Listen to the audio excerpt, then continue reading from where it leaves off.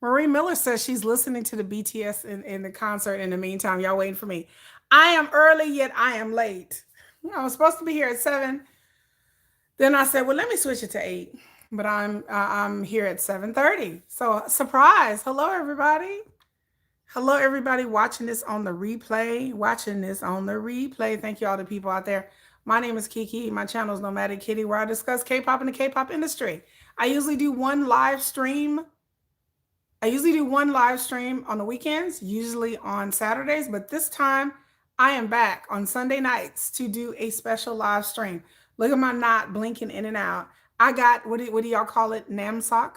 Namsock, right?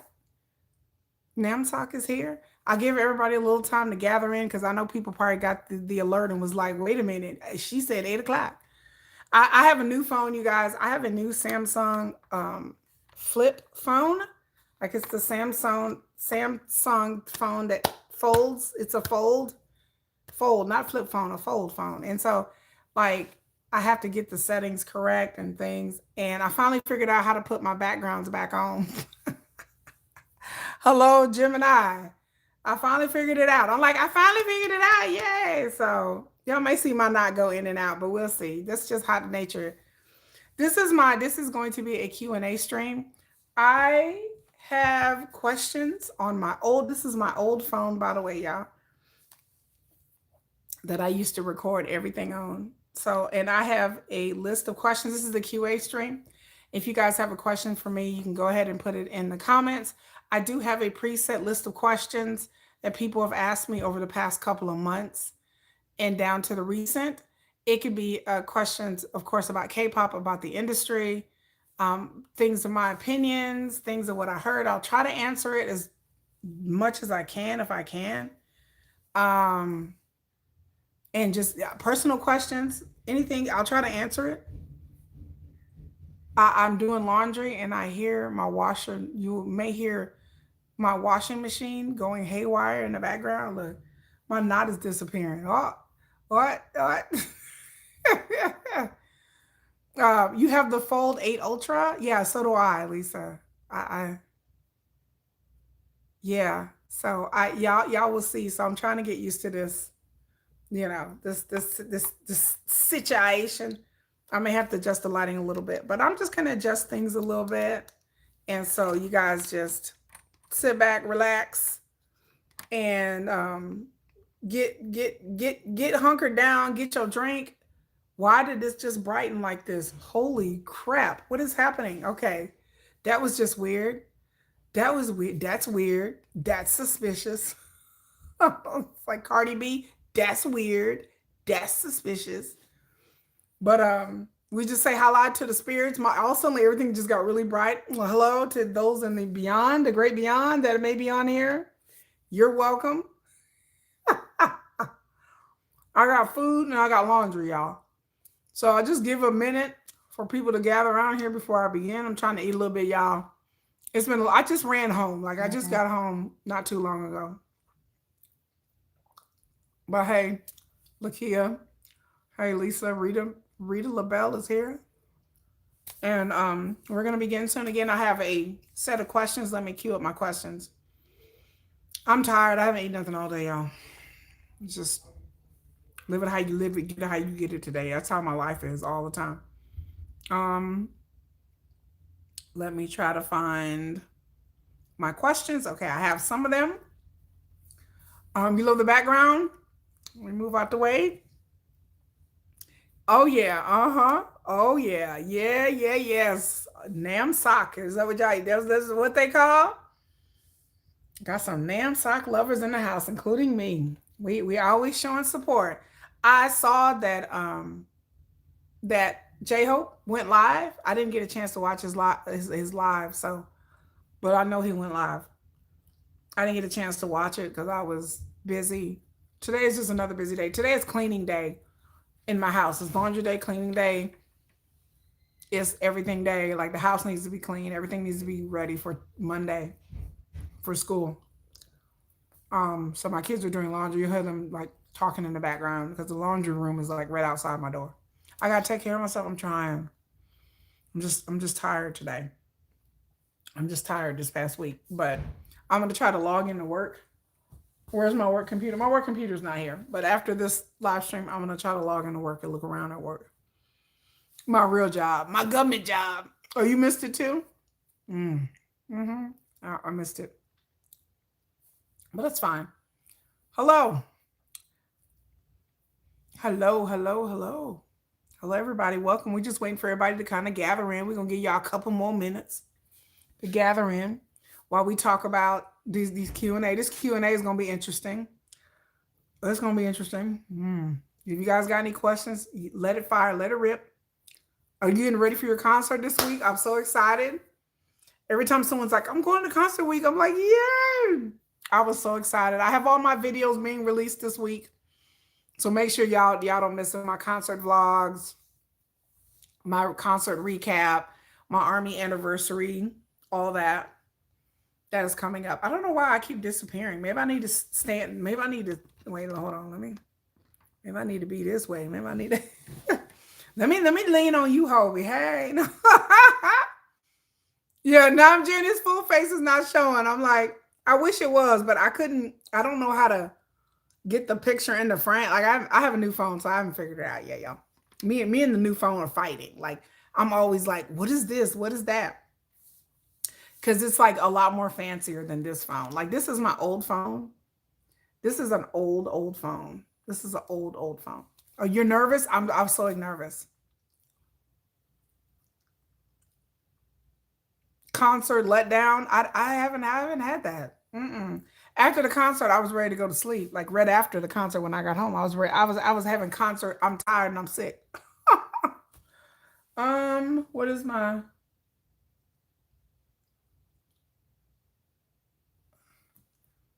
um? Somebody is controlling my TV. I think my daughter. Like we all have I don't have cable. We have Amazon. Emma, is that you? Her remote is trying to hook to my TV, so my TV's like going off and on and off and on. She lost her remote, so she has like the app, and you have to hook it to the TV. So my TV just blinked on and scared the crap out of me. I'm like, y'all see me look? I'm like, oh, suddenly my TV pops on. I'm like, okay, y'all gonna see me book it up out the door. I'll be like, well, live stream over. Y'all gonna see me run up out of here. I'll be like, I got it. But no, I look, because I looked and I'm like, my TV pops on. I'm like, it's time to go to live stream. Then really got live, y'all. It ain't the live stream, it's the dead stream, okay? It ain't the live stream, it's the dead stream. I'm like, it's time to go.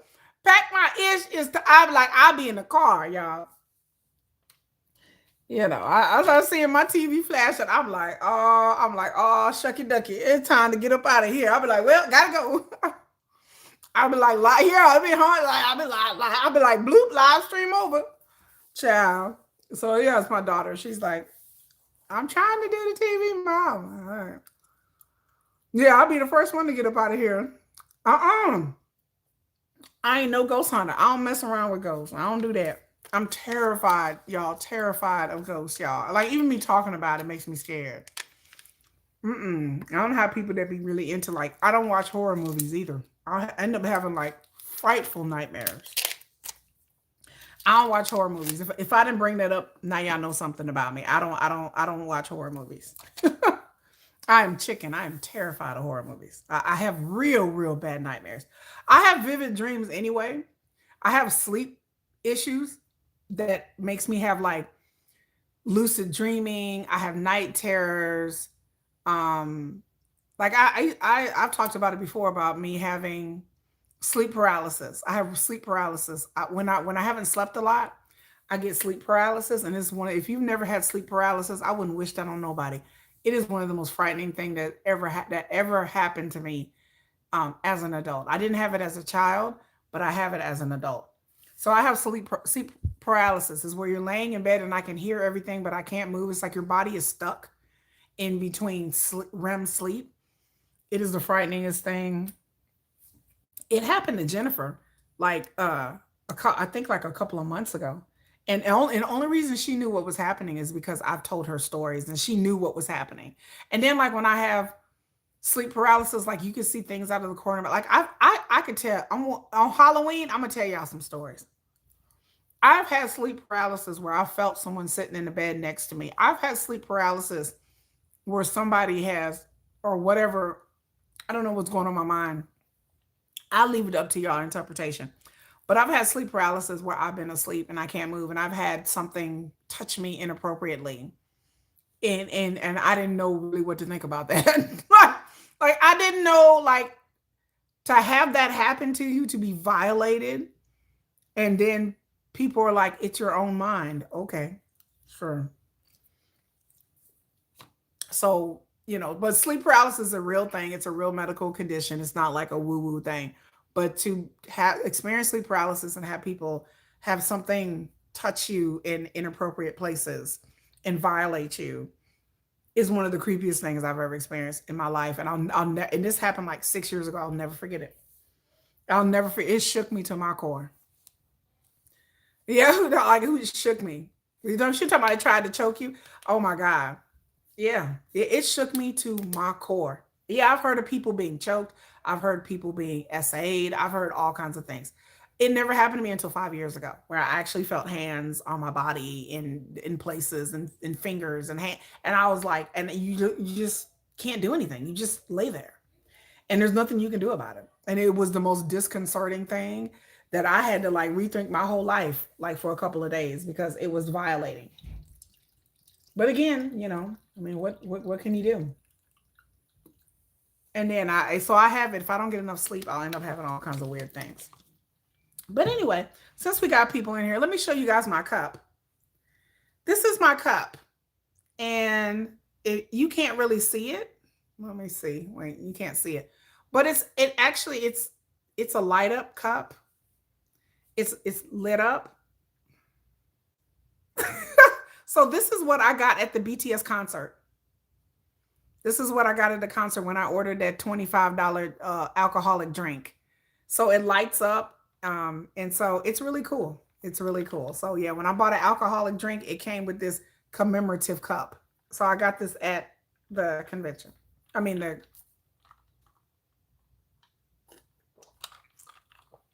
Yeah, this is it worth $25? Um I'll just let you be the judge. Was it worth $25? Because the alcohol that was in here, it wasn't. The alcohol in here wasn't even this strong. So this is like a 16-ounce cup. Mm-hmm. I listened to Bloody Paradise. I watched the video. $25. How much was those Chemical Romance hoodies? How much? What were they? Oh God, I swear to God, if Chemical Romance comes to Dallas, I'm going to go. I'm gonna force my kids to go with me because that's their kind of music. And I love Chemical Romance. $95 for a hoodie. Rita says she paid for it. It's a cute cup. I'm not gonna lie, it's a cute cup. But the drink in it wasn't worth $25. It was a real weak drink, and it didn't even taste that good. It was like, I will go see My Chemical Romance, but I will not pay the $95 for the hoodie, y'all. Yeah, merch is ridiculous. Merch prices. I didn't even look at. When we got at the arena, the merch line was all the way out the door. Like when we got there. Because me and Jennifer walked and we're like, what is this line for? I said, I hope this isn't a line to get into the arena. No, it was a line for merch. And it was all the way out the door. I was like, what? It was all the way out the door, all the way out. I'm like, baby, I'm not standing in line for no BTS merch. The merch store closed quick. Did they close quick? People were camped out in Arlington for merch.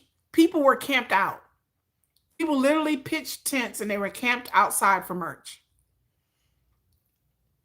Did we get there early? No. No. I was supposed to be at Jennifer's house by 4:45. I didn't make it until like 5:35. I was supposed to be there early. Yours is wrapped around? Yeah, I think ours is wrapped around too. That was crazy. I'm like, I'm not waiting in line for merch. But anyway, since we've yapped and got that out the way, and we got some people in here, let's start with our Q&A session. If you have any questions, put it in the comments. We're going to start. Number one, not any order of importance. Number one, let's see, I haven't written down on the phone. Excuse me. Big Bang. What do you think about the Big Bang comeback in concert? Now, y'all know I'm a casual VIP, and I'm excited that Big Bang, or this iteration of Big Bang, is back. I still don't understand. I understand, but I don't understand why T.O.P. was not allowed to come back. Okay, why they got pulled down by YG? We're gonna talk about that. I don't know where you can get the cup at. I haven't found the cup anywhere. All I know is I rolled up to the bar at the stadium, and they were like, do you want this tall margarita thing, or do you want this thing in this cup? And I said, oh, it lights up. Give me the light up cup. But other than that, everybody was trying to figure out, well, can we like order the cup? And the bartender's like, no, this is just exclusive for the arena. That's what she was saying, that we couldn't order it anywhere. I was like, all right, cool. Give me the drink. Big Bang. I don't know why YG took down the video, because they had a concert. They had like a live concert video that was on last night for like 3 hours. YG eventually took down the video. I couldn't even tell you why. Maybe it was a copyright. Maybe they wanted to show their own video, but it was on a third party website. Okay. So I don't know. I don't know why YG took down the video. I can't tell you. However,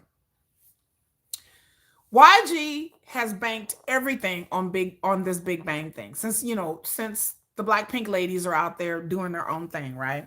So YG has really put a lot of, I'm not saying they put a lot of effort, but I'm just saying they put a lot of hopes and dreams and money into this Big Bang thing. And from what I can tell, it is not working out, unfortunately.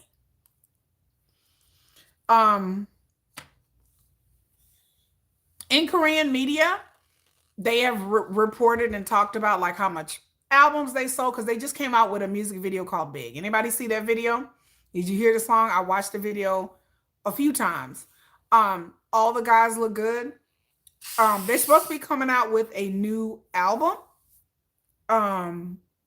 in like a week. I think at the end of this month or next week, they're coming out with a new album.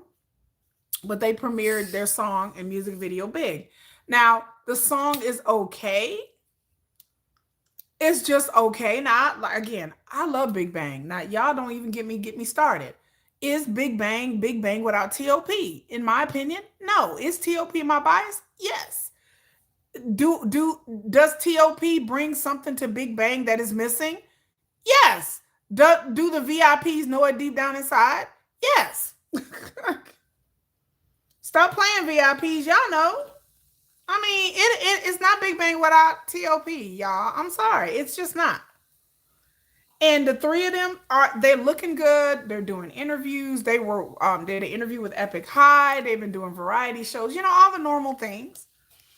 Do I think that YG is making a mistake just focusing the marketing in Korean Asian markets? Yes. Yes. Big Bang has a big following in the United States. They have a big following in Latin America. They have a big following in Canada. So in Europe, why YG decided to be so cheap? I mean, why YG decided to target just the Asian markets? I'm sorry. Yes. Why did YG just decide to target the Asian markets? I don't, that's part of their plan, their strategy. I don't know. It's not the same. It is just not the same. Just like you said, EXO is not the same without the other EXO members.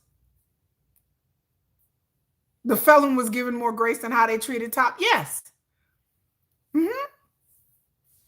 hear them do bang, bang, bang. Come on. Now I can do without Burning Sun Oppa. I can do without him. He is really disposable in my mind anyway, period. No shade, but shade. But to do bang, bang, bang, and then you just have a vocal track, a top. Come on now, y'all. Come on now. Y'all stop playing with me. I mean, y'all stop playing with me. Hello from Algeria. Hello. NCT without some of their members. I don't know. I'm not an NCT fan. Did I get it right the first time? They being cheap. I don't understand this strategy. I mean, I understand what they had to do. No, I take that back. I don't understand. Considering all the success and the popularity of TOP, I struggle. I really do. And I'm just like, even when they announced it a year ago, I was like, people were like, how in the hell are you gonna have Coachella and you're not gonna have Top there? When really that's what the fans want to see, you know. On a rap line that. And then to hear them do these songs, like I was watching it last night, y'all. But I'm sorry. Bang, bang, bang. To hear them just do a voice track at top was like, that was a smack in the face, y'all. That was a effing insult. That was an insult. So what has been happening from what I'm hearing is that YG thought that they were going to get a huge bump from Big Bang's 20th anniversary, like financially, and they have not. That's what I heard. That the people, the higher ups, and YG is kind of low key panicking because they really thought, but they only come to like 2 places in America. But I heard they're doing that, and they may add other dates and other locations to North America. But we'll see. Because even when their song came out, a lot of people were like, this sounds like some music from like 2018. Some people were critical. Of course, the VIPs ate it up, but then other people like us, I'm like, this song sounds dated. It sounds like a dated B-side Big Bang song from like 2016. It just, are you still not over and hyping with Ahisang? But that's a long story. TOP was left out because of the fact that he got in trouble a long time ago. That's it. The end. I don't know what else to tell you. The end. Because TOP still has the stigma in South Korea because of him having a effing marijuana charge in 2016. And, oh, I'm sorry. Let me clear this up. And allegedly, Daddy YG don't like TOP. He still blames TOP for him getting into trouble. Legal trouble. Allegedly. So Daddy YG apparently, and him and TOP do not have a good relationship. Daddy YG, which is the head Yang that y'all don't seem to like. Who's not the CEO, but then kind of the CEO of YG. He don't like TOP. After all these years. Yeah, TOP, he just came out with a new music video. Coincidence? He came out with an album a couple of months ago. I talked about it. I posted about it. He came out with a new music video a couple of days ago, and I posted it on my post. Yeah. I liked his solo album.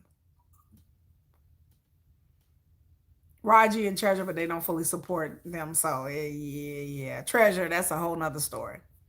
I love TOP's solo album. It is really good. It's really talking about some really deep, profound stuff in that album. It would be beneficial if Daddy YG would get over it. It really would, but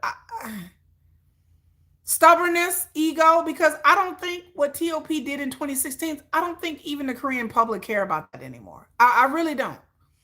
Ever since Squid Game, I think people have been kind of like over that. Like I said, I was floored when they talked that Big Bang was going to perform at Coachella and there was no TOP. Like, we were floored. Like, it got so bad that the fans were asking TOP about him on his Instagram, and he was blocking fans that were asking him about it. He was blocking people because that's a sore spot for TOP. TOP said he didn't want to come back. That he wouldn't do that to the rest of the members or whatever.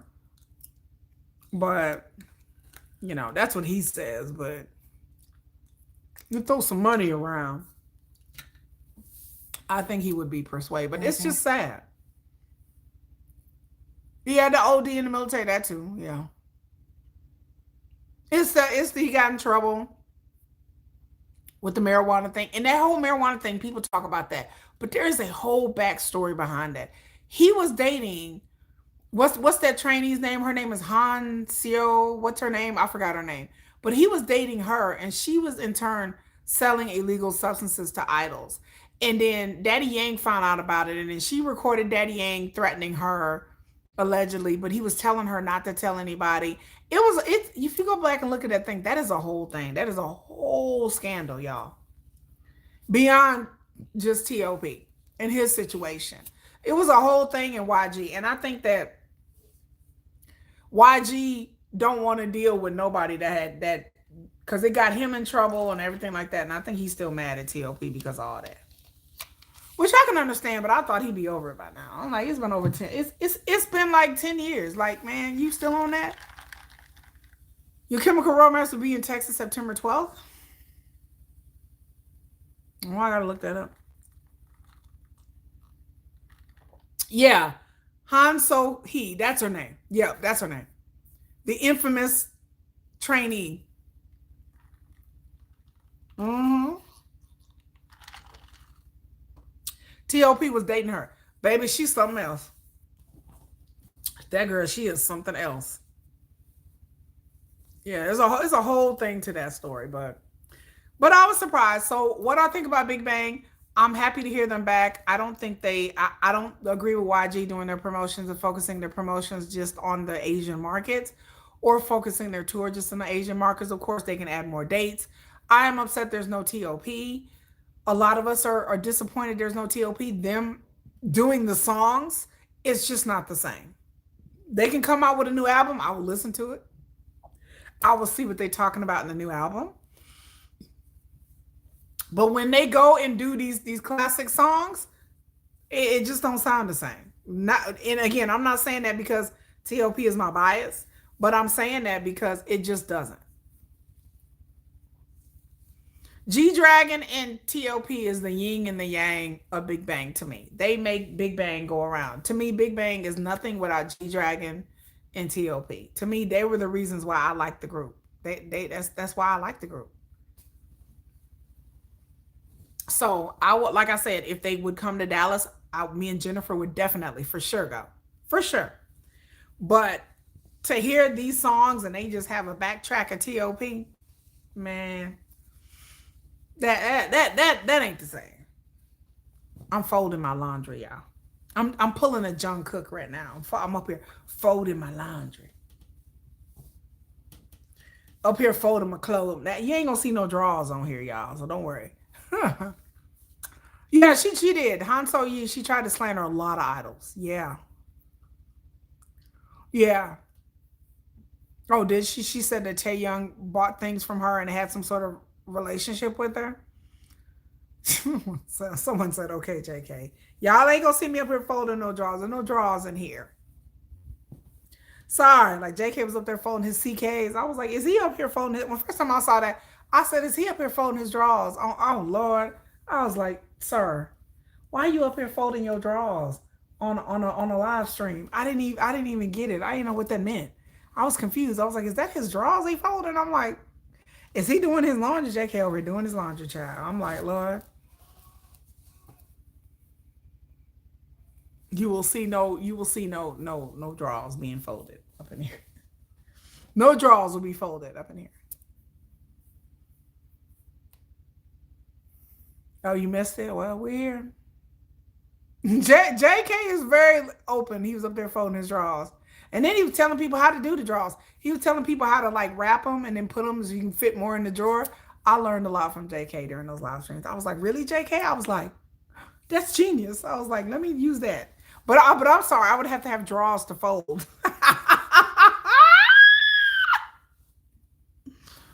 There is no drawers to fold. I don't have none. I don't wear drawers. So there you go. There you go. That's some little information. Q&A. Kiki, do you wear underwear? No, I do not.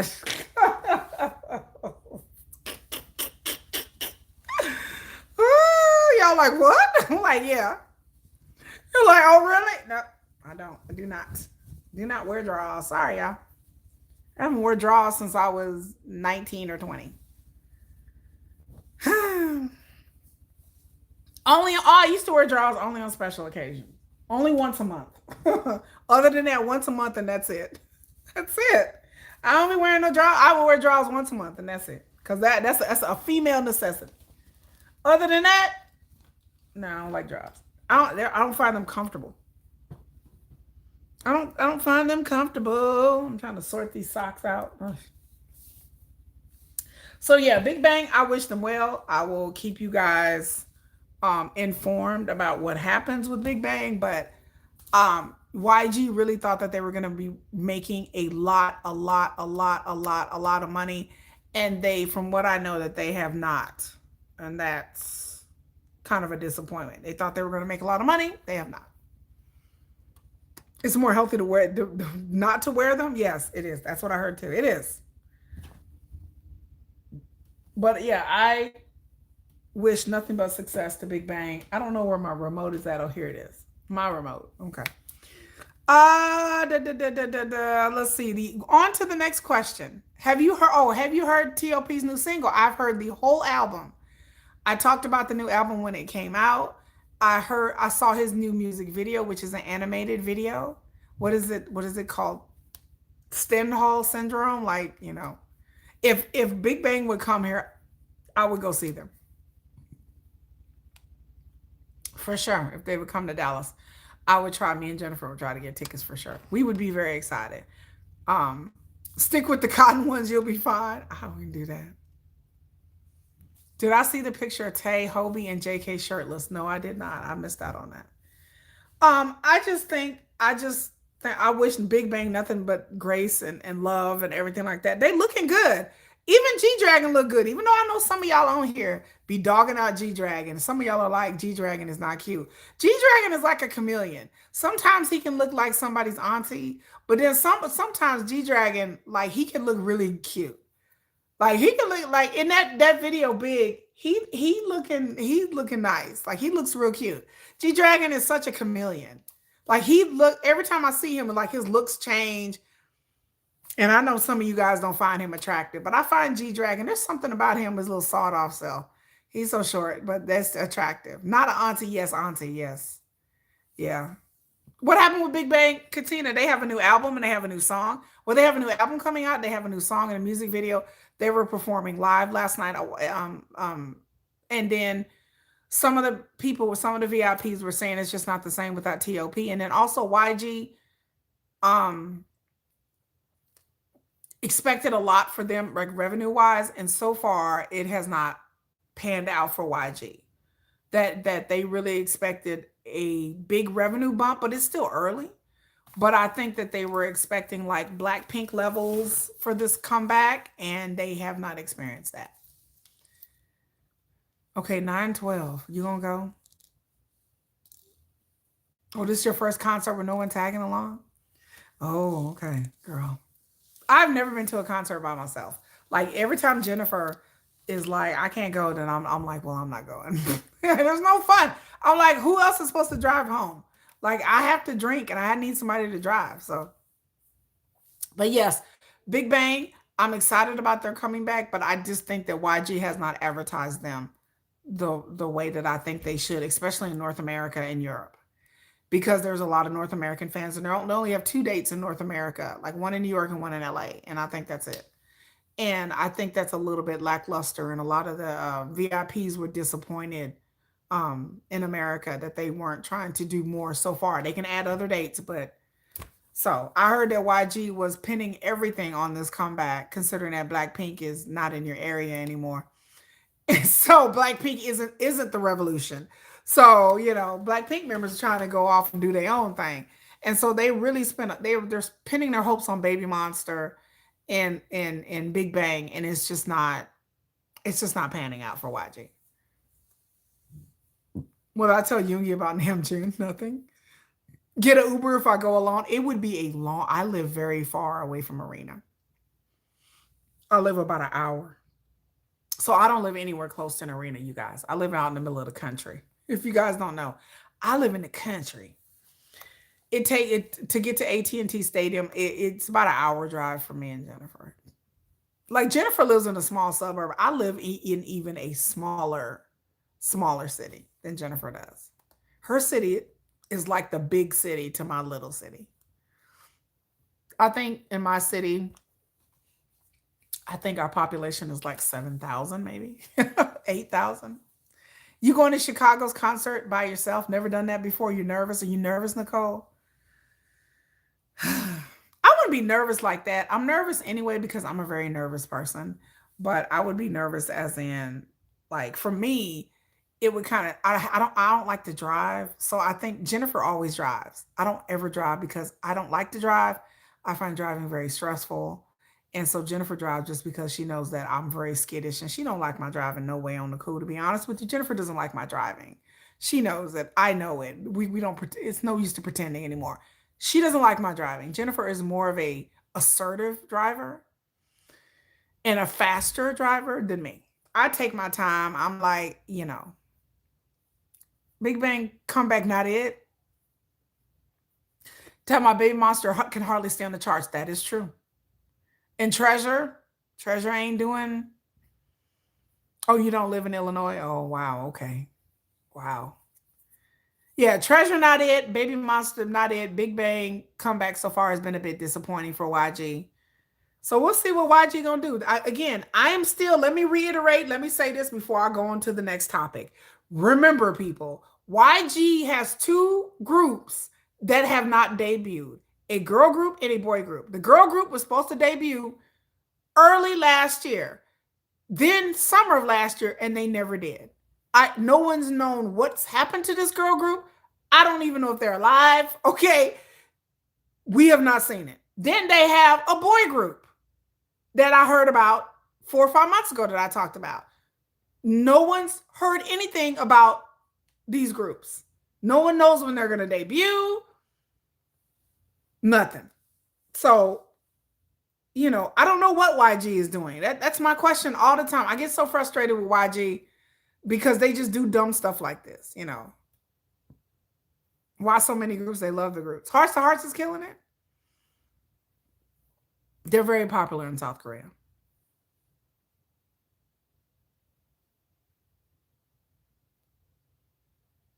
Oh yeah, I saw a short about 2 ladies that gave Namjoon flowers, and they were very nervous. And I was like, "Is this a real video?" And I went back and watched it a few times. But yes, if you don't know, in Toronto, there was 2 ladies that were very nervous, and they gave Namjoon like a rose, and he was very appreciative and very kind, and he told them thank you, and told them, I think, have a good night or something like that. They said that he loved it, that he was very appreciative, that he wasn't like, get away from me.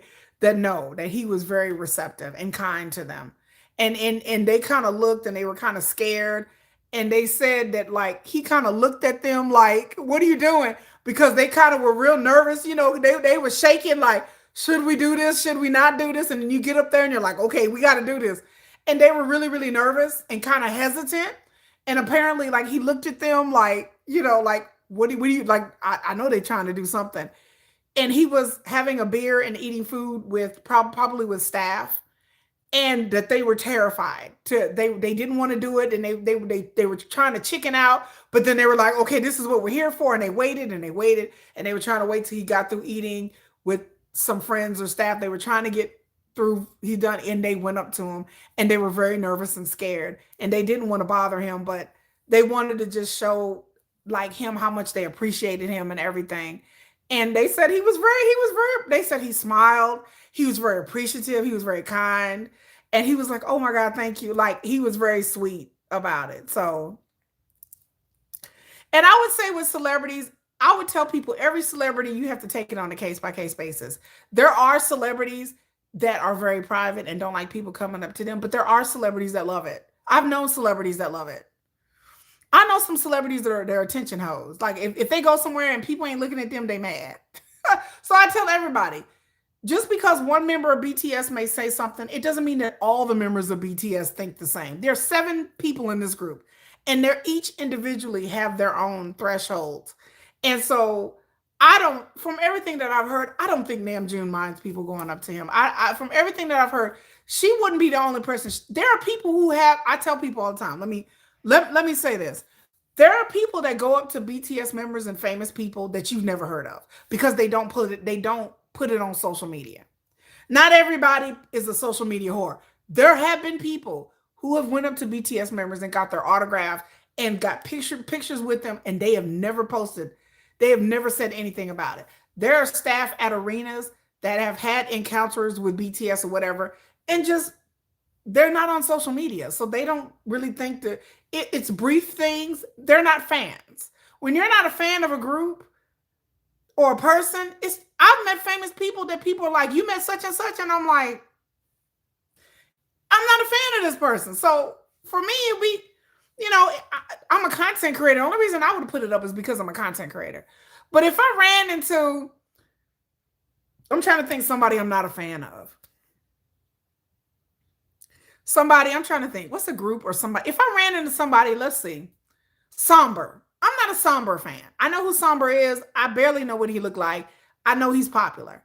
If I ran into him or Sabrina Carpenter, I know she's popular. I wouldn't think to really immediately take out my phone. And again, because I'm a content creator, it's a little bit different. But if I wasn't a content creator and I bumped into Sabrina Carpenter or said hi to her or something, it wouldn't be something that I would put out there because I'm not a fan of hers. So it's not like, so I tell people all the time, there are people that bumped into BTS that aren't fans of BTS and they kind of knew who they were, but they didn't post it on social media. Like not everybody runs to social media to clout chase because not everybody's a fan. There are people who just barely know who BTS is, or they like, oh, I know who they are, or know that they're famous, and they just like had an encounter with them, and it's just no big deal.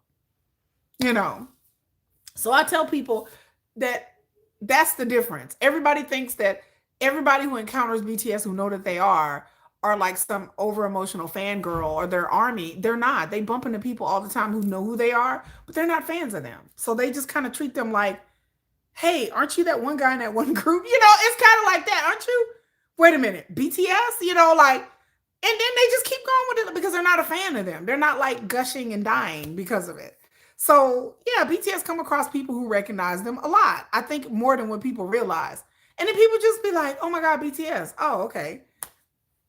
Like I said, if I would run into Justin Bieber, I'm not a Bieber fan. I'll be like, oh my God, Justin Bieber. I'll be like, hey, I'm like, what up though? That would be my attitude. What up though? Biebs. And then they would just move on with my life. I wouldn't think it would be a big deal for me to get on social media and be like, oh my God, I ran into I'm not in love with Justin Bieber. It's not. You better get on with that. Vasumizuki. If you don't like women beaters, then you need to stop supporting half of the music industry. So there you go. Because I have a whole video coming up talking about people that have gotten in trouble. Then you don't need to listen to any type of James Brown, Sam Cooke. I've gotten into this. There are plenty of stars. Sean Connery. There are plenty of artists running around right now that have gotten into trouble for domestic violence situation. She said, block them. There shouldn't be any hater in the chat because, again, BTS is not going to disband. Keep wishing, haters. Keep on wishing. Go to sleep at night. Go talk to the wall. Yeah, there was when you watch FIFA, yes, there were Mexican people that were just randomly chatting with BTS. Yeah, they were chanting BTS with the Koreans, right? Because that's the only thing that they know is BTS. But yeah, I tell people that people run into famous people all the time, but they don't necessarily put it on social media. I've run into famous people. I done ran into Shaq. I told y'all this all the time. I said Shaq lives not too far from where I live. And so you will go to the store and you will randomly see Shaq. He's really, really tall. He's really, really tall. And so he has a house out here in Heath, Texas, which is not too far from me. You'll see Shaq. You'll run into Shaq at the gas station, and everybody's just like, all right, Shaq.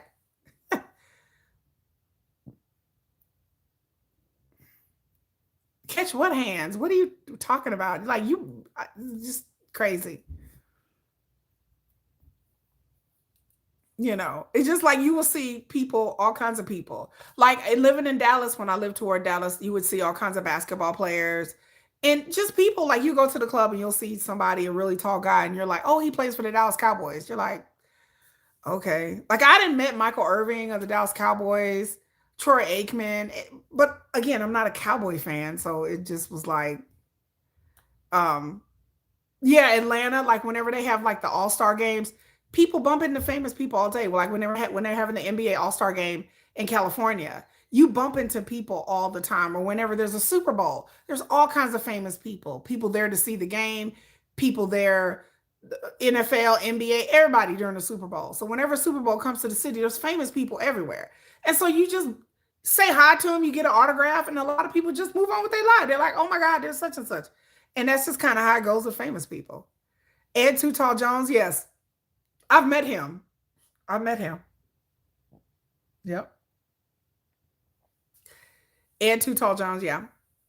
You saw Shaq from, yeah. And it's not really, it's not a big thing. And I tell people, like, famous people know they have to leave the house. They know they can't sit at the house cooped up all day. I'm like, y'all famous people go to the store and they go get gas. And people act like BTS, like if they go somewhere and they get recognized, that it's like this big thing to have a meltdown about. I'm like, it's not. They're going to get recognized. The more famous that they become, casual people who are non-fans are going to recognize them. And 9 times out of 10, people look and they will be like, BTS. They may take a picture of them or something. And that's usually about it because they're famous. People are starting to recognize them. So, that's just kind of how I go, you know? Yeah, famous people are still people. They still got to go to the store. They still go and hang out with their family. They still go on vacation. They don't live in a box somewhere like I'm just staying in my hotel room and I'm scared to leave the house. They understand as famous people that they're going to get recognized. They're like, I understand that 9 times out of 10, the more famous they become, the fact that someone's going to recognize them. And they're used to it, especially people in the industry a long time. That they understand when they leave the house, they know people are gonna stare, that people are gonna be like, is that? No, that's not him. Yeah, that is him. They understand that people may approach them and be like, oh my God, such and such, I love you. Like some people may just want to go up to them and be like, oh my God, I love you. And that's all they want to say.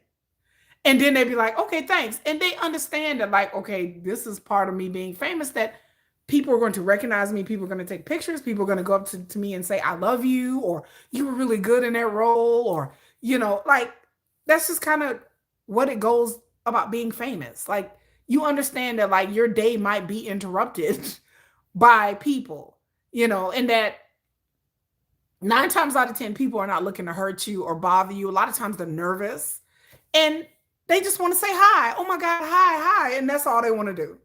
Hi, how you doing? I'm fine, great. Oh my God, I love you. You're like, okay. You know, what do you mean Blackpink forever? I'm a casual Blink. What are you talking about?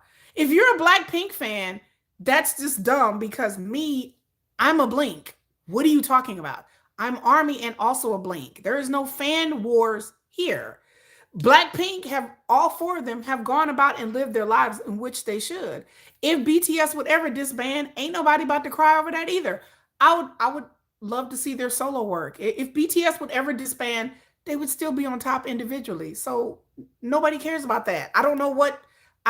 These people, y'all crack me up. Y'all come up here talking about Blackpink and Stray Kids. I'm like, let me direct you to my Stray Kids merch. You want me to get out my Blackpink photo cards? Because I got those too. You want me to pull out my Blackpink light stick? Because y'all,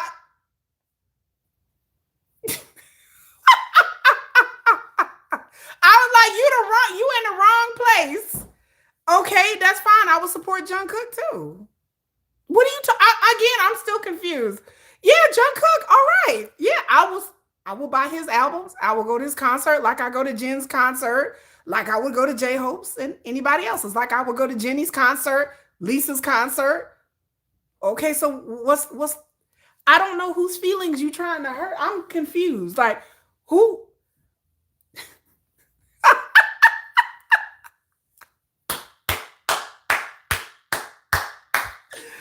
I'm just like, I just be sitting there so confused. I'm like, what y'all talking about? I'm like, there ain't no fan wars here, honey. This is what I'm telling you that is psychotic about K-pop fans. They like to debate and argue. And when I have no smoke for them, they don't know what to say. Because they come here and like, Blackpink is number one. Yeah, they are. I'm like, I love Blackpink. And they're like, wait, you like Blackpink? Yeah. Well, Stray Kids, yeah, Stray Kids. I went to see them in concert. Love them. Because they used to people arguing with them about this shit. And I'm like, I'm Army, but I like other groups. It's fine. It's great. I'm not a solo stan. People would talk about, we love Jungkook and Jimin. So do I. I talk about Jungkook all the time, being the future and the face and the future of K-pop. Like, I don't, when you take the sting out of it and you don't feed into their narrative, because they used to fans arguing, there's no fan war. Blackpink members like BTS. They go to their concerts, they hang out with them, they go drink with them, they go party with them. Jungkook was at a Stray Kids concert. There are no rivalries. The only rivalries that exist is in the fans' head. With BTS, there is really no rivalry because BTS is kind of way up here and everybody else is kind of down here. BTS as solo members outsells Blackpink or anybody else. That's just the numbers. That's just the truth. No shade to Blackpink. I love them. But that's just the truth. Nobody has had as many hits and many sales in their albums. Asian entertainment, it's just a numbers game. To me, I'm a numbers person. Who's selling the most records? Who's selling the most albums? Who has the most hits? BTS does. Hands down. Nobody comes close.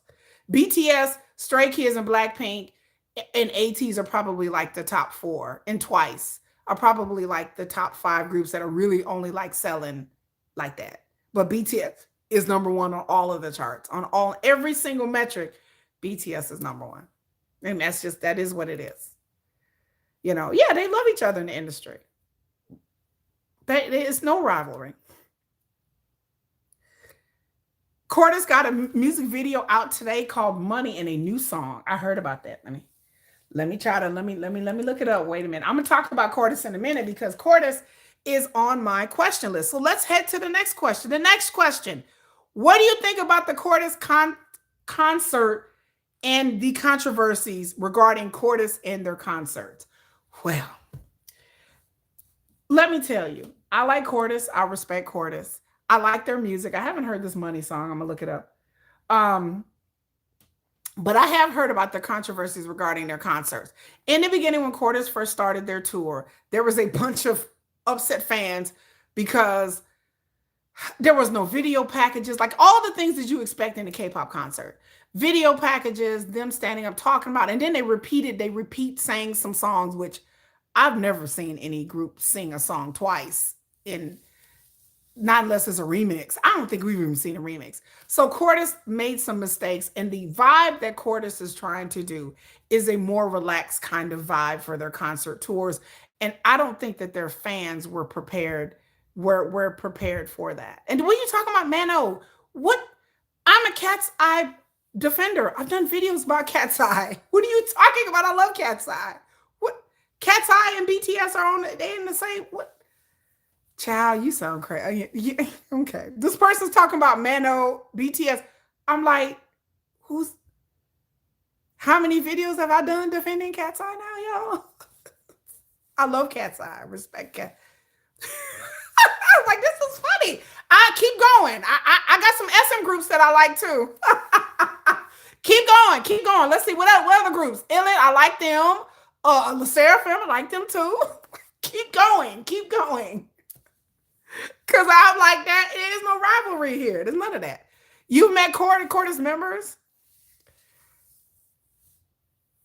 I wish I could see Cortis in concert, but their venue sold out literally within 3 seconds. So Jennifer went online and was like, you're number 4 she was number 423,000. So no, we could not get Cordis tickets. The venue that they were at is really, really, really, really, really small venue. It is a too small of a venue for Cordis. You know, too small of a venue. I don't care about LeSaffron. I'm not a girl group stan anyway. I'm just saying I like all groups. I like Cat's Eye. I like, there's no groups that I dislike. I respect all the artists in the industry. They all bring something. There are some groups that are out of my age range. They're too young. They're like, I don't, I'm not into them, or they're Korean based, or they're just not my type of music. But I know my type of music. I like music, period. I don't follow groups. I like music. If somebody comes out with a good song, I'm like, ooh, that's a good song. I may not like the group. I may not even know the group. I may go to their concert and not even know them. We all know how I get down. I go to concerts, I'm like, who is this again? I'll sit in a Zykers concert or Gravity and be like, I don't know none of these. Like, I sit in Stray Kids concert, I only knew like 3 songs. When I went to an Hypen concert, I knew like 1 song. I was like, I was sitting at the Hypen concert. It's so funny because an hour in, I didn't know who Hypen was, and then they did the Bite Me song, and I'm like, oh, I know this. I was like, I know this. I know this song. Because I don't know any Hypen songs. But then it was like, you and me in this world, so come kiss me and bite me. And I was like, this is the group that sings this. I was like, I love this song. So I love that song. I love Bite Me. And I love Fever. Like a fever, fever, fever. I love Fever. Mm-hmm. Don't get me started. Fever was like my ringtone for about 9 months, y'all. I swear to God. Fever is one of my favorite K-pop songs. It's probably like on my top 50. I love Fever by Hypen. Oh, that's a good song. But anyway, back to Cordis. Cordis was trying to do this underground K-pop, like underground, not K-pop, hip-hop kind of thing. And they had not prepared their fans for it. And I've said it before, that you have to prime your fans what type of concert experience, especially with K-pop fans, because they expected it to be like K-pop. And it wasn't. Fever is really good. Like a fever, fever, fever, fever. I love it. But Cordis is, like I said, I go with whoever's as popular. Cordis is very popular. Yes, I heard that Cordis did much better in North America because they wanted, yes, because North American fans are a bit different than the ones that are in Korea and Asian markets, yes. But yeah, I think that Cordis is just figuring it out. But I wanted to go to their concert really, really, really bad, but they sold out too quick. I wanted to go see Longshot too, but Longshot sold out really quick. Yes, Cordis is coming. They're coming to Dallas. Yeah, but they sold out, girl. I mean, literally. Jennifer was on it trying to get those tickets, and they were gone. Yeah, I'm messy for the thumbnail. Yeah, I am. Oh, yeah. Yeah, I sure was. Oh, I was amused that people got offended. I was like, come on now.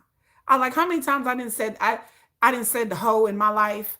There's no way I can get offended over anything. I did a whole YouTube short about it. I was like, how many times I didn't cuss people out, men and women, and they either called hoes or bitches. One or the other. That's two of my famous go-to words is hoes and bitches. Like it is when I'm not on YouTube, I cuss a lot. Like I don't cuss around my children.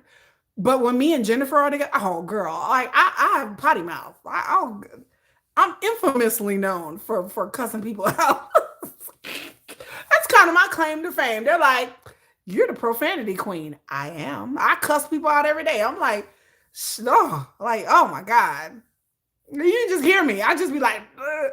So I clean it up because it's YouTube and we can't do profanity because YouTube will flag your video and all that. But the fact that people were offended because Chris Brown said pray about it, ho, had me giggling because I'm like, I am sure that y'all have said worse things to people. I know I have. I can never be clutching the pearls about nothing, okay? Because I was like, they're like, ain't you cussed about, ain't you string off a litany of profanity? I'm like, yeah. Because like I said, YouTube, I'm forced to have to clean it up. My kids, I don't swear in front of them. My work, I don't swear at work. Outside of those 3 entities, when you really talk to me, like if you get me in person, talk to me, you be like, whoa, like it's a litany of profanity. Especially if I'm really riled up about something, then you will hear words you probably never, you're like, wow. Like, I'll be like, those MFers, those you will get an MF, you will get a P, you will get a B, you will get a C, you will get an H, you will get them MFing PACHs. Like, you will have a string of profanities that I have for people.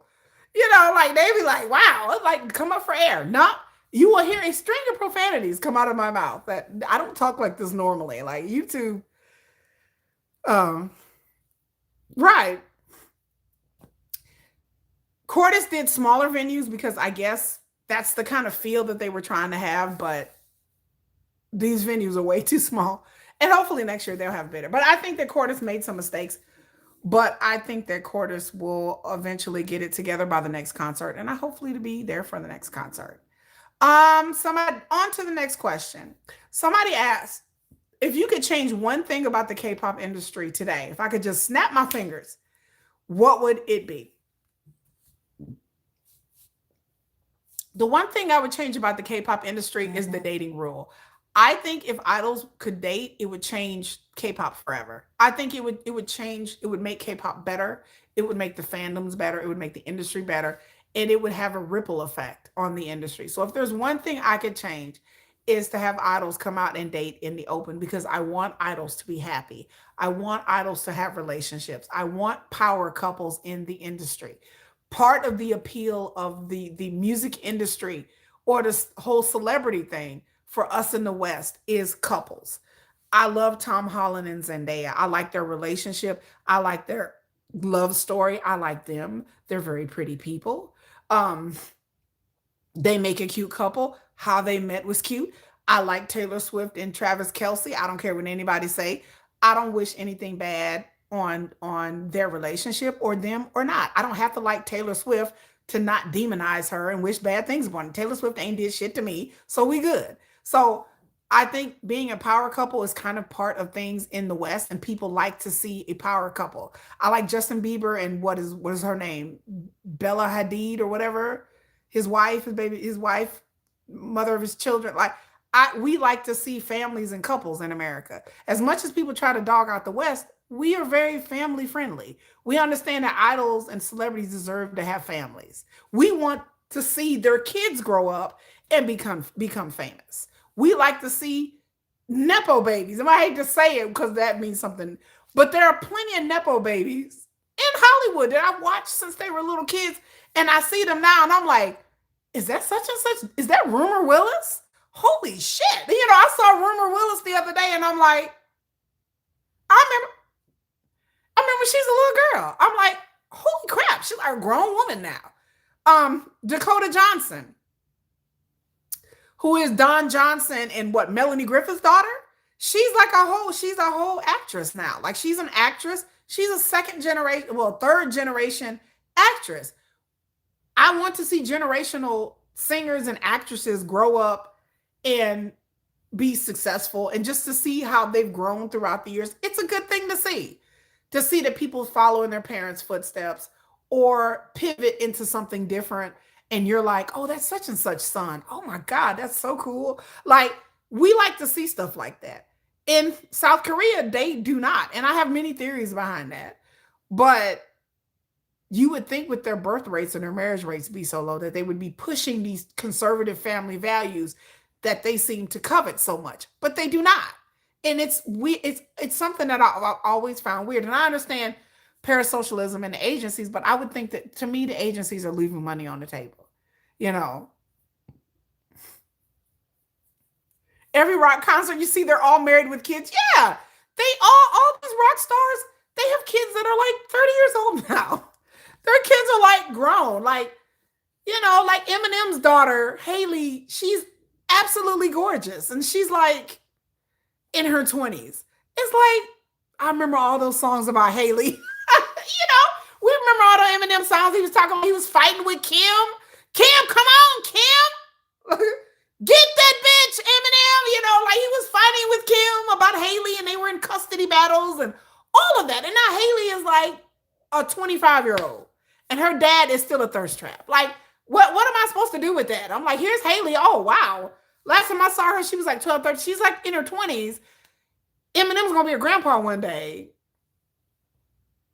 I don't know how I really feel about that because, you know, Eminem is hot, but, you know,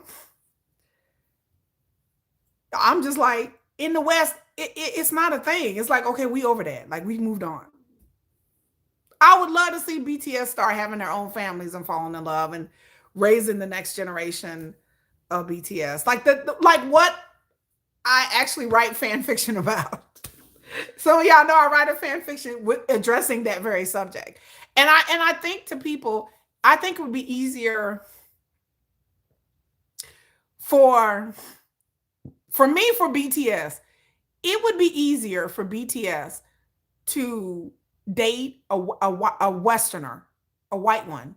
Like if, like I said, if Olivia Rodrigo and Jungkook got together, Korean media wouldn't know what to do because Korean media really covets Western singers and celebrities.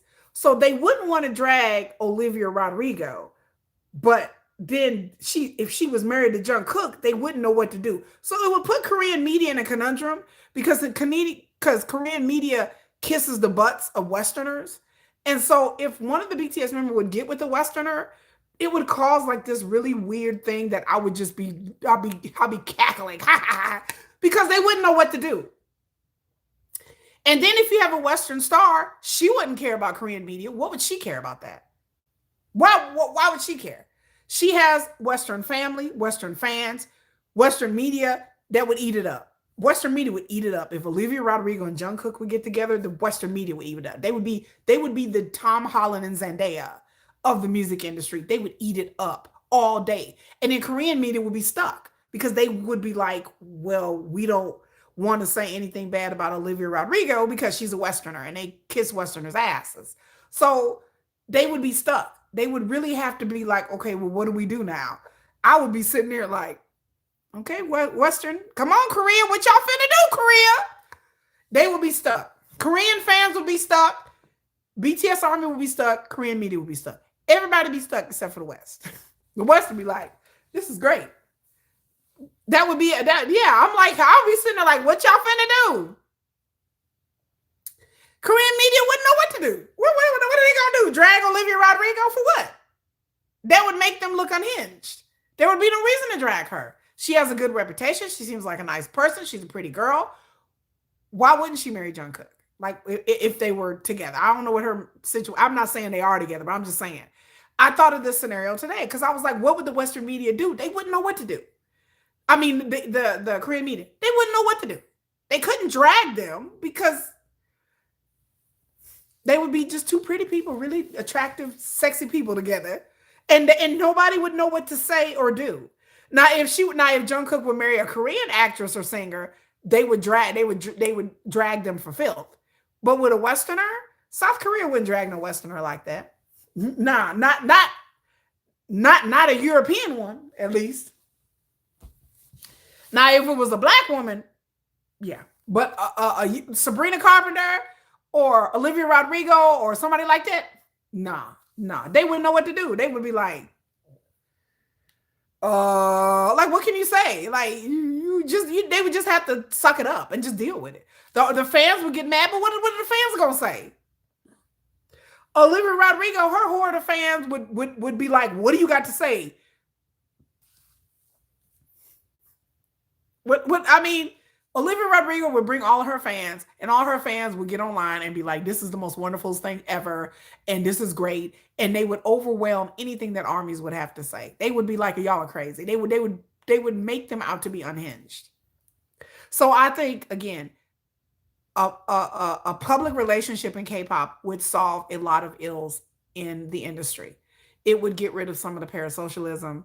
It would let the idols be happier. And to me, I've always said it before that they're leaving money on the table. To me, you're leaving money on the table. To me, if Olivia Rodrigo and Jungkook were together in a relationship, I'm just sitting back thinking about all the money, there would be just so much money.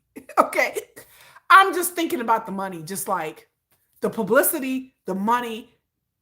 It would be something that no one's ever seen in their lifetime. They could do albums together. They could do variety show appearances together. The money would just print itself.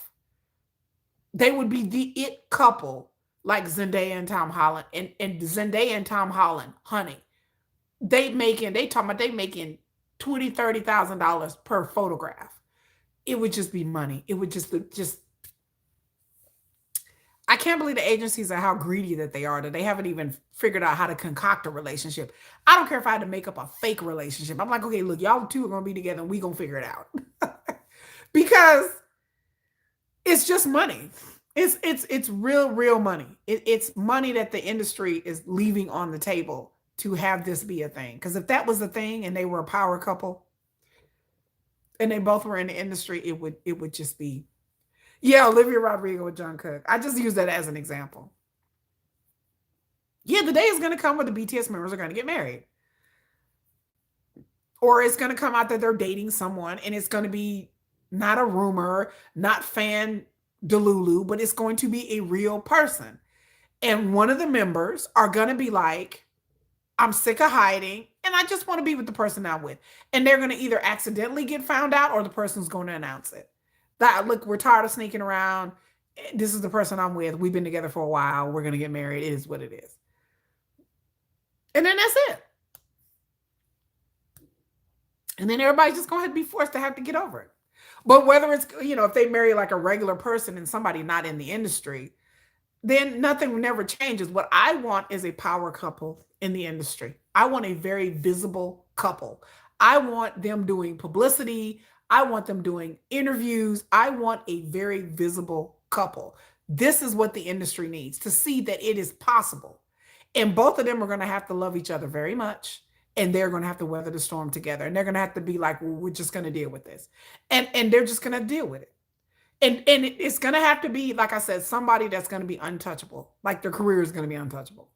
And to me, it's easier for one of the members of BTS to be with a Westerner, because that Westerner, her career will be untouchable. There's nothing that Korea could say or do to ruin her career. There's nothing that BTS Army can do to Westerners to ruin their career.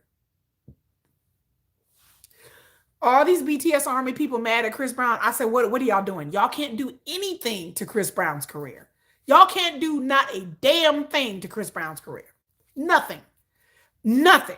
Y'all can complain on the internet. So what? He's still on tour. They're adding more dates. They're in Dallas. They come and they sold out. There's nothing that any of these people in K-pop can say to Westerners to end their career. In K-pop, fans don't like that. They like control. They like to be able to tell their idols what they should and shouldn't do. And that doesn't work in the West. Thank God. The West is over that. Even their own fans can't tell them what to do. Taylor Swift got backlash and heat. Do y'all think Taylor Swift gives a damn about somebody criticizing her about who she had at her wedding? Taylor Swift is like, I am the mighty Taylor Swift. I don't give two shits whether y'all like who I have at my wedding or not. Do you think she cares? She does not care. She's bigger than her caring, which she shouldn't. She should live her life. She got plenty of fans. If some fans are mad at her because of woo, woo, woo, woo, she like, okay, y'all stay mad over there. I'm still going to do me,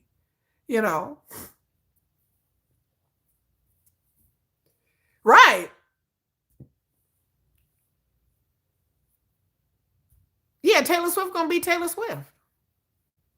She going to do all the BTS members in various levels have been in relationships and have been in relationships at some point in time in their careers. I haven't heard of RM being in a relationship. I have not heard that. I heard that RM was in a relationship, but it ended. Now, as to what's going on now, I don't know. But I know he was in a relationship, but it ended. But I tell people a lot of times idols get into relationships with non-idols. Idols dating idols and marrying idols is really a rare. It's not rare, but them having long-term relationships. Every time you see idols getting married, like the first, second, and third generation, a lot of times, whether it be a male idol or a female idol, they're marrying somebody who is not an idol.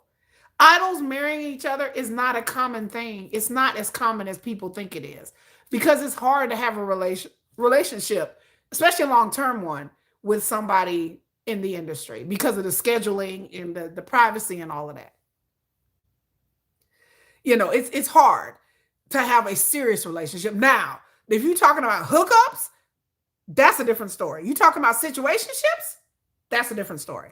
I think people are much too simplistic with and childish with their views of quote unquote these people are dating. I'm like, are they dating? Are they having sex? Are they sleeping with each other? I think people see it too simplistic. Do idols sleep with other idols? Of course they do. Like, do they see them when they go back to Korea and they may sleep with them and go hang out with them and it's not a serious relationship? Of course they do. But when we're talking about like we are in a relationship where we're meeting each other's family, that's a whole nother level. That's a whole nother level of relationship. That's when you're in a real relationship. What I call what idols do is not what I would consider a real relationship. Like we are meeting each other's family. That's a real relationship. But that don't necessarily happen unless they've been with the person for quite a while. So, but we see a lot of idols, music that they get with people who are influencers, models, people who are not necessarily both of them are musical artists. It happens all the time. A lot of them were married just regular people, you know. You know.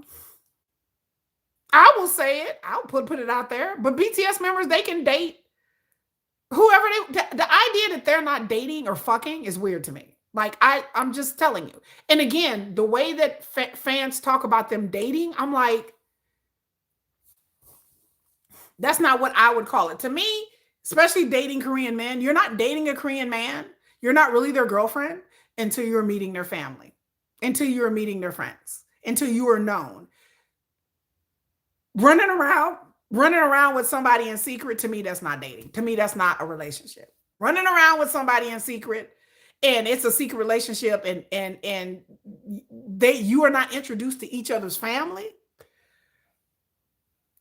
That's dubious at best. That is dubious at best because there's been situations where people have thought that they were their girlfriends or boyfriends, and it turned out that they were sleeping with other people too, and that the other people thought they were a boyfriend or girlfriend too. And I said that goes on, and I'm not scared to talk about it because that's just what young people do. This is the nature of being in the industry. But the idea that to me, a boyfriend or girlfriend is somebody that is known to your family. To me, somebody you sneaking around with, that's not a it's not a real relationship to me. Like until you get to meet family and friends, you in their inner circle, you're known. And I understand the ability to keep it secret, but it's a real messed up feeling to date an idol and then nobody knows who you are. We've seen these situations end badly for people. Nobody knows who you are. You've never met their friends, you've never met their family, they've never met your friends, they've never met your family, and you have to be secret about it. And I get it. I understand why. But again, idols should be free to date whoever they want to date. And it shouldn't be a situation where you're with somebody and you're like, am I really with this person? Or are they just seeing me because they're bored? Or are they just sleeping with me because they're lonely or they're horny? Those are the things that people think about when you're dating an idol.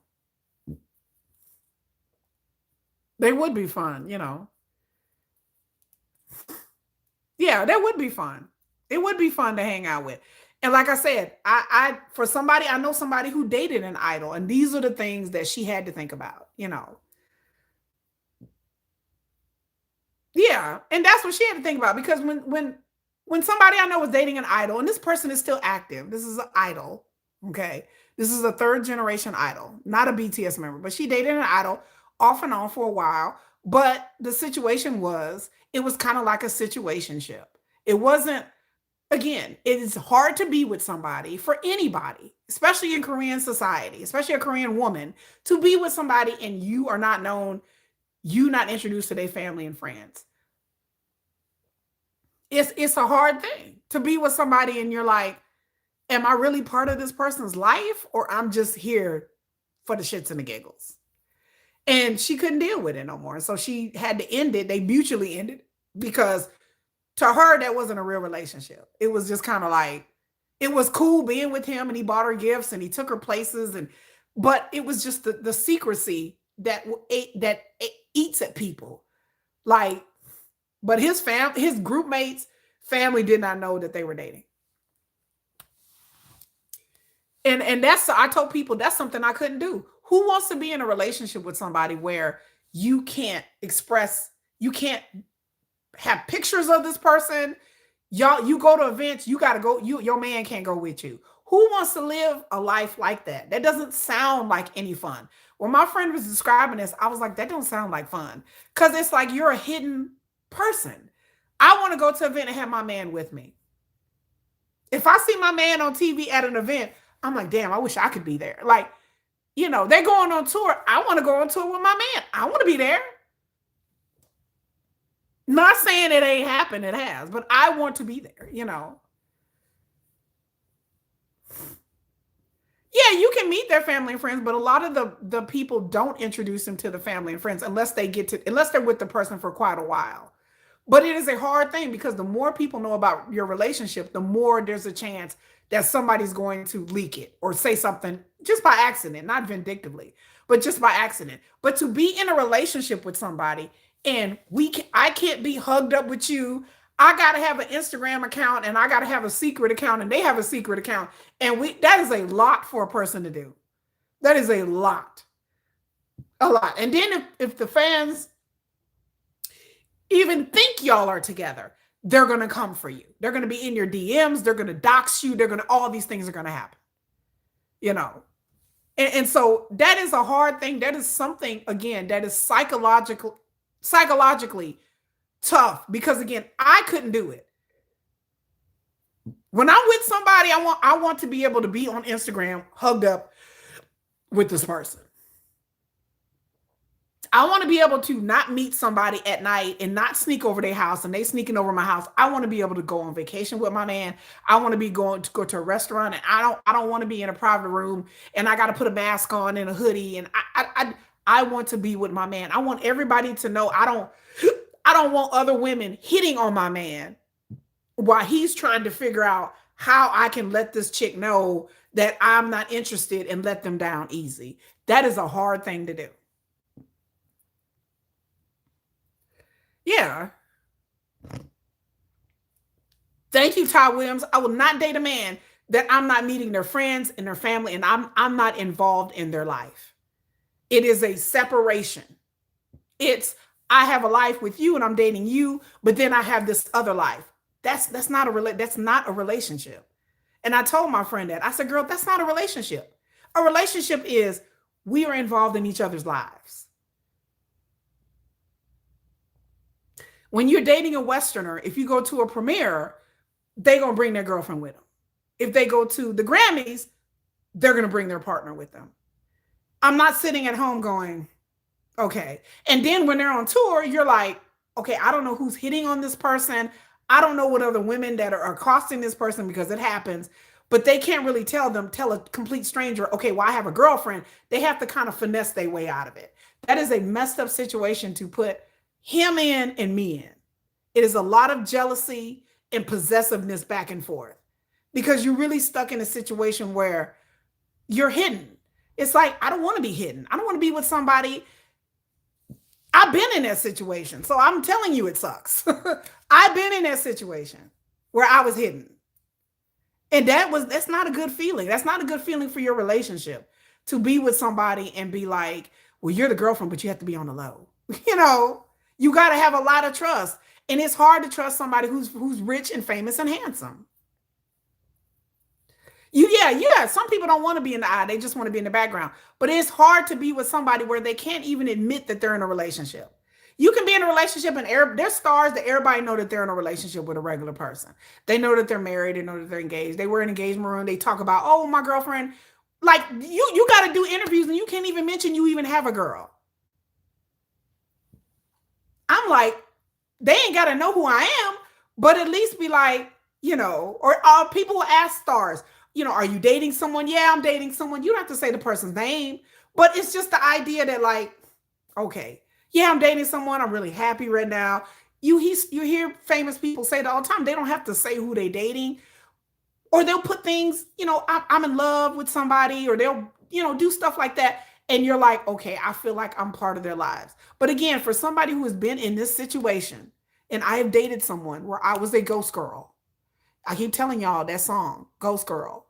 I've been in a situation where I was a hidden girlfriend, and it is not fun. It is no fun. Maybe some people's personalities, they're conducive to that.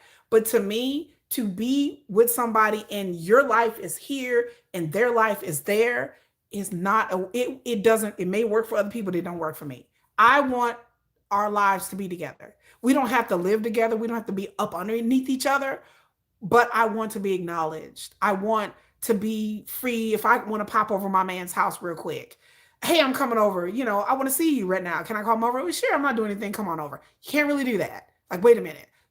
Not right now. Like, there's people and what? Like, I can't just pop on over and go, can you come see me real quick? Well, I can't right now. Okay. Like, all right. Is that feeling to me, for someone who's been married, for someone who's had a lots of relationships, maybe if you're really young and you haven't had a lot of relationships, but I've had a lot of relationships. And so I know how relationship goes. And to me, I couldn't even fall in love with somebody if we didn't have that close intimacy, and not about sex, intimacy in each other's lives. Because other than that, we're just dating. Yeah, we can date. Like, we can go hang out. We can go get something to eat. We can go drink. We can go fool around. That's fine. That's not a serious relationship. That's like, okay, we just dating. We just talking. We just seeing each other. But the idea, to me, being in a relationship means I am with somebody and our lives are together. We are together in harmony. That if I go to a movie premiere, or if I go and my art is being shown, I want my man there, baby, I got your back. I'm here to back you up. I have been in situations where I had a boyfriend that was not the case. That I was doing things alone, and I understood why, but it didn't mean I like it. It didn't foster feelings of us being in love. It just fostered like he was doing something and they was doing something. I agree. And some people can't deal with that. And they do walk. They do say, but that, like I said, that's not a relationship. Like to me, a relationship, I'm not cool if it don't benefit me at all. Like, because for me, I don't need any man's money. Like, I don't need, if I'm gonna date somebody just because of their money, or then yeah, I could do that. But if you want my time and you want my body, I'm gonna have to have something more than just money. We are going to have a real solid relationship emotionally and mentally. Like I said, for me to be in that situation was not a fun situation for me. And my whole point is, if I'm gonna do everything by myself, then I'm gonna be by myself. I don't want to be in a relationship and be lonely. And I've experienced that. I don't want to be at art houses and concerts by myself or with my homegirls. If I'm with my homegirls all the time, then I'm single. Then I'm not with you. Don't expect me to be faithful to you.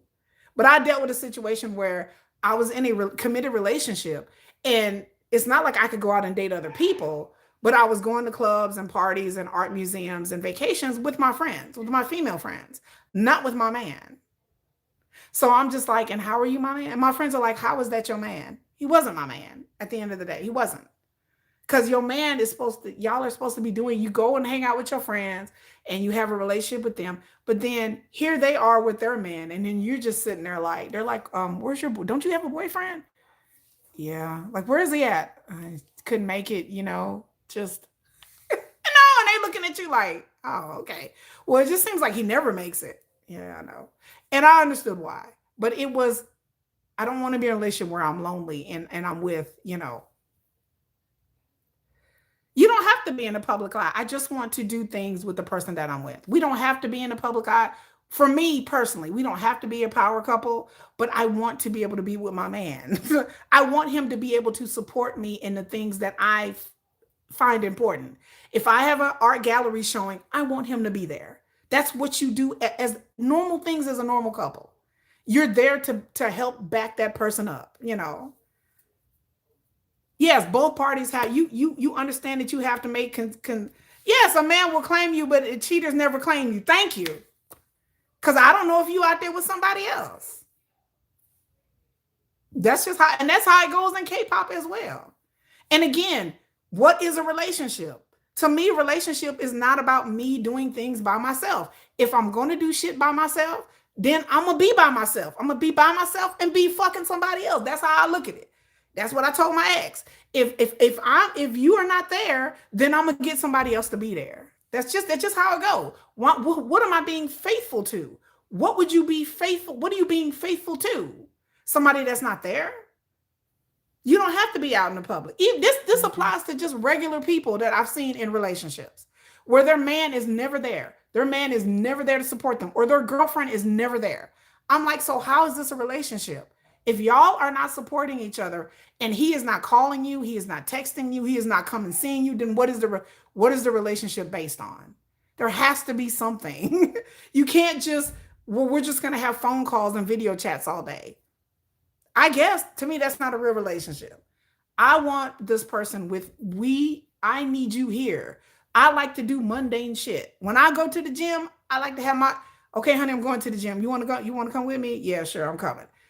And us just spending quality time with a person is the most important thing in any type of relationship. You cannot have a relationship if you're not spending quality time with that person. Period. It doesn't matter who else is around and what you're doing. If you two are not together and y'all are not coalescing on a partnership level, that is not a relationship. That is a situationship going wrong. That's a situationship. That's not a relationship. There's no psychologist that will tell you that that's a relationship. You doing things together is a relationship.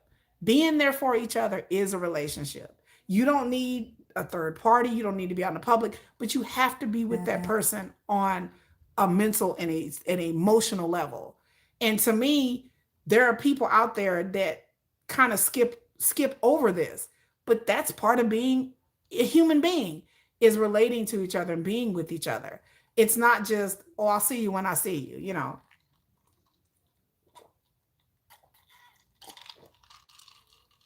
I'm in my mind, they gonna cheat, period. Okay. I don't trust no dude. But what I'm saying is that emotionally, that if you are hidden, there is more of a chance that the person is easier. It's easier to cheat on someone that's hidden than to cheat on somebody that's not hidden.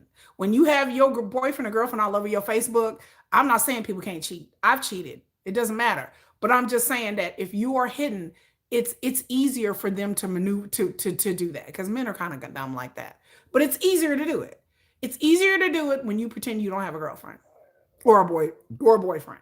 It's just easier to do. I know I've done it. I've been on both sides of the spectrum. Both sides. I've cheated and I've been cheated on. Both ways. I've been a side chick. I've been a real side chick for quite a few people. I've experienced all the gauntlets of relationships. I've been the cheatee, I've been the cheater, I've been the side chick, I've been with married men, I've been with men who had girlfriends. I've been with men that had boyfriends. Oh God, I've seen it, you know. Yeah, you can travel. Yeah, you can travel. You're talking about a long distance thing. That's something different. If you're talking about people who are out of town for work or something like that, yeah, I've dated dudes that work a lot, that travel for work, and I had to travel to go see them and all of that. Yeah, yeah, of course. But again, it depends on how much they are away and how often you're traveling to go see them, and the person and their personality. Some people I can't deal with a long distance. I'm not a long distance relationship proponent. And most of the long distance relationships that I've seen never work out. There's always some kind of foolishness going on. Like, I'm not saying people are cheating, but there's always one party or both party, or it just fizzles out because they are not seeing each other in person. So yeah, people can have long distance relationships, but the statistics bear out that they don't really last. They don't last that long.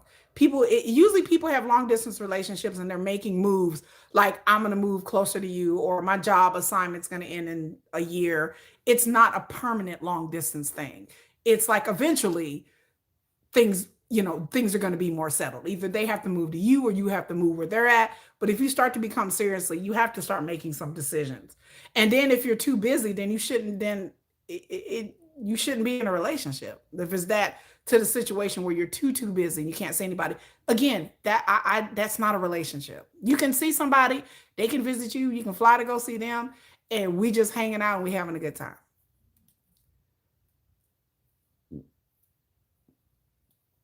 I don't even know who Blueface is. That's why I said I don't see a relationship working. People have to be realistic that I don't see a relationship working either if you're worried about being seen together. Because that is a lot of it's hard enough to be with somebody, period. Like just on a regular couple day-to-day type of life. But to add secrecy on top of it, it's a lot. That's why I said a lot of idols, they have a hard time being in a relationship. That's why a lot of idols are single. That's why a lot of idols talk about they've never been married. Y'all know how many idols that ain't married? Lots of them. There's idols out there that said they ain't dated in years because it's hard to find someone to trust, and it's hard to find somebody to be with that can deal with your lifestyle as well. So a lot of idols, they always talk about, well, I haven't dated in a long time or I'm single. A lot of it's not the percentages of idols getting married is not very high. But for me, when I talk about power couples, the power couple thing to me, I need it in K-pop to kill the parasocialism. That's what I need. I need it to kill the parasocialism. So no, I'm not saying that everybody needs to be in a visible public relationship. I'm saying I just need one person. I need one couple to do it that will jailbreak the industry, that will ruin everything about parasocialism in the industry, that will open the doors to let idols date and have lives and have kids. Because again, it is crazy in my mind to live in a Korean society where birth rates are low, marriage rates are low, but then y'all don't want idols to get married. That I don't, that doesn't make any sense to me. That makes no sense to me.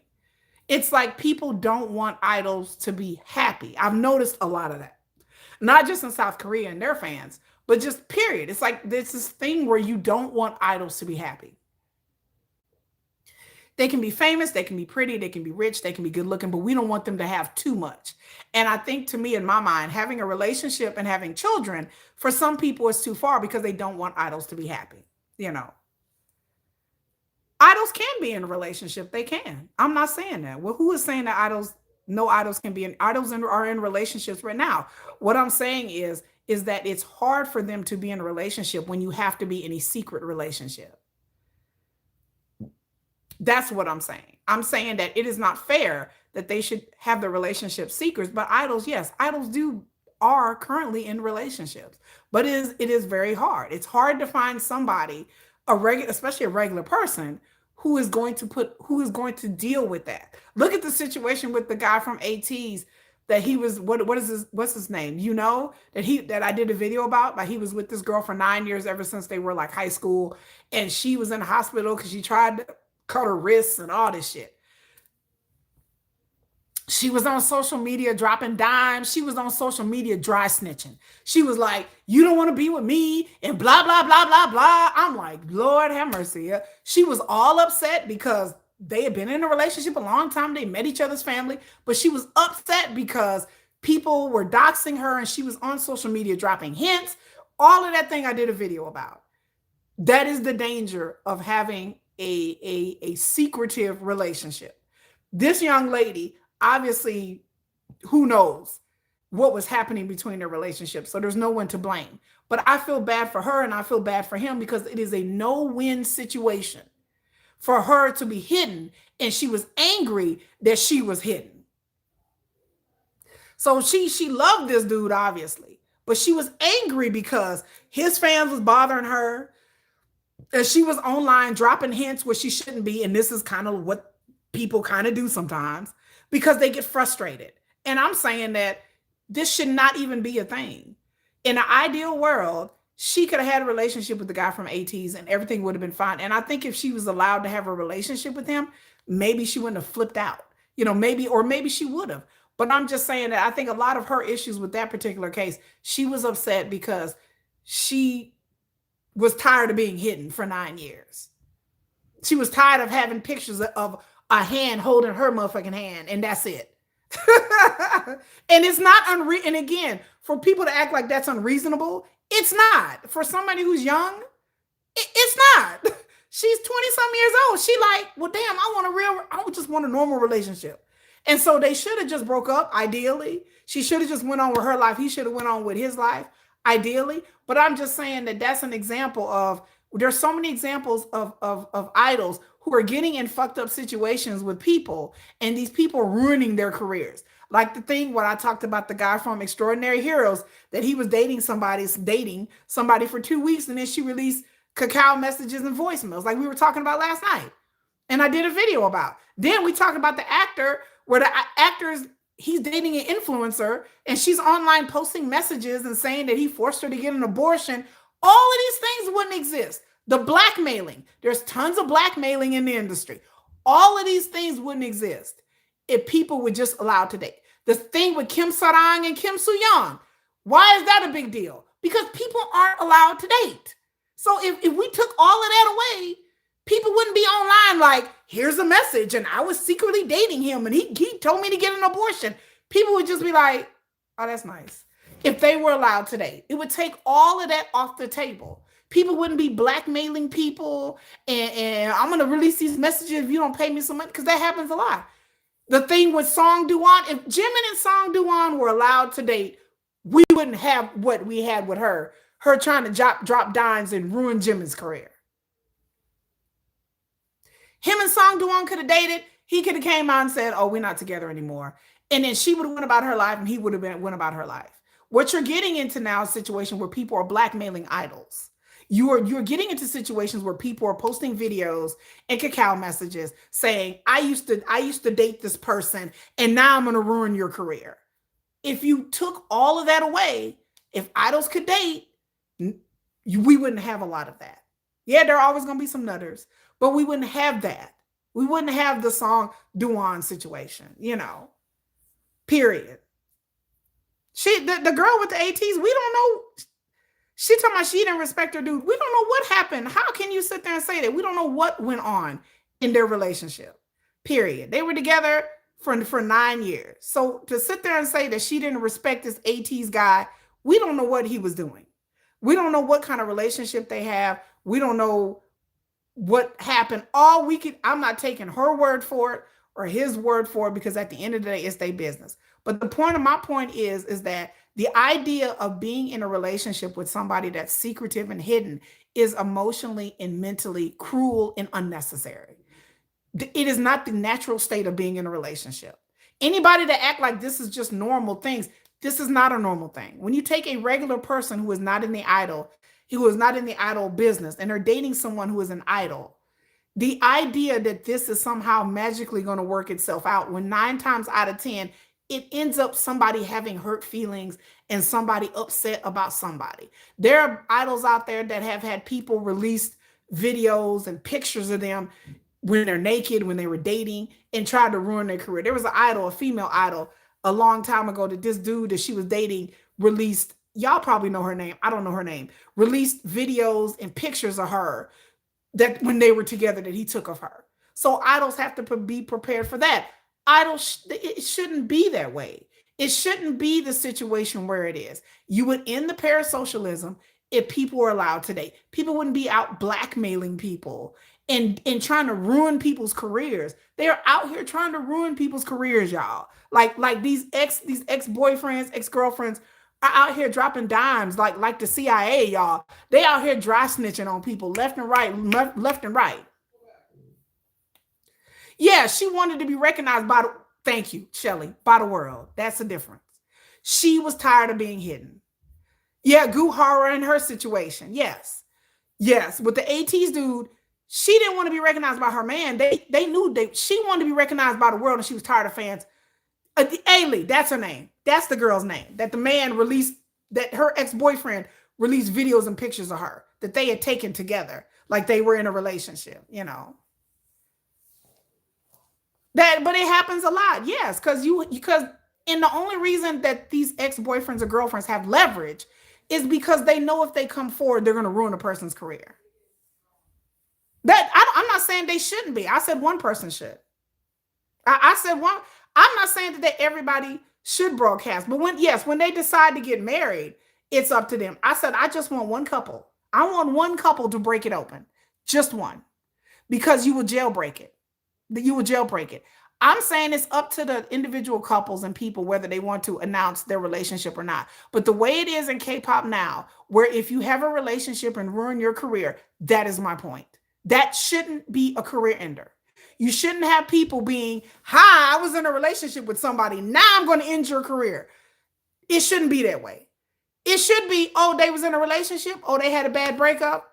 All right. And that's it. And people move on with their lives. Oh, such and such was dating somebody and they broke. Nobody cares in America whether people date. It's not a thing here. It's not a career ender. It's not unless somebody's doing something illegal or strange or something come out. But even then, it probably won't end somebody's career. But if somebody's just dating and then somebody's like, look, you know, we've had a good time, but I'm ending a relationship. Then you get the other person who's crazy, who is like, well, if we're not together, I'm gonna tell everybody that we dating. And it's not like the person has done anything in a relationship. It's just the fact that they're dating, period, becomes a scandal. So my thing about it is, what I would change about K-pop is let idols date. They should be able to date, and it's not a scandal.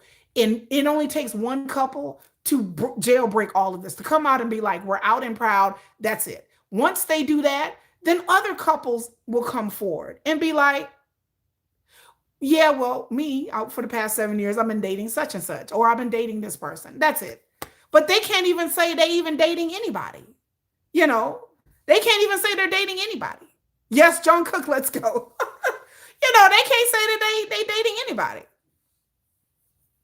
They do, they can. But in South Korea, they have leverage to do it. They can do the same thing in America, but they have no leverage. What are they gonna say? That we're dating? Okay, so what? That shouldn't be a scandal point. Oh, we're dating. There's plenty of people that sleep and date celebrities. People are like, okay, I slept with such and such. People are like, okay, and then what else happened? No, that's it. That's it. We slept together. Oh, okay, he not married, is he? No, you're not married. Okay, like that's not even a thing here. If somebody hook up with somebody sleep with somebody, somebody's running around with somebody, it's not a thing. People, celebrities do it all the time behind the scenes, in front of the scenes. People are not blackmailing people unless they're doing something illegal or weird. Like then you get into blackmail. Even if somebody's having threesomes, there are people who are who have polyamorous relationships, and they keep it on the low, and they go through a third a lot of the times. I know a lot of people that are down with that, celebrities. And it's not a big thing. No one's trying to out them because nobody cares whether they poly or not. I'm like, at this point, I think of a third of America is poly. Considering the people, anyway, that's another tale for another day. Anyway, considering all the people that I've met, I know a lot of poly people. I know a lot of people that are swingers. Don't ask. But it's not a thing. The reason why dating can be used as leverage is because people don't want idols to date. That's just basically what it is. Why don't people want idols to date? Because it ruins their fantasy. The agencies know it. The idols know it. The people that they're dating know it. That's why I'm saying that if you normalize it, whether this is just a regular thing, then people wouldn't have leverage to try to ruin people's careers just because they don't want to be with them no more, or their relationship ended, or they cheated on them, or whatever it is. People in relationship, people gonna cheat. That's pretty. It happens in all marriages. Idols or not, you know, they do. They have, you know, it is sad because they don't want them to be happy. Yes, then fans will be stalking their spouse. Right. That's what I'm saying. I understand why idols don't confirm the relationship, but it only takes one to jailbreak all of this. If one person comes out and they have a game plan, I'm telling you, if they have a plan, it's doable. It is doable. And on top of that, they would leave Korea. That's another thing. That's another thing that ain't nobody ever done. Not live in Korea. If they would say, if Jungkook would date Olivia Rodrigo, and Jungkook would say, oh, I'm leaving Korea, by the way. We gonna live in California. Korean media, they wouldn't know what to do, because they would be like, okay, we can't really get at them. It's a different vibe here. Not saying that they wouldn't get stalked, but they had to prepare for that. But if you get somebody, they would leave Korea, I'm telling you, it's possible. There is a way to do this incrementally, PR wise. There is a way to do this, you know. Well, let them go ahead then. Let them do it. Let them do China and Korea. Let them do it. You can't control. Let them. They I promise you they would get over it. This is something that happened in America a long time ago. People eventually got over it. It took time. It won't happen overnight. And yes, it will be hard, but people, I'm telling you, if everybody, if people would start coming out and be like, I'm in a relationship and just leave it at that, and people be like, well, wait a minute. They don't have to say who they're in a relationship with. They would just come out and say, yeah, by the way, I'm in a relationship too. If more idols would systematically in different companies, all just not all of them, but just be like, well, yeah, they did it. So John Cook dating Olivia Rodrigo. Well, I just like to say I'm in a relationship too. Really, you too? Yeah, not with anyone famous, just somebody. And just and again, there's always going to be a security risk. There's always going to be a concern, but there's always a canary in the coal mine. There's going to have to be somebody that is going to have to go first. And they are going to catch hell and they're going to do all the things. And I would suggest that they leave and go live somewhere else outside of Korea. But they can do it. If they are untouchable, if they get big enough to where they're untouchable, they wouldn't care what the fans think and they would just be together and they would be untouchable. They've made enough money. They've done all the things. They're successful enough. They're rich enough. They're powerful enough. If they would let them wield their power behind the scenes, they could wield their power. K-pop does not let idols wield their true power. They stifle their power because of the fans. Yeah, Philippines and Thailand, I think they would. Yes, there's going to be sasaengs. Yes. Yeah, K-pop fandom, they can't handle the idols come out as gay. That's true. You need somebody to jailbreak that too. Exactly. And people saying it happened, that's because it's never happened before. There is a way to do this PR wise. I broke down in a video last year. 20 steps how PR wise, how this could happen. And I'm telling you, the fans would love it. The fans would, if you do this right, with the right person, with the right timing and baby steps, incremental, not just all at once. I'm telling you, the fans have to love this person. They would fall in love with this person. If you get the right person for the fans to fall in love with, they would. Not everybody will, but I'm telling you, I told people there is a 20 to 25 point systematic plan over a year that you could do this. You start out small and you gain. Like again, this is what PR teams, this is what they do. This is what people who go to PRs, this is what people have degrees in PR for, to mitigate crisis control. This is what people do for a living. Anytime there's some kind of scandal, you have crisis control people come in. This is what they do. I'm dating this person. What can we do? Okay, you sit down. We're gonna have a plan. We're gonna start this incrementally. First of all, we're gonna leak photos of you and this person. Slowly but surely, we're gonna leak. Okay, we're gonna warm up this person. We're gonna do social media leaks, picture leaks, and stuff like that. And there is a way to do this the right way. There is a way to do this that this would go easier on the public. But it just takes time. It just takes time. Yeah, they do. They date non-celebrities. But I'm saying that there's a way to do this. There's a way to do it. Give a couple more examples. There's a way to do this. If I was doing it, this is what I would do. First of all, I leak, quote unquote, leak photos and videos of my client in this. This is my wheelhouse. I have a degree in PR and journalism. First of all, I would start slowly but surely leaking photos to the public. Just slowly but surely, things here, things there. If they're dating a non-celebrity, it would be harder, but it's possible. Second of all, dating a non-celebrity is a little bit more tricky because they have family and friends and things and stuff like that. But they got to be prepared for it. Like, you have to bring the family in and the person in and be like, look, you're going to be doxxed. You're going to be doxxed. You're going to be harassed. You're going to be harassed. Like, this is what they have to be prepared for. I would tell them to shut their social media down. There is no way that you're dating a celebrity that you should be on social media like that, like some of these people are. I would say once the public got wind, I would have them shut the comment section off on their social media, and then push come to shove, get off of social media, period. I would tell my client, get off of social media, not the famous person, but the non-famous person. Once the media figures out kind of who this is, I told them, shut your social media. Have no social media. You can live without social media. It would take the sting out of that. People wouldn't be DMing you. People wouldn't be messaging you. That's it. Second of all, once time goes on, let that blow over. Have the idol, the famous person, create a whole separate personal Instagram account or whatever, and maybe you guys can create a couple account. Start a personal Instagram account away from the company, and then slowly but surely start to incorporate things with the girlfriend. Have the girlfriend maybe in the background. Have her hand like in the photo, and the fans are like, "Where's Waldo?" So fans are you're taking photos and you're throwing little hints so that the person is there. And so the fans are like, "Is she there? Is she not there?" That gives the fans something to do. It'll redirect their energy. You give the fans something to do. After giving the fans a "Where's Waldo?" a mystery kind of thing, because people like a good mystery. Then you would slowly but surely make some sort of announcement. It would be announcement through the company, through the agency, and it would be a really heartfelt, romantic kind of fucking message. Not "I apologize for having a relationship." No, heartfelt. I met this person. I really want you to introduce.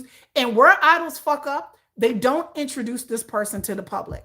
I would tell this non-celebrity or celebrity person that's dating my idol, you're gonna have to come out of the weeds. You're gonna have to let these people like you and fall in love with you. That's just how it is. Post pictures of you doing the most mundane shit ever. You're at a park, you're hanging out. Maybe in the beginning you don't show your face. Then eventually do a face reveal because people like that shit. Give the people a little bit of a little razzle dazzle, okay? So then you're gonna do a face reveal, and people see, and then people are gonna die, and then cut the comment section out so they can't comment. Start blocking people on social media who try to harass you. Block these people. Then you can move on. Slowly but surely introduce yourself to the public. Do a series of videos, and then what I would do was a PR fucking blitz. Get every PR firm, every PR I can get. This person's going to release pictures and videos, and what I need y'all to do is flood their comment section with positive comments. I want you to go online and delete every fucking negative comment that shows up in her page. Delete them all. Put all the filters in there, and every comment that you will see on her page will be like, "Oh my God, isn't she so pretty?" They do about everything else. Enforce bots. I would hire bot systems that every time this person would post, it would be something positive. You work the public just like politicians do. This is what politics does. This is the level that K-pop ain't at. Everything she would publish, it would be every negative comment, it would be deleted. Out of here. People be like, eventually, people will start seeing the comments and being like, "Well, people really like her. These are fake comments. These are set up comments." But it will shape the narrative. I will go to the press and the media behind the scenes and be like, "What do I have to pay you? What do I have to do? What feature do I have to promise you to get you to do this? I need you to not publish anything negative or salacious about this person. What exclusive do you want with my client? My client is thinking about doing a full page spread in your magazine. Are you going to write nice things about his girlfriend? Of course we will. Good, great. Next. After that happens, let that go by a few months. You seeing nothing but positive things online. Again, you are shaping the narrative. This is what K-pop does not do. This is what politics does. Y'all think we are fucking with like Trump level shit, okay? This is what we're doing. You have to get that level. Delete all the negative comments. Everything that come through will be controlled. Everything they do, everything they say, every reaction, even the comment sections on Korean media will be controlled. I will be like, "Look, if y'all want energies, I need y'all to delete them negative comments, delete them all." It would shape the public within time. People be like, "Well, I guess she all right. I guess she cool." Start blocking all the other people who are naysayers. You shape the narrative on social media and you drown out everybody else. Once that happens, you slowly but surely start having pictures of them together. You make the public fall in love with them as a couple. It can be done. Just because K-pop has not invested, they don't have the vision. I have the vision for it. I'm telling you, it can be done. Slowly but surely introduce them as a couple. Slowly, pictures, videos. In the West first. Have them go to the West. Have them go on a cute little date where they accidentally get photographed in LA somewhere. Accidentally photographed. It ain't a real accident. We have our PR people. PR people will be set up. "Oh, look at them. They're so cute. Oh, look at them. They at a Dodgers game or it's somewhere." This is how you build a narrative. This is how you craft a couple. This is what PR people have done for years and decades with stars. This is what K-pop doesn't do. Little cute little dates there. We're going to do it. Do you think this is going to work? It'll take time, but it'll work. And you're going to catch hell, but I'll make sure that you're not going to catch hell. I will have security teams. I will make sure that your physical security is covered. But I'm not going to have my client being drugged through the weeds on social media. I'm not going to have it. I'm going to control the narrative at all times. And then eventually in time, people will learn to accept this person. Eventually leading up to Jungkook doing a live stream and being like, hey, come here. And hey, armies, this is such and such. Hi, armies. How you guys? Get this person on camera and talk to fucking armies like they're people, like they're women. Hey, ladies, I know some of you guys don't like me. I know some of you guys are going to hate me. I get it. I'm not trying to take Jungkook away. I love him as much as you guys love. Matter of fact, I think you guys probably love him more than I do. Be self-deprecating. Be fucking charming. I don't care if you got to write scripts. I don't care if she got to sit down and practice these scripts. Practice talking to armies. And they're not going to like it at first, but I promise you, they will love this person. And talk to armies like they're people. Don't duck and run and hide. Confront them head on. Hey, I'm one of you guys. I like you guys. You guys should not be threatened by me. And you don't say it, but you craft these videos and these narratives to where the fans are caught off guard. And they will come to love her. They will come to like her. And they be like, well, you know, she all right. She acts, because really the fans just want acknowledgement at the end of the day. And if you do that, slowly but surely, he will do live streams and Weverses. He will be by himself. He will do his own thing. But have a separate account on Instagram where they can come together. And then the fans will fall for her. They will love her. She will be like, I'm one of y'all. I'm not trying to do anything. And have her come on there and have her win armies over, y'all. And there is ways to do it. And she will win armies over. And she may not win over everybody, but they will come to respect her. They will like her and they will love her and they will respect her. And in time, people be like, well, I guess it's okay if our cookie is with her. She cool. We like her. They will fall in love, especially Western fans. They be like, we like her. She talk and just talk to army like they're people. The ducking and the dodging and the hiding of the boyfriend and girlfriend, K-pop, they go wrong. Bring this person to the forefront and say, look, we need you to charm the shit out these people. And this is what you're going to say. This is how you're going to act. This is what we're going to set up. Everything will be mitigated. And I promise you, it can happen. It can happen. We're talking about how my plan to introduce idol dating as like a real out and out couple. And it can be done. Just because K-pop hasn't done it, it can be done. It can be done. It will take time and just baby steps. And people are like, oh, it can't be done. I'm like, no, because the agencies don't want to and they've never tried. If the agency would really try and do things what other people have done in other parts of PR, politics is one of them. Politicians do this all the time, y'all. This is nothing new. Politics do this all the time. They do this all day, every day. But the thing about it is that the PR teams that K-pop have are not these type of people. They are not ruthless people. They're not in the weeds doing things that I've railed against the K-pop system. And again, I put my tinfoil hat on. Let me put my tinfoil hat. I am of the conspiracy ilk that K-pop agencies are in cahoots with sasaengs. Y'all know how I think K-pop agencies like the stalkers, they like the sasaengs, and they don't want idols to date because they are afraid that it's going to take away their money and their revenue. I think K-pop agencies don't care about the idol safety really at the end of the day. And I think that some of this stuff that I've seen, a leaking of the information, I think it comes from the agencies. I can't prove it, but I think that the agencies are invested into not having the idols live normal lives for many reasons. Because if they want to be with their girlfriend and their wives and their kids, then they feel like that's going to take away the fact that they working these idols to death. You know, I think that. They don't have protection laws. South Korea does not have the laws that we have here in America about stalking and protecting their idols. And they don't want to. Yeah, I think Kim Tae-young would be the most one that like he just doesn't give a damn. And I think he shouldn't.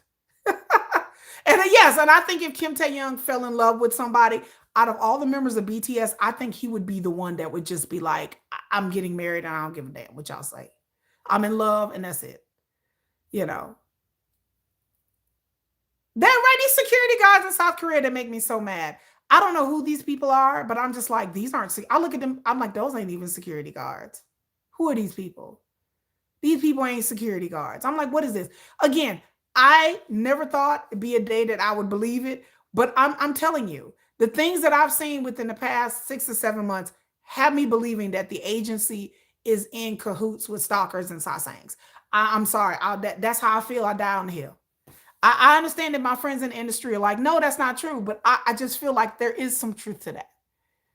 I think they want them to be beholden to just the agency and not have a wife or a kid in a real life. I think the agency understands that if we introduce another person, then their focus is going to be to a wife and kid or a wife. And I think that they don't want that. Like, they don't want that. And so it's sad. But again, I think that this is necessary. I honestly think that this is necessary in order to make a better, like I said, my goal for the agency is to make it better. It is to make it better for everybody, for the fans, for the agency, for everybody. And the agency could sell the shit out of a partner. They could say the partner don't even have to be famous. Like, my head spins about the money we're losing. Like, y'all always think about the money, and I'm like, oh, I'm crying. Ooh, I'm just the dollars, the money just prints itself. I'm like, especially if they got somebody famous. Oh my God. Like, if Jungkook would be with like a Red Velvet member or some shit, my God, we could have tours. We could have a sweetheart tour. Like, in my mind, I'm like the Jungkook Irene sweetheart tour, or whatever, or the fuck the Jin Irene sweetheart tour. Like, do you not understand? Like, I see tours, I see cruises, I see albums, I see reunited, and it feels so good. Reunited. Do you know I see Barbara Streisand and Chris Christopherson? The way we were, memories, the crevices of my mind. Do you not understand what I'm telling y'all? The memories of the way we were. Sing it, baby. You know, like, I mean, it's like, and we're solid as a rock. That's why we're changing. Like, I mean, I see Ashford and Simpson, like, all the great musical couples. I'm like, y'all, we could do this. We could sell albums. We let me come on, John. I need Jungkook to come out there, and then Irene be like, she's like, give it to me, daddy. And then they dancing. I'm like, oh shit. I'm like, oh, this is great. I'm like, this is great. I would die. I mean, break out the Barry White. Can't get enough of your love, baby. I would be like, yes, queen. Yes, do it. I love a good couple. Like, it's just personal for me because I want to see a good couple out there. I'm like, oh, is she there? Oh, like, they dancing. I like a good couple. And I think, again, it would be good for society in Korea as well, who seem like they hate marriage and they hate couples. So I was like, Korea, do y'all want to have a good society or not? You ain't going on that cruise? You ain't going on that cruise?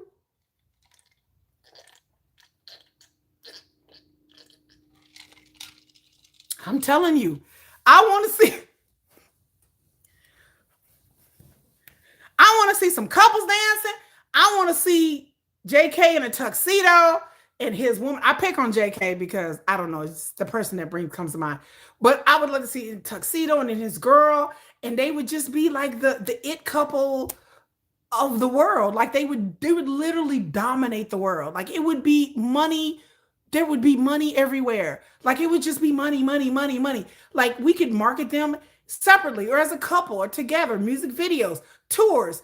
They were going to press tour. Like, I'm just like, y'all just leaving money, just the money, it prints itself at that point. If Korea could see it as that way that they would make money off it, they would do it too.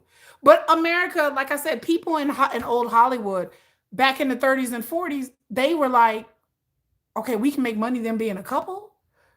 Okay, great. They were like, it's money. Solid as a rock. I'm telling you.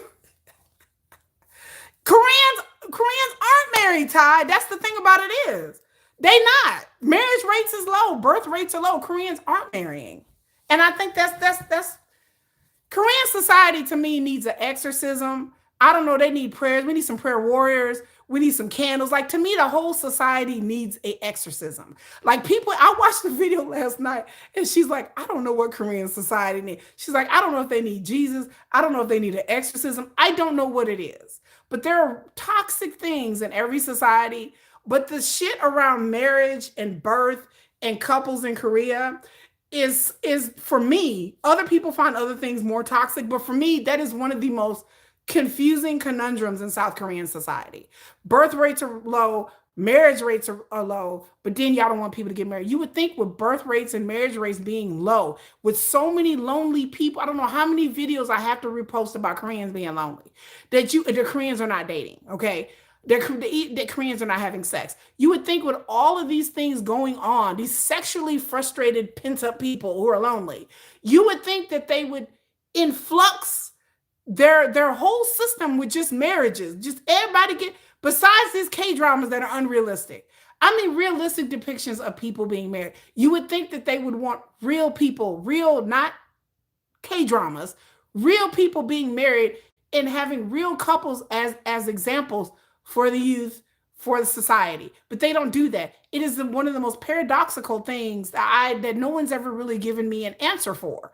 Because I'm like, if y'all want marriages, y'all want y'all birth rate to go up, well, how about y'all normalize normal people being married? How about that? Like that would kind of go, that would just be one thing of many that you could do to, instead of creating all these laws and incentives, and that's cool. But the other part is that the way society views these famous people as this singular thing, as that they can't have normal lives. I say y'all need a real marriage to us. They need something aspirational.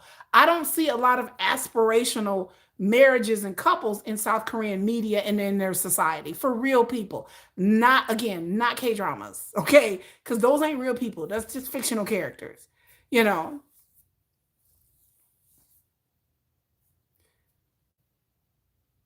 I'm single and happy. I have kids, but I'm single and happy. But I'm talking about for Korean society because their birth rates are low. So their birth rates and marriage rates are very low. Not here in the United States, but in Korea. So they have a problem with, there's a loneliness epidemic in South Korea that people talk about all the time. Like people are literally murking themselves in South Korea, which has the highest self exit rate in the world because people are lonely.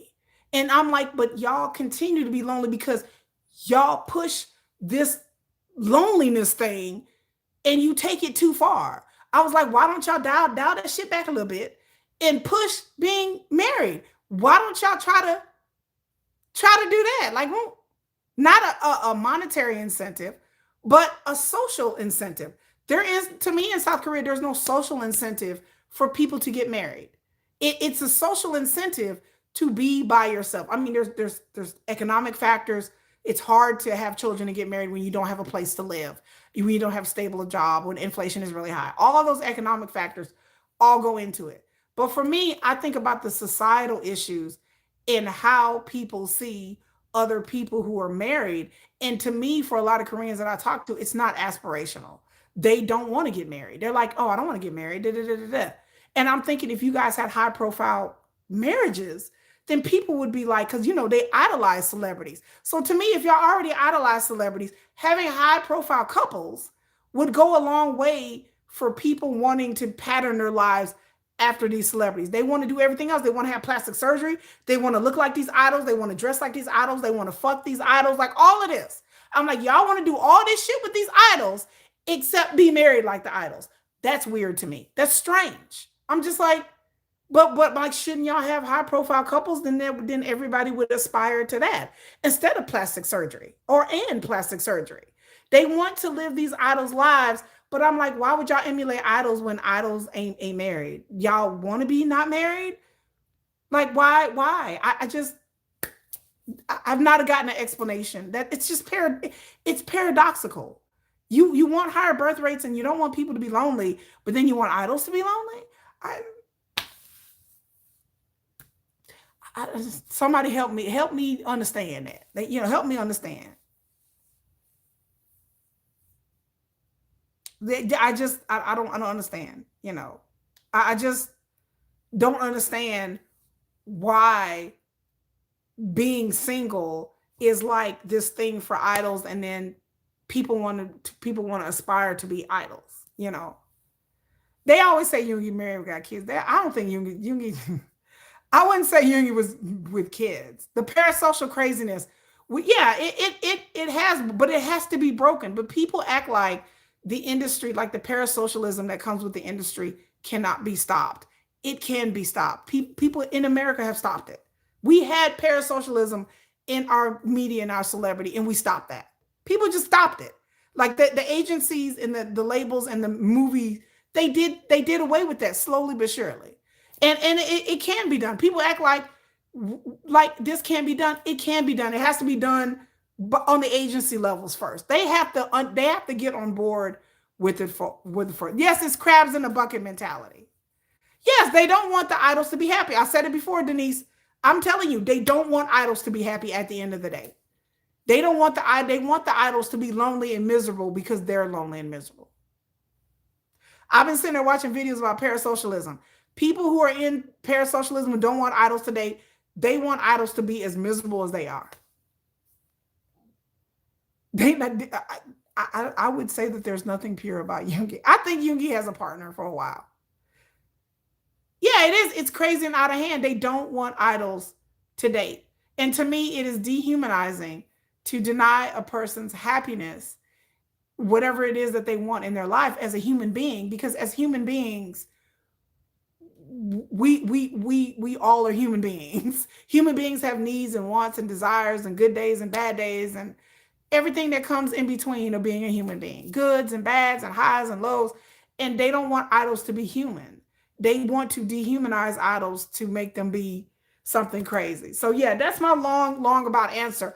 I think if idols were allowed to date, it would break the parasocial, it would kill some of that. And again, it will not be easy. It will not be easy and will not be simple, but it can be done. I do believe it can be done, but the agencies would have to be on board. And that's the problem. The agencies see it as this tool to use. And I rue the day that SM Entertainment and Isuman, as much as I respect Isuman, but if I could go back in time, I would have talked him out of this. I really would have went back in time and would have been like, don't go down this road. Because at the time, like I said, when Isuman started SM and Idol's not dating, I don't think he ever thought that it would be this. Like he just thought, well, the idols need to focus on their career, and introducing a girlfriend or boyfriend is just going to make it messy. And I get it.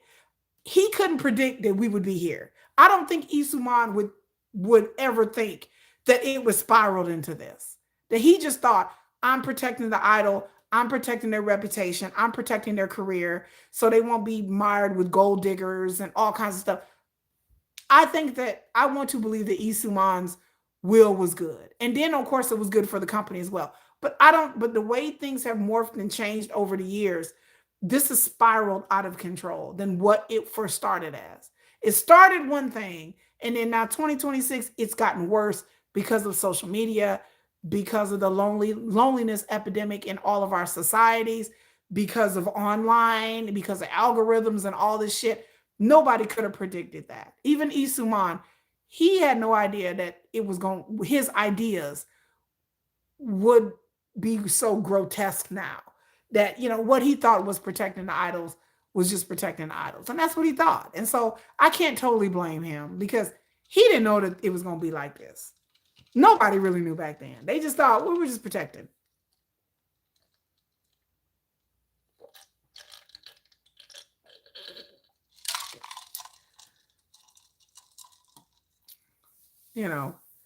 So yeah. I just think that the fans have too much interest in the idols' personal lives. That's another thing I find despicable and disgusting. There is so much obsession about who they're dating, who they're not dating, are they straight, are they gay, that I'm just like, I don't understand that level of engagement in their personal lives, period. I don't understand why fans are so curious about who they date, or if they date, or if they're gay or straight or bi, or I don't understand that. I always ask people, what is people's sick fascination with the idols and who they date? I just Yeah, that's what I don't understand people's fascin. There's more people fascinated with idols dating than with the idols music or their personalities or anything like that. There's a obsession with it, and I'm like, why would I care who they date? Like, what? It's gonna be 9 times out of 10. It's going 10 times out of 10 when it comes to BTS. It's gonna be somebody Korean. So I'm just like, I don't have any delusions that I'm gonna date a K-pop singer, BTS or otherwise. So that's out of the question for me. I'm not like, ooh, I have a chance. There's a chance. I'm like, no, there's not. Yeah. Yeah. People in the West, they do have a curiosity about people are dating or whatever like that. But I'm telling you, in K-pop, it's ramped up to a level 10. It's ramped up to a insane level of curiosity. Um, and then there's the other thing where people don't think that their idols don't date and they're virgins. And I'm just like, I don't have any delusions of that either. Just the idea that they're running around and they're virgins and they're 30 something years old. I'm like, do you hear yourself saying? Because that don't even sound normal. Like that's not even a thing. Like to be a 30 something year old virgin and you're good looking and you're whether you're a male or female idol. If I looked that good and if I had that much money, would I be a virgin? Probably not. I would be the furthest thing away from a virgin that you could ever think of. If I had that much money and access, the fact that people think that their idols are just sitting at home playing League of Legends every day, I'm like, maybe one or two of them are, but for the most part, they're just like anybody else with desires and they don't want to be lonely either. I'm like, idols don't, they're just like everybody else. They don't want to be lonely either. Why should they be lonely? I wouldn't want to be lonely and I look this good. Child, like that's an oxymoron to be that good looking and that much money and that much power and then be lonely. Oh my God. There are some idols that, yeah, I'm not talking about the younger ones. I'm talking about the older ones. I'm talking about the ones in their 30s. I'm not talking about the little kids. Yeah, I would have an NDA all the time. I told y'all know I told y'all in other live streams. The moment I see somebody, I'll be like, so this is an NDA. Because that's what sports people do. That's what basketball players and baseball players and football players do. They have them sign NDAs. I would carry an NDA around with me on my phone. I'd be like, hold on just a second. Okay, before we get down to sexy time, I gotta pull something up and I need you to do that DocuSign. I'll pull up the DocuSign. I'll pull up the DocuSign on there. And do the DocuSign, see right here? I would have it digitally available. I need you to I will have a DocuSign of my NDA before we even get down to the get down. Like before we even have a conversation about intimacy. Hold on, let me get my NDA out. Let's see here. Yep, I need you to read this. Here, read this and let me know what you think. And I need you to sign it, okay? Because that's how it should go. I need you to sign this NDA before we do anything. Like, I do. I need you to e-sign before we get down to the get down. Oh, what happened to my friend that's gonna she still wants Kim Taehyung. My cousin has a friend that is very good looking. She works inside the industry. She is formerly a bikini model. She's a very good looking, exotical, beautiful young lady. And I have told stories on my Patreon about this young lady because she had never seen BTS. She saw Kim Taehyung one time and she saw him, I believe, well, not one time. She saw him on a video and then she also saw him in person. And she was like, who is that? And then someone told her that's a member of BTS. And ever since then, she is determined to try to get Kim Taehyung. Like she is on a mission. I forgot to update y'all. Let me update y'all about my cousin's friend. She was upset that BTS is not going to be at the Grammys because she already has her Grammy ticket secured. She was going to position herself in the Grammys. She was ready. She had this dress up, and then when BTS said they weren't going to the Grammys, child, let me tell you, Miss Thang was upset. Miss Thang is like, She like, they not going to the Grammys? She like, wait, they not going to the Grammys? I like, oh my God. She had her hopes set on that they were going to go to the Grammys because she was going to strut her way over to BTS somehow. She was determined. So they're not going to go to the Grammys. So now she's having to regroup. So I think I'm trying to see like which, she's trying to get to a concert, but I'm like, girl, okay, it's too late. It's too late for her to buy tickets. She's going to be in the nosebleed section, okay? So she is determined. So she has gotten online and posted a series of thirst trap pictures. She has tried to DM Kim Tae-young. She's trying to slide into his DMs. She has tried that. She has signed up for Weverse recently. So she's watched Kim Tae-young's recording of his Weverses. Enthralled. She's waiting for the next Weverse live. She's going to be in the comment section. She's going to put stuff in Korean to try to get his attention. She's been on Weverse. I won't tell you who she is on Weverse because if I see her comments in Korean, and she puts comments in Korean on Weverse. It's not anything bad, but she's like, oh, I really like your voice. She'll say nice stuff, like nothing strange. But I see her like I'm on Weverse and I'm looking and I'm giggling and I'm like, because I was like, girl, is that you over there? She's over there with translator. She's like watching Weverse and she's like translator. She's like, okay. 안녕하세요. Okay. 안녕, 오빠. Okay, how do I like she's getting like using Google Translator to put messages in Korean to Kim Tae-young. She is on social media trying to get his attention. She's posting thirst trap videos of her in a bikini. She is determined to get this man's attention. Now, let me tell you, this person don't know nothing about BTS. She barely knows like the music, so she's not obsessed. She's not a K-pop person. She likes Kim. This person is used to getting what she wants. She's dated basketball players. She's dated sports. She's dated a few well-known singers. She's dated actors or well-known actors. She is used to getting what she wants. So for her, she's like, I'm bagging me one of these BTS. So to her, it's a game. It's like this challenge. And I told her, I said, no, girl. And I was like, I would sit there and explain to her. I was like, this is why this won't happen. And I explained the K-pop system and they can't date. And she listened to that. And she's like, She's like, I hear what you say, fam. I really do. But she's like, I'm gonna get him. I'm like, hold on. Wait a minute. This is her. Now, Kiki, I understand what you're saying. Yes, they can't date. Yes, they're Korean. They only speak Korean. But girl, I'm going to get them. Okay? Just. That's how she was looking. I'm like, okay. She like, I'm going to get them. No, girl. She's like, I'm going to get them.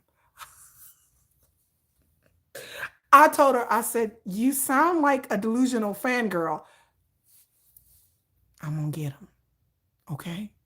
Rest assured. She's like, this body, these tits. She's like, this ass, I'm gonna get him.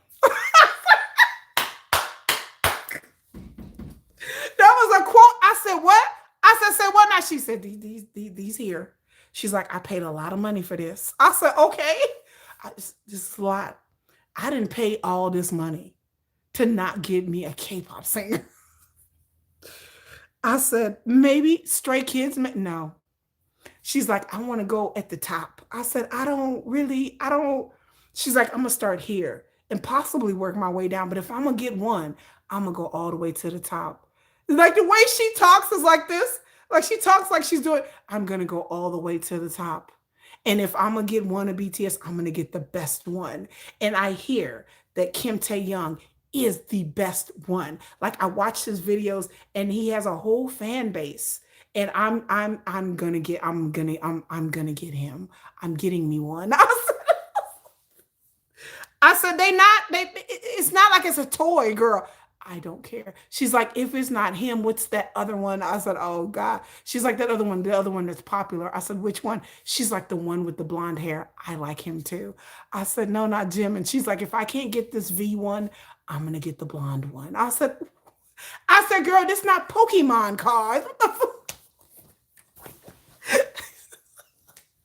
She was like, gotta catch them all.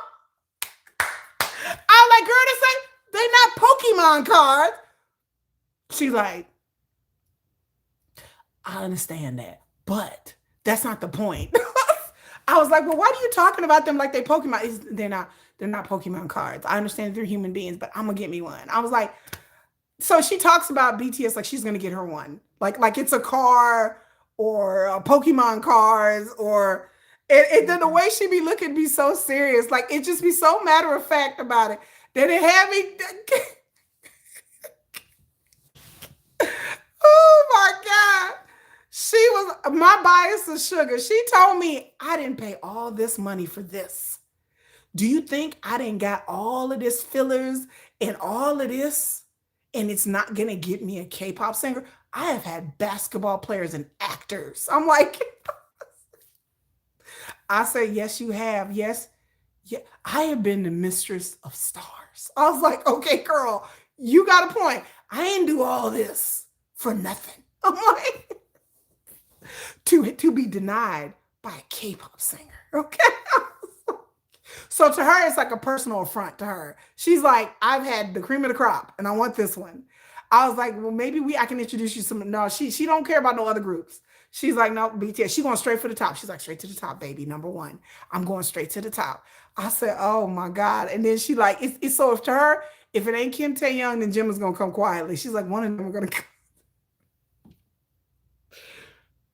I said, but what if they're not into women? She's like that's ever stopped me. And it's not. She's like, I don't care that they're not into women. I was like, okay, well, maybe I said, I don't know if they are or not. So yes, that's the update with my cousin's friend who is determined to get her one. Like it's a like it's some inanimate object. I'm gonna get me one. Like it's a collector's item. Like it's a Labubu. I'm like, girl, it's not a Labubu. She like, I said, what is it? Labubu? She like it's a keychain. She's like, I'm gonna give me one. I was like, I said, it's not a keychain, girl. It's not a purse. It's not like you finna go get you a Balenciaga. I'm gonna get me one, girl. Oh. But this person is very attractive. She's a very beautiful, beautiful woman. And any man, I told her, I said, what if you're not Kim Tae-young's type? She's like, I'm every man's type.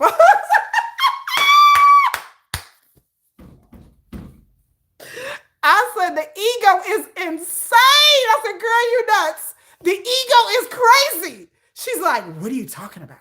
She said, I'm every man's type. I said, I'm sorry. She's like the idea, she's what she would be. She looking at her, she would be every man's type. Like every man would find her. She's gorgeous. And she's like, I'm every man's type. I said, girl, I'm just playing with you. She's like, don't even go there. The fact that she is so serious, I had to do videos on Patreon because she be killing me. I said, girl, you just tickle. I said, girl. I said, well, girl, if it happened, let me know. She's like, you'll be the first one I tell. She's like, if it happened, Kiki, you'll be the first one that I tell. Now, look, I don't kiss and tell, so it's going to have to be on the low. But I promise you. But she promised that if it ever happens, if somebody slides on a DM, she says she's going to run and come and tell me. And I probably won't tell anybody. But I will come up here and I will start laughing if they really... She's pretty... So, yes, y'all wanted to know. That's the update. I forgot to tell you, that's the update. That's the update on my cousin's friend. And I'll be laughing so hard because the thing about it is she is so serious with it. That's what makes me tickle. I'm like, girl, you're really serious. She's like, why are you laughing? I'm serious. She's like, why are you laughing? I said, because girl, I don't think it's going to happen the way you think it is. She like, I said, girl, you may want to slide in to Mr. Lee.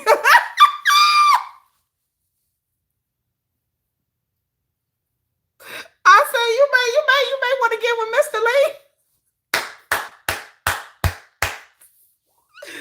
I said, Mr. Lee may be a little bit receptive. Oh, Mr. Lee is fine. Woo. Mr. Lee is fine. I was like, you may try Mr. Lee. Shit. She's like, who's Mr. Lee? I said, he's a security guy. She's like, oh. I'm like, Trying to stop Mr. Lee. Mr. Lee is fine, baby. Woo! Mr. Lee. Oh, Bob P. That's where the money is at. I'm going to tell her. Girl, I'm going to tell her. Wait a minute. I'm going to send her a message. I'll be like, girl, you know what? Who you Bong PD, girl? She going to be like, but she wouldn't find Bong PD attractive. She likes pretty boys. She likes good looking men, not just rich and good looking, but in celebrity. But she only likes good looking men. She's like, she couldn't do Bong PD. He ain't fine. She'd be like, he ain't fine. I need me a fine rich one. I said, oh, okay. So I don't know. Bong PD would, but I was like, girl, he got all the money. Even though, wait a minute, his assets is frozen right now. Never mind. Never mind. His assets is frozen. Ooh. You know, it may not work. P-Dog is married. Did P-Dog marry that girl he was with? P-Dog ain't that cute, though. Bong could introduce him. Yeah, that would be a way in. That would be a way in. I'm going to be like, Bong PD ain't got no woman. You know, he can slide on it. Hey, Bong PD. I know your assets are frozen, but, you know, you can introduce me to Son, the choreographer. I haven't seen the choreographer. I had to see what he looked like. So that's it. Somebody asked me a baited question. What is BTS's future?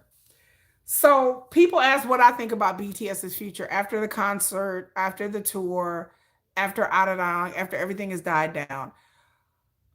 I've said it before that there are many different ways that BTS future could go. I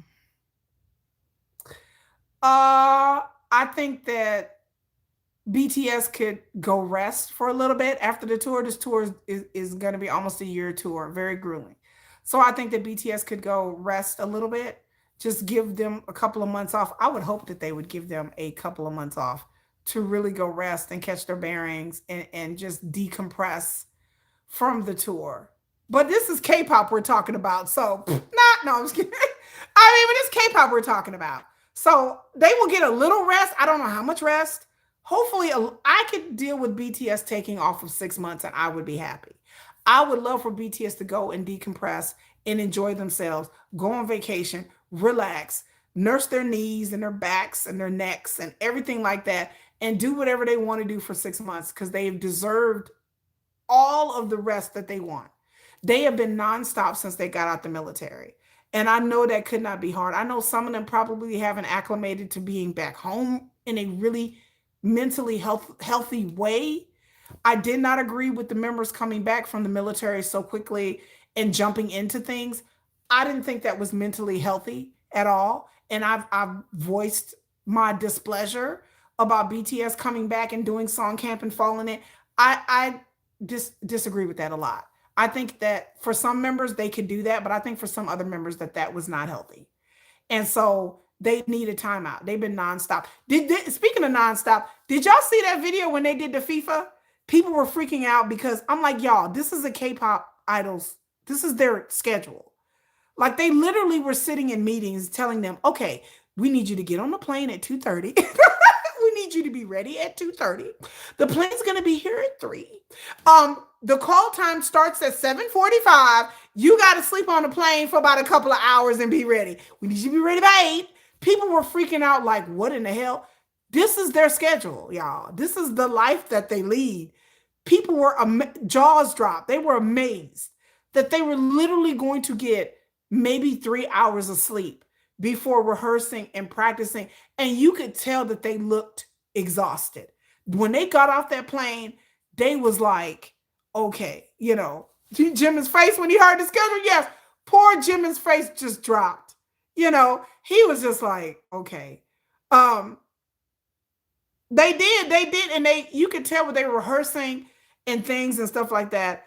And then during the World Cup, people were saying that they didn't have enough energy. Y'all, I couldn't imagine which ones probably didn't have no sleep at all. Oh, you ain't seen the video? Go watch the video. Yeah, J-Hope is like, well, I want to shower. Like, am I not going to be able to shower? Even like, J-Hope is like, I'm going to get off the plane. And he didn't want to smell all like, you know, funky. And they were like, yeah, you might have time to shower. Maybe not. J-Hope was like, I might have time to shower. Like, I can't. I thought just, Like I don't even like. They're like it's fine. It's fine. You know, just wash up in the sink. Wash up in the sink, motherfucker. Just wash up in the sink. Just get your rag out. Get your towel. Get your towel. Get just do that. Just do that. It's on YouTube underneath the YouTube channel Bang Tang TV. Yes. Yeah, bird bath. They up there taking a whore bath. They're up here like that's what they call it, a whore bath. Poor Kim Tae-young wearing the same shirt 3 days in a row. Yes, it's on. Yes, he did. He did. He did, didn't he? He did. Oh my God. I just noticed that. He did. It's on Big Hit and Weverse too. Gemini, thank you, Gemini. It's on Big Hit or Weverse too. Yeah, Weverse posted it too. Right. You just sometimes you just gotta hit the hot spots. The pits, the neck, the chest, the crotch. You just fake. All right, let's go. Like PTA, man.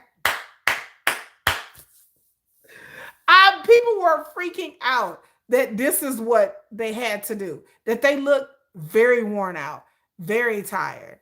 And they still got up there and rehearsed and performed and did what they had to do, bathing or not. I'm sure some of them bathed, some of them probably didn't bathe. Who knows? And then J-Hope looked so cute. Every time they showed J-Hope, he was wearing some kind of fly outfit that with normal people, I'm like, that outfit really.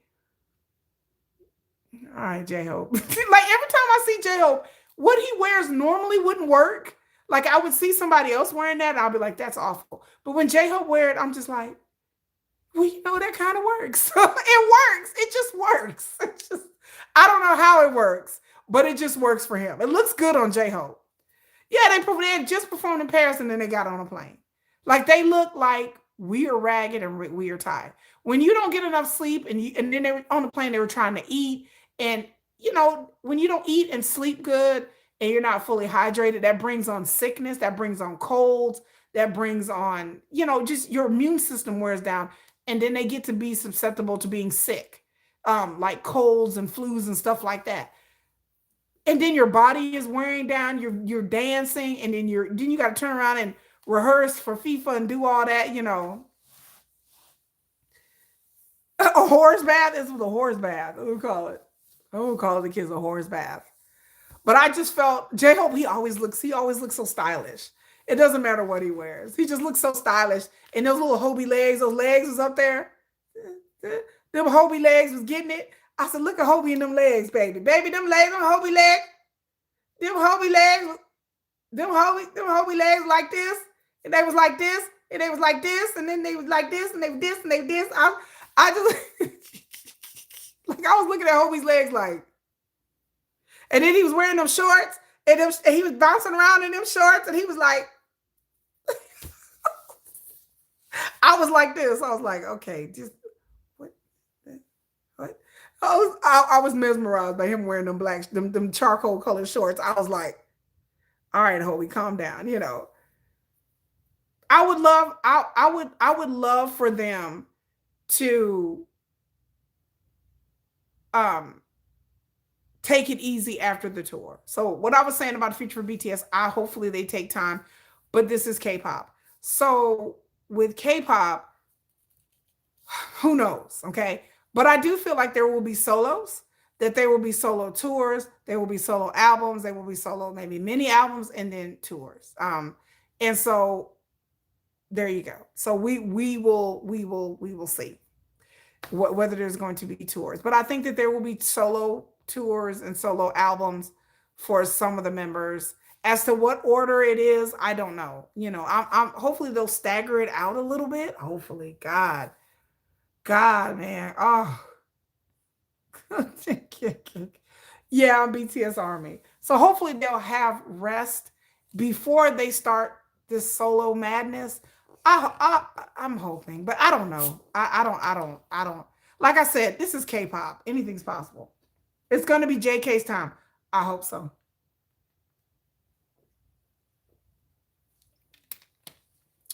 And I tell you right now, my favorite member is Sugar. Sugar is my bias. And I tell you right now, JK go on tour. He come out with a new album. I'm going to scream and fall down. Like I will fall off my high ass bed and I will fall down and I will be there. I will be there for any tour. And my difference from now on, I will try because I had so much fun at the BTS tour. I will try to be at two different locations. I don't care if I have to fly. As long as it's during the summertime, the summer months, I would try to, if they come to Dallas, I will do Dallas and then I would try to do somewhere else. For me with BTS, my biggest regret is that I didn't fly to go see them somewhere else. BTS concert is worth seeing at least 2 or 3 times for me, especially my situation with me being sick. I would have loved to be 100% well, and I feel kind of bad that I was so sick, that I feel like I was missing out on something because I was sick. And I feel like that I feel like I would love to see BTS again, but I don't think I'm going to have the opportunity, but I would love to see them again when I'm well. Girl, them leather pants, girl, I almost died. I almost died in leather pants. I swear to God, if Sugar come back on tour, I will go to multiple sets. But I promise you, if JK, Jimin, any one of them go on tour, I will be going to see them in multiple dates. Because again, for this BTS tour, I just feel so bad. Junie is your bias record. Junie. Ooh. They were saying there would be possibly an encore tour. I hope so, because I want to be in full health to go see this tour. Where are you from? Here, America. I'm doing my second tour stop. Oh my God, for this tour next weekend. Oh my God. I want to go again. And again, like I said, it's nothing I should feel bad about. It's just what it is. But I would love to go see the concert when I'm in full health. I would love to go see them. Yes, I went to the BTS concert. I have a vlog coming out tomorrow morning, and I post shorts and stuff about clips that I have. But I have the whole concert vlog coming out tomorrow. But yes, I went to the BTS last Sunday. But I just feel like I kind of was like depraved of that. That I would. So if they do, I don't. They're talking about an encore tour. Right? Yeah, please don't tell me that, because y'all are making me excited. If I can get an encore tour in another day, I will get tickets. I swear to God, I will go. Yeah. Y'all leave me them leather pants.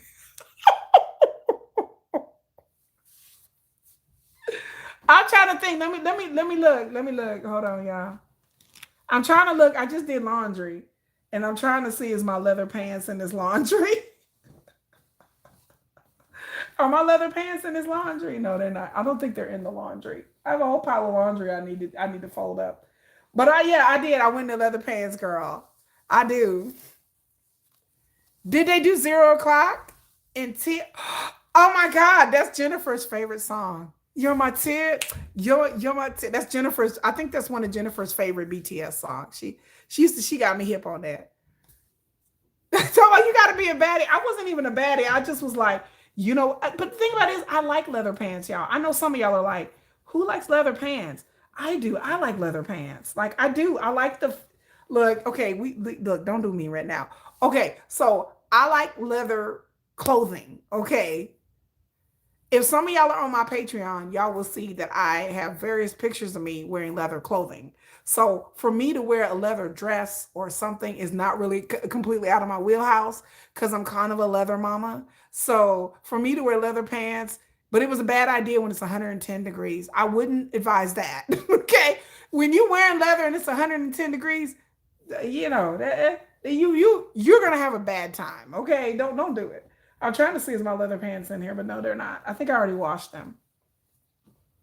Yeah, I did. I had to, because I washed them. I peeled them off like the day that I wore them. But yeah, I mean, I'm a leather person. Like, so your friend was there. Did she cry? She cried, Denise? I don't know why I'm crying.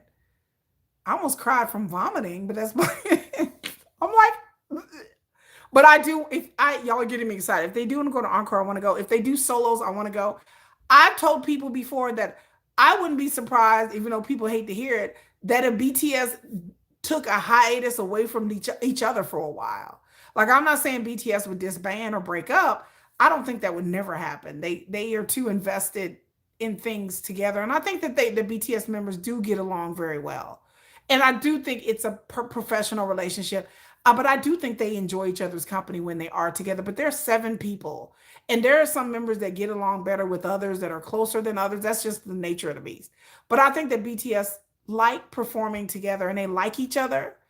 Um, but I wouldn't be surprised if they didn't come out with another album or do another tour maybe in 3 years.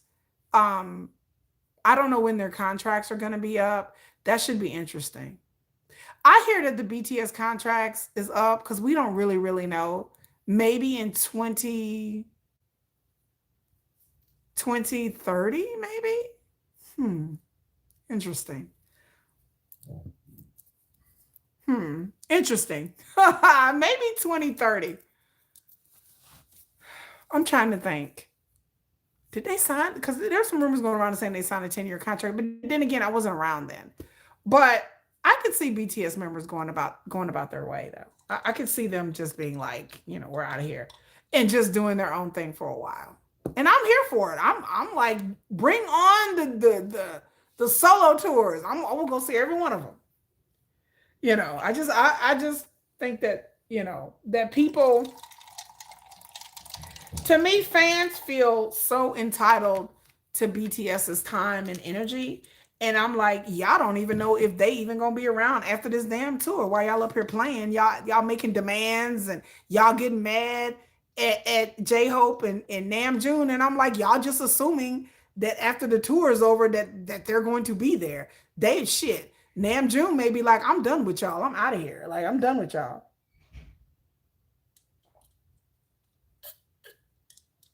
Hopefully they'll be out there sowing their oats and living their life. I do believe I believe some of the members are closer than others, but I do think that they genuinely understand the mission and they get along. Like, I do think that but I just think that there's 7 different people with 7 different lives. I think, that's just how I did. But in the future, I see solos. People are asking, I see solos, albums, solo tours. And I've said it before and I'll say it again. If JK can come out with a fire album, JK, I can see him being nominated for a Grammy. JK, out of everybody in BTS, to me, is the one person that everybody loves. Everybody loves JK. The West loves JK. So JK has a good look for the West. And I think JK is, and JK's not my bias. JK's nephew. He's not my bias. But to see JK in person, I said in my video, it made me look at him a lot different. JK is so special to me. Like, he is a one-of-a-kind talent. And I haven't been there are other people in the industry that feel that way about JK too. They are really excited about JK. There are people I can say that want JK out of the K-pop industry badly. They want JK out of HYBE, out of the K-pop industry, and onto a major. I promise you, if JK would leave HYBE tomorrow, there would be 6 or 7 labels offering him lucrative deals like that. I'm telling y'all, like that. People in the industry told me that there would be, if he would ever get out of his contract and want to do solo work, he could go to any label he wanted to. They really like JK in the West. I've talked about it a lot. They really like JK. They like him. They really do. They like his look. He has a very good look. I was telling somebody in my comment section that the music industry is made for solos and not for groups. They don't like groups in the Western industry. But out of all BTS members, they really love JK. People talk about him. They see him and they love his look. Like, looks matter in the West, but it's aesthetic. It's not really like him being handsome, because he is handsome. The tattoos and the piercings, people like that. They eat that shit up. I tell y'all, they eat that shit up by JK. The tattoos, the piercings, his look is very masculine. People like that. Photographers love it. Calvin Klein loves it. I mean, JK gets all, honey, JK gets all of the deals from what I heard. And JK has turned down deal after deal after deal after deal. He only goes with deals that he feels that he can add something to. But I'm telling you, honey, they throw deals at JK like it ain't nothing. And he has turned down plenty of deals that he ain't feeling it or scheduling issues. If he don't like the brand, he ain't feeling the brand, and JK don't do it. There are so many brands that love him. What he did for Calvin Klein, child, people are like, what? Like the power that the BTS members have, especially Kim Tae-young, especially Jungkook, it is astounding. And people understand that. But the Western brands, I'm telling you, y'all, they talk about JK in hushed tones. I was like, I was scared. They talk about JK as if in reverential hushed tones in the West, that I was just like, that they don't, that I ain't never heard they talk about nobody like that in K-pop in Korea. But they like that JK. They don't even know. They like, what's his name? They like, what's his name? Jungkook, JK. They like, oh, we like him. What's his name? The one with the tattoos. I always hear the one with the tattoos. JK. Yeah, that one. I said, oh God.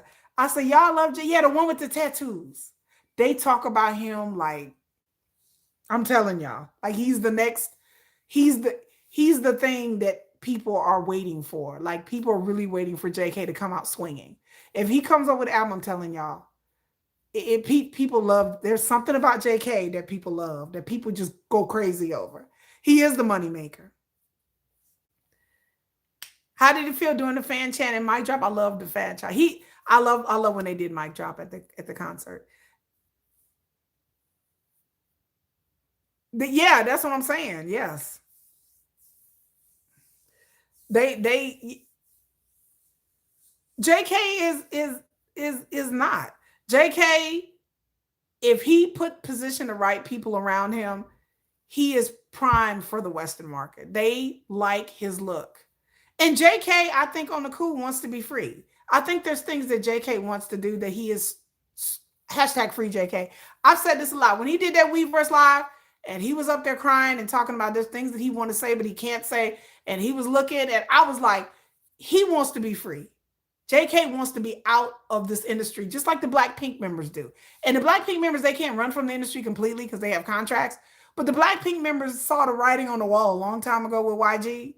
And they do have a problem with YG. But I said it before in my members video that the Blackpink members, the reason why they don't want to be together, it's not like they don't like each other. They don't like the industry. They are like, we can go make money and not do all this shit. We're gonna run. And I think when that Blackpink paved the way in showing artists that you can have deals outside of Korea and sign with and make their own agency. I could see JK creating his own agency like the Blackpink members did. That's what I'm saying. I could see that for his solo work. I think Blackpink, they want out of the system. They want out of the matrix. They just like, we want to shake our ass at a club. We want to be free. We don't want to be beholden to Jenny want to get on stage and be like, give him nothing, Jenny. Give him nothing, Jenny. Give him nothing. Jenny want to get on stage and be like this. Jenny want to hold the mic as a fucking prop. That's what Jenny want to do. She want to hold the mic as a prop. Jenny, get it.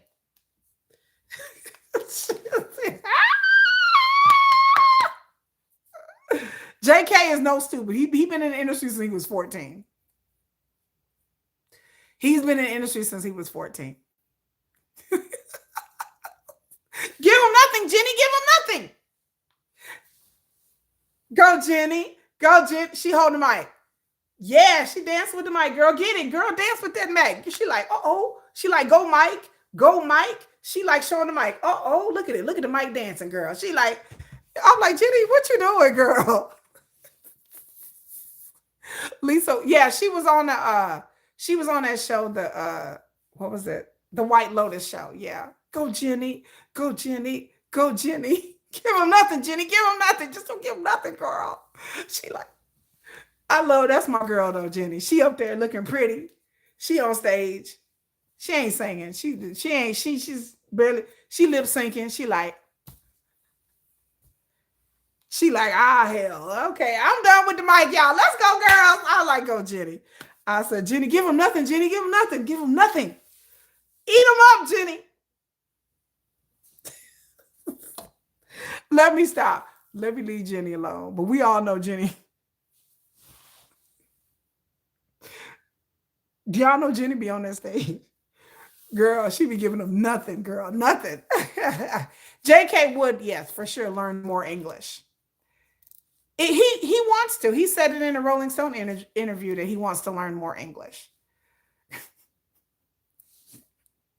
Give him nothing, Jenny. Give him nothing. Let me stop. Let me stop for the Blinks get mad at me and kick me out the club. They like, girl, you know. And then, like I said, I can see JK having his own label, but they would, you know.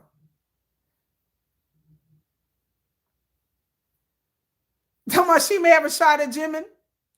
I'll let her know. I'm like, girl, you may try with Jimin. Jimin like, oh, okay. I like, girl, Jimin is gonna be your best bet. She be like, okay, here I come. Yeah, I think JK. Yeah, he said in the Rolling Stone interview that he wants to learn more English so he can communicate. I talked about that in his interview, and I said that what people kind of missed it is that it's not about singing. I think JK wants to communicate. Hello, armies. Hello, you guys. JK's video and editing skills is crazy. He's a very creative. He's golden maknae for a reason. He is very talented. He's a once in a lifetime talent. He is a talent that people understand that doesn't come along very often. You don't get that much skill out of one person. And JK would be better to me to have his own agency, just like the other ones are doing now. To have his own agency to where he can run his career the way he wants to and live his life kind of like the way that he wants to live it, and try to branch out there and learn a little English, get out there and learn that English. I think that once, if they go on a hiatus and they get their break, I think that some of them will do what they like and passionate and maybe learn some more English and pick up some more things. But yes, it's hard to be a non-English speaker in the Western industry. It's hard to communicate and to do it, but it can be done because nobody else has ever really done it. BTS is, and I tell people all the time, like with BTS, what a lot of people don't understand is the things that BTS say and do, we're in uncharted territory. No one in South Korea has done the things that BTS has done. No one has gotten this high. So everything that BTS do, they're going to make mistakes. There's going to be pitfalls. There's going to be pratfalls because no one's ever done it. So when people say, well, BTS can't do this and can't do that, and I'm like, why can't they? Ain't nobody been that high as them. So to them, they have to set the example for whoever's going to come up behind them.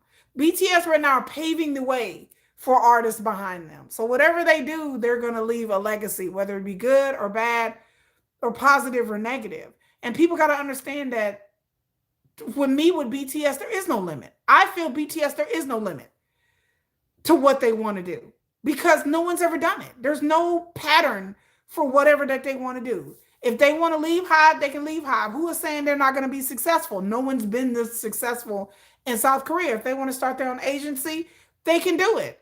No one can say, okay, well, it's not going to work out. Why wouldn't it work out? No one's ever done it. No one's ever spoken another language and broken into the Western industry. You know, if they have the right people around them, I can't say it's going to be successful or not. No one's ever done it. So we're in uncharted territory. I don't know. They just have to see what happens. And if it works, it works. And if it doesn't, regroup or try something else. We are in uncharted territory. There are a lot of things. Like I said, when I talk about idol dating, people are like, well, that can't happen. That can't happen. Why? No one's ever done it. No one's ever tried it. You have to try at least once to see if you're going to fail. If you sit in this mode where, oh, that's not going to work. I don't know. It's not. Why wouldn't it work? Well, no one's ever done it. Okay. Well, just because no one's ever done it don't mean it ain't going to work. You have to try. You have to be like, okay, if it fails, we'll come back and regroup. We'll try something else.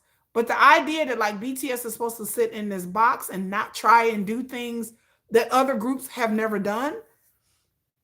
No K-pop group has been this powerful. No foreign act has been this powerful in the history of music. That is a unfathomable thing to think of. Y'all got to think. Nobody has been this successful. No foreign act has been this successful in the music industry ever. So who are BTS supposed to pattern their lives and their careers at? Nobody. They are charting their own. They're charting new territories. So I'm here for the ride, whatever that they want to be. So if BTS decide they want to break up, then I'm with it. If BTS decide they want to, some members want to be on hiatus for years. If Namjoon wants to go and be a monk somewhere and study philosophy and art, I'm gonna be at that art museum, hopefully bumping into Namjoon, just like my dreams say. My dreams have me bumping into Namjoon, so I'm gonna be at the art museum like, hey. Yes, BTS will always be involved with Hybe in some way because they're financially and invested in Hybe. So they will always be there. But for their solo endeavors, they could easily branch out and do whatever or not. But all I know is in order for BTS to get to the next level, they are going to have to leave the K-pop system behind. That the K-pop system, I'm more convinced than ever, is hindering their productivity, their growth as artists and as human beings. They have to leave the K-pop industry and the system behind because it is dehumanizing. And I believe that some members understand how stifling and how crazy it is, and they don't like it. And I think that they're starting. And once you get to see how things, that there are possibilities, BTS has enough power. I've said it before and I'll say it again. I'll beat this dead horse. It behooves me that BTS have so much power and they don't wield that power. If artists had half the power of BTS, it would be a new day. Things would be very different. BTS wields so much power that they don't use it. And they should use their power to their advantage. They should leverage the power that they have. Branding, marketing, money, revenue, socially, BTS wields a lot of power, especially in South Korea. And they don't use it. And it's increasingly in the West. And I was like, y'all should just wield your power. And they should wield their power. But we're dealing with a K-pop system that don't allow them to wield their power. And I get annoyed by it all the time because there are artists that are not as powerful as BTS that for sure wield their power in many different ways. There are artists out there, you will never see a negative article no matter what the fuck they do. There are artists out here doing all kinds of crazy ish and you will never see it. These people, there are artists out here at partying, snorting coke off the belly of an 18-year-old and you will never hear about it ever in your life. Why? They got power. They wield their power with exaction. There are artists and stars out here you will never hear nothing about. Ever. And then one day you'll hear something, you'll be like, they're doing what? And you're like, wait a minute. And then you'll turn out this person got a whole host of secrets and skeletons that ain't nobody ever heard of because they know how to wield their power. They're like, oh, this is not getting out. They out here paying bribes. They got PR teams. They got people scrubbing things off the internet. They suing everybody that even says anything contradictory about them. We ain't saying no names, Brad Pitt.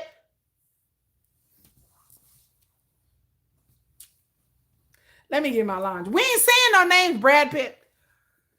That you don't hear, you barely hear a blip about. They out here doing all kinds of strange out here. I can name a whole list of entertainers and stars that are out here doing strange all the time. They just do strange. You like, wait a minute, is that even legal? What are they doing? What? Where are they? What?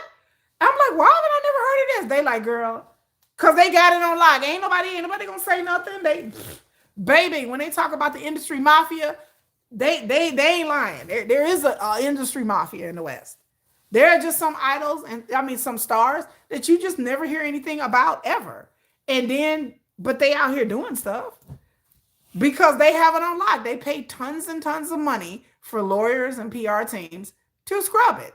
They like, no, that's not going to get. Anytime someone comes out in the light of day, they trying to sue somebody. Like, well, we got to sue you. And again, as somebody who has a degree in journalism and PR, I support that. I believe people should be sued into oblivion. I believe that anytime somebody, I'm like, what you saying? What you saying about my class? Cease and desist. There are literally people that hire people to get on the internet and scrub information about their past, about their families. Y'all think these families You think these famous people ain't got families out here that in jail and trouble, out here doing drinking, horn? Yeah, they do. You'll never know about it though. I ain't saying no names, Brad Pitt. Anyway, we just put out there, all them family out there in Tennessee and Missouri. And, yup, yup. He ain't okay.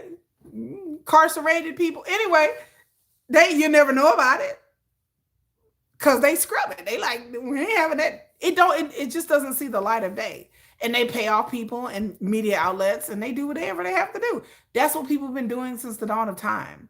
That's what politicians, famous people have been doing. They've been paying off people, burying stories, having people sign NDAs, writing checks. There are artists out here write checks for every chick they with. They like, okay, since I slept with you, okay, what do you want? I need you to sign this NDA and I'll write you a check and there you go about your way. And that's kind of how I know. Why K-pop doesn't move like this, people look at me like I'm crazy. And I was like, but this is what goes on in politics. This is what goes on in other industries. So I'm like, K-pop, why can't y'all fall in line with everybody else, the way the rest of the world works? Because that's how the rest of the world works. The rest of the world is not letting fans tear their artists apart. That's how the rest of the world works. That's just how I go.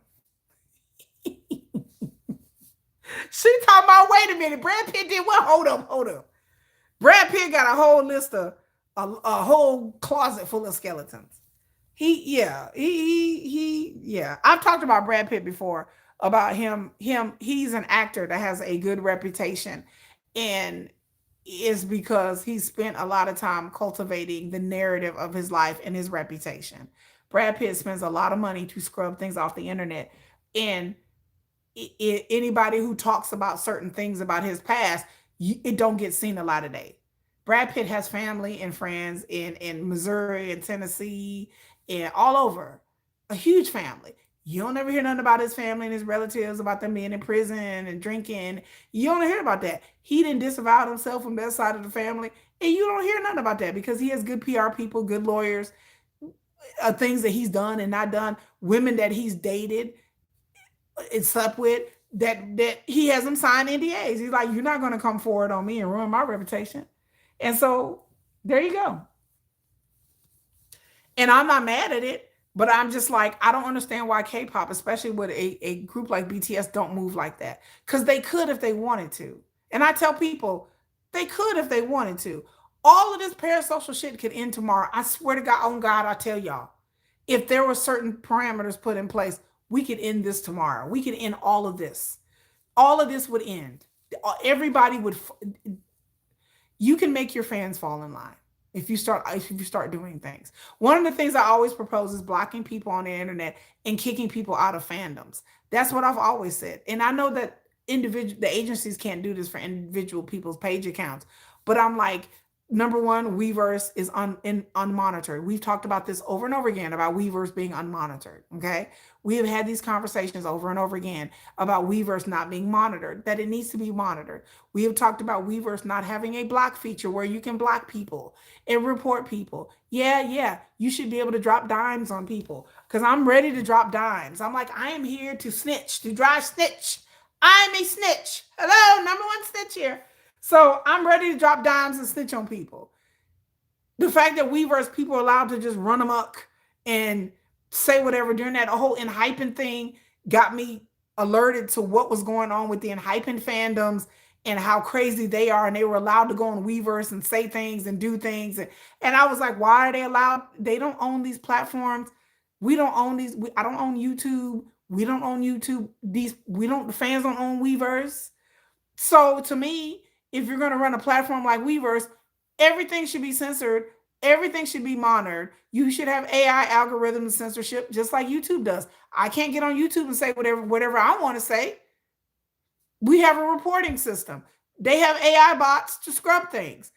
My videos will get dinged if I say certain things or do certain things. It'll get demonetized like that.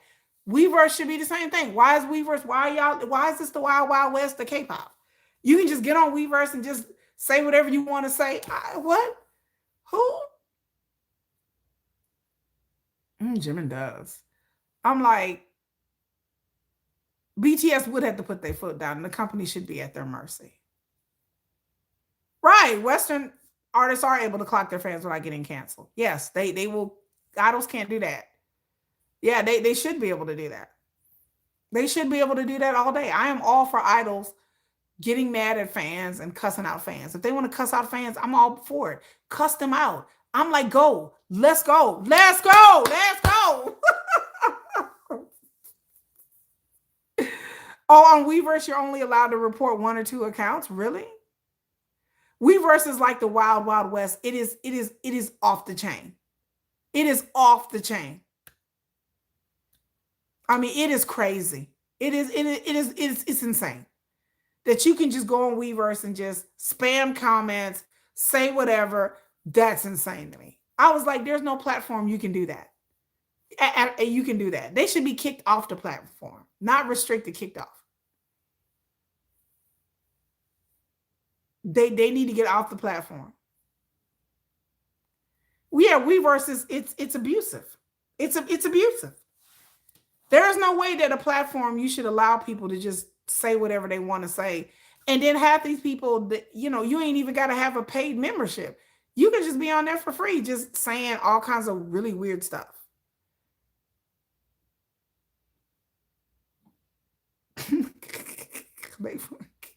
I do. I want them to cuss out the Delulu fans so bad. I just be like, please say something. Joy, you talk about. Oh, the AI translation is so hideous. Every time I read the AI translation, I'm just like, it just be nonsensical. I just be like, what is this? It's not even a sentence. Yes, Stray Kids. I went to their concert. Right, that's what I'm saying. They can't read the comments without people spamming the same thing over and over and over again. Like there have been people really trying to like ask questions and say hi and we appreciate you and put normal stuff. And then you have people just spamming the same stuff over and over again. I'm just like, why? When I got on Weverse, I was like, what is the point of this? I use Weverse just to watch their live streams and watch their videos, and that's it. I don't look at the comments.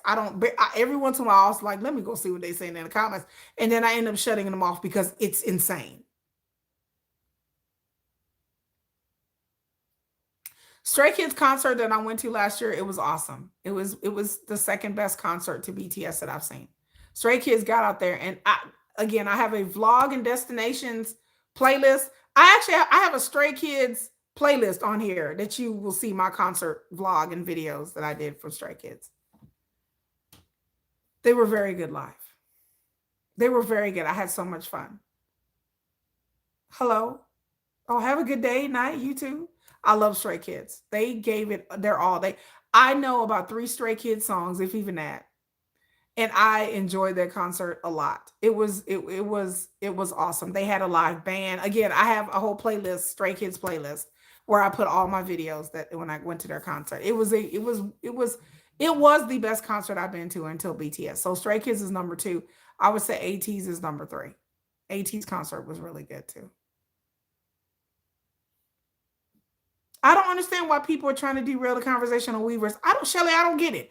I've asked people, please help me understand. Maybe because I ain't been around for very long, but I'm like, why do y'all spam the most crazy nonsensical ish in the comments that don't make no sense?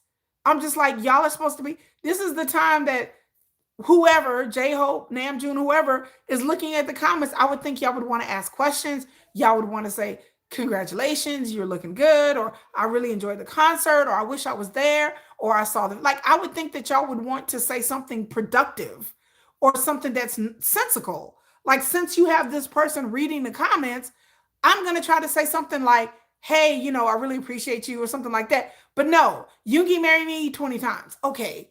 Spam emojis 20 times. What? Like, why would y'all? Then, could you speak in English? Could you speak in French? Could you speak in Hindi? Could you say this? Could you say that? I'm like, what is wrong with y'all? Like, what? I'm like, I feel like it's a bunch of crazy people that's in a mental asylum that decided to be on the comment. I'm like, are y'all crazy? Like, what? I'm like, what does this even mean? Like, what? Okay, good night, Lisa. Thank you for being here.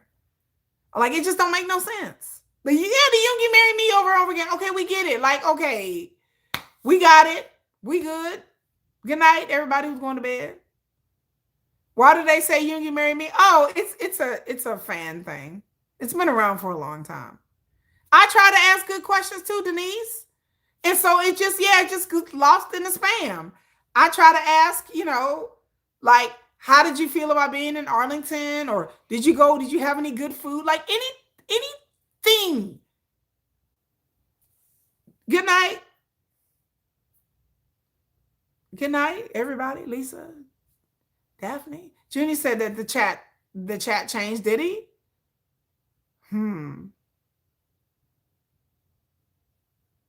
Someone said start a live stream while taking a shower. What? Get in the shower. Like what? Like I don't think that he's go. Could you get in the shower? Like what? No, I'm not gonna get in the shower on the live stream.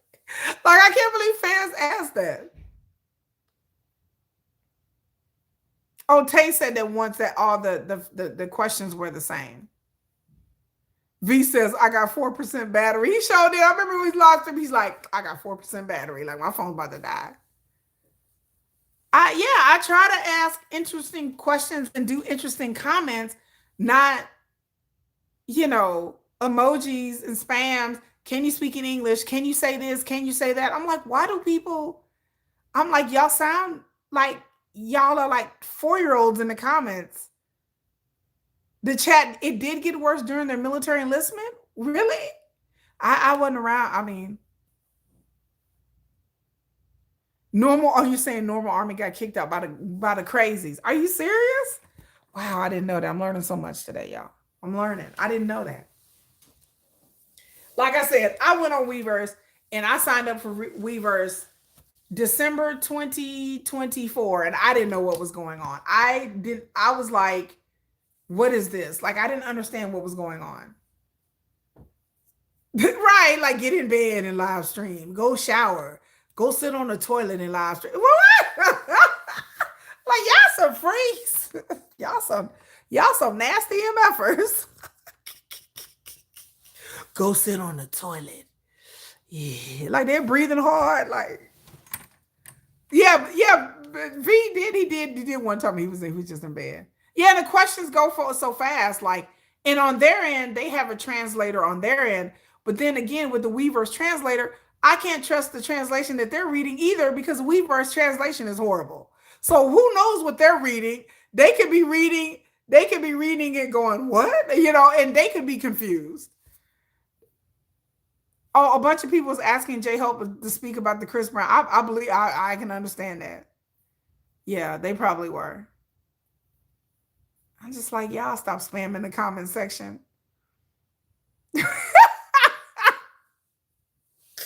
Go poop on a table. Like, what? Like, I'll be like, excuse me. Wait a minute, man. I'll be like, hold on, wait a minute. Y'all tripping. Oh my God. God. Oh my God. Like it had me laughing. Hello, Sarah, go poop on a table, bitch. I'll be like, I'll be like, look, this is Weverse, not OnlyFans, okay?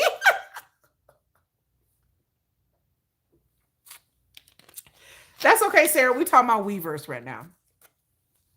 We're talking about why people be in the comment and spamming on Weverse and that Weverse needs to have monitors because people are just saying whatever they want to say in the comment section. I'm like, you're right. I'm like, this is Weverse, y'all. Like this ain't OF. Like y'all, like ooh, like y'all, we are like go get a OF for that, y'all. Like I don't even. Oh Lord, I'm just like, if you that freaky with it, like, like I don't think BTS members are gonna start their OF. You in 22 communities, let's see. In Weverse, I'm in 1, 2, 3, 4. I'm in 5.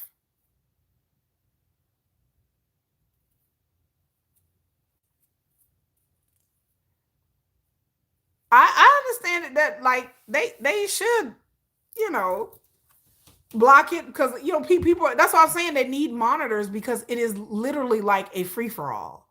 And I'm just like, why is this allowed? Why are there not any monitors or algorithms or something or filters to block that out? I'm like, surely y'all can add some filters to Weverse to where they can block certain keywords, just like they do on YouTube. They do. The question look like don't even do 13-year-olds. My daughter is 12. And my daughter's like, I don't even act like that. You know. So I don't know. I don't know. Is it a bunch of 12-year-olds? I don't know. It's just weird. Oh, there's too many little kids on there. Oh yeah, 30-year-olds who act like 13-year-olds. There you go. I don't know what the demographics are. Weverse. I haven't looked it up. Maybe I need to do some research and look that up. I don't know. But Weverse is a cesspool. That's why I don't look at the comments. I just go on there and like do it in the rewatch, and I will go back and watch it. Even though, and then I will have it translated because I can screenshot it and have it, and I can screen capture and have it. You know. And again, that's just crazy. About as many kids that go to the concerts. I didn't see that many when I went to concert in Arlington. I don't know about anybody else. This is another question I had. Somebody was asking me that when I went to the concert in Arlington, did I see many kids? When I went to Arlington, there was not that many kids there. The kids that were there, their parents were obviously to me armies. Like whenever I go to a concert, I look around in the crowd very heavily. Like before the show starts, I look at try to see the people I see. When in Arlington, there was not that many little kids. And again, the little kids that were there is because they parents probably couldn't get babysitters. Like I'm assuming that that's the reason why they had their little kids.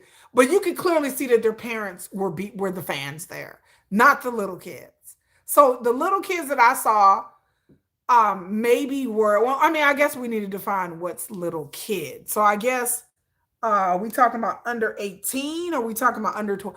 Okay, let me start. Under 12 and 13 at Arlington, I probably literally saw 10 kids in the whole place, especially in my section. There was not many little kids, like under the age of 10 or 12, not that many. It wasn't that many. Then if you get to like 12 or 13 to 18, there was a smattering of them. But again, some of them were with their parents, and their parents seemed to be more enthusiastic than the kids were. I did not see a lot of teenagers. Most of the fans in Arlington at my concert were probably in their 20s to 30s. And then there was a smattering of other fans that were probably in their 30s to 40s. And then there was the old people like me that were over 50. So, yeah. And then Jennifer's like, guess what, Kiki? You're almost Silver Army. I said, look, okay, just don't do me right now. Don't come back to that. We'll come back to that. But I did not see a bunch of little kids. I didn't know Ari. Oh yeah, somebody told me the other day that Ariana Grande is on Weverse, but she never posts on that though. But yeah, somebody told me that the other day, and I was like, is she? And I looked it up, and I was like, so Weverse use an algorithm where they can generally identify the ages or age groups of their users. Well, they need to use it and start kicking these people off. I am all for purging and thinning the herd. Like when armies were talking about that they were going to leave the fandom, I was like, where is my purge mask at and my baseball bat? Because I am like, let the purge begin. I was like, this is a brand new day. I'm like, you promise to leave the fandom? You promise? You pinky swear? You solemnly swear to leave the fandom? I'm like, are you serious? Swear to me. Swear to me. Me and Jennifer were like, girl, they said they're gonna leave the fandom. Are they really gonna leave? Pinky swear. Swear to me. Swear to me. I will show up. No, you promised you was leaving the fandom. You ain't left yet? Why aren't you gone? Like, I want people to leave the fandom. I'm like, please, you swear? Is that a promise? Like, can I get an NDA on it? I'm like, hold on, I want you to sign something. Give me a minute. Okay, you said you're leaving the fandom. Let me just cue this up for a second. I need you to go ahead and sign this real quick. I need you to say that you're leaving the fandom. I need you to not come back. I need you to please not fucking come back. Don't come back. I want people. I was like, do I need to get my purge mask and my baseball bat? I'm ready. I'm ready to cosplay. I'm ready to purge them. I was like, we got to purge them like the movie The Purge. Like, this sounds like a good time to me. Yeah, yeah, because she was in a business relationship. Yeah. Right, take him to the train station. I was like, y'all promise y'all not coming back? You swear? I don't know why anybody, and then people was getting mad at me because I was like, I hope they leave the fandom. I'm like, why would I not want them to leave the fandom? Hello, Maritza Lopez. Unfortunately, a lot of multi-stands. Okay, good. They can multi-stand on down the road. Ease on down the road. Yeah, ease on down, out the road. I was like, I'll sing you out. You want me to sing you out? Ease on down the road. Don't carry nothing but your feet alone. Ease on down. I get the whiz on it. I be like, we can do the whole whiz. We can do from the beginning. When I think of home, I think of a place where there's love overflowing. We can get Diana Ross. We whatever version of the Wiz you want me to sing. I will do the whole ass musical if you will ease on down up the MFing road up out of here. I love the Wiz too. Oh God, yeah, there are a lot of fake armies. Like, yeah, they not real. I'm like, y'all promise y'all gonna leave, but then they don't leave. And I'm just like, I'm disappointed. I'm disappointed that they what?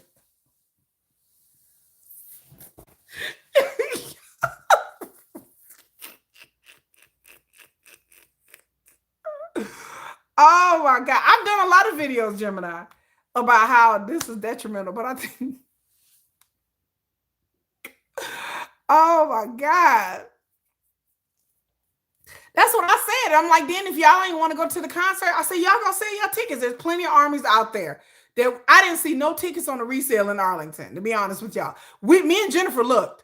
These people talking about, oh, I don't want to go to the concert. I want to sell my ticket. I go, you promise?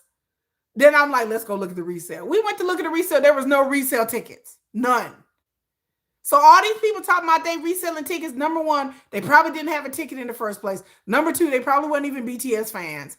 And number three, they're liars. I don't trust anything that K-pop fans on social media. They're liars. They're effing dirty liars. They're stinking, delulu, dirty liars.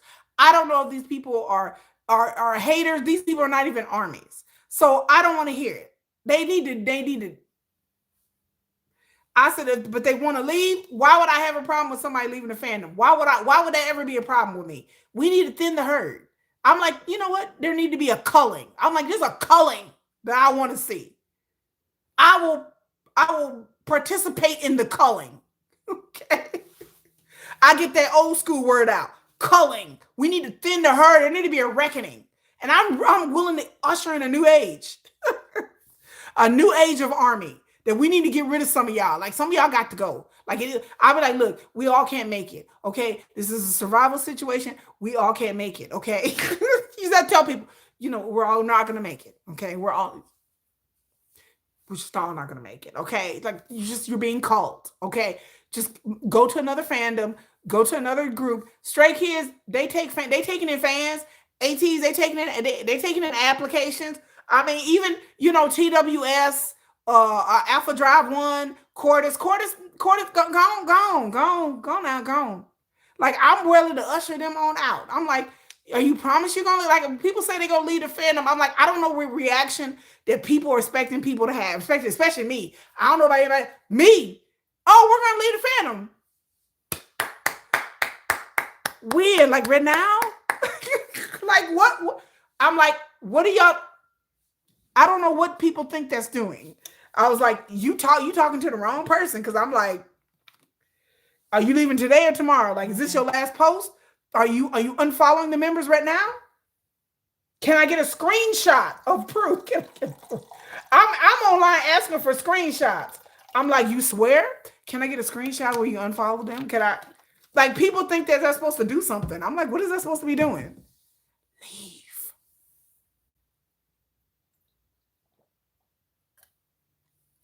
Hello, Leah.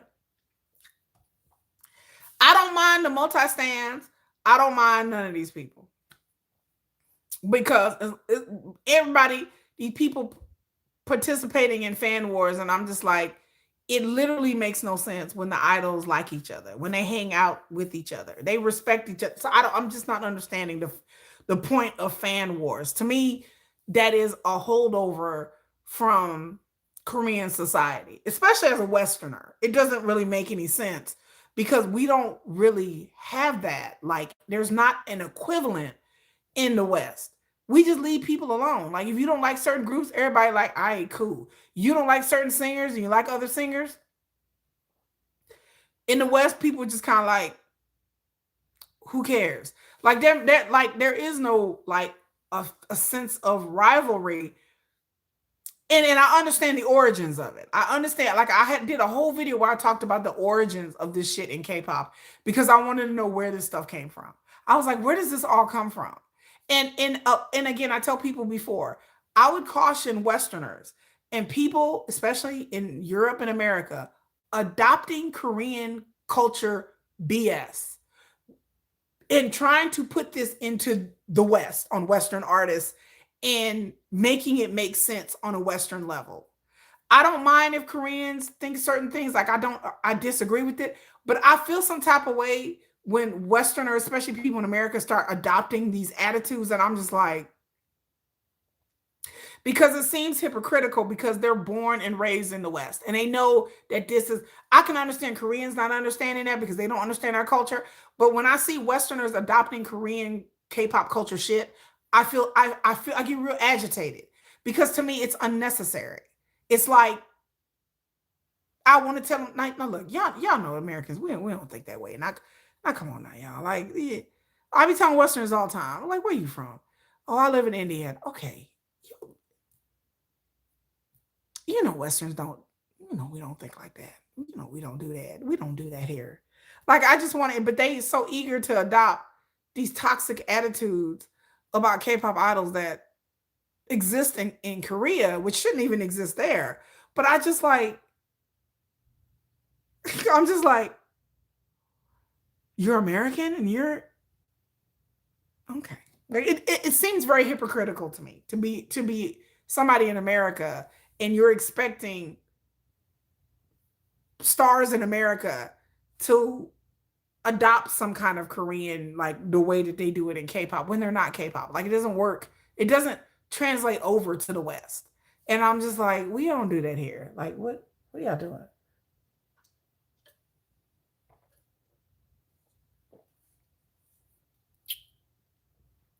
I just don't understand,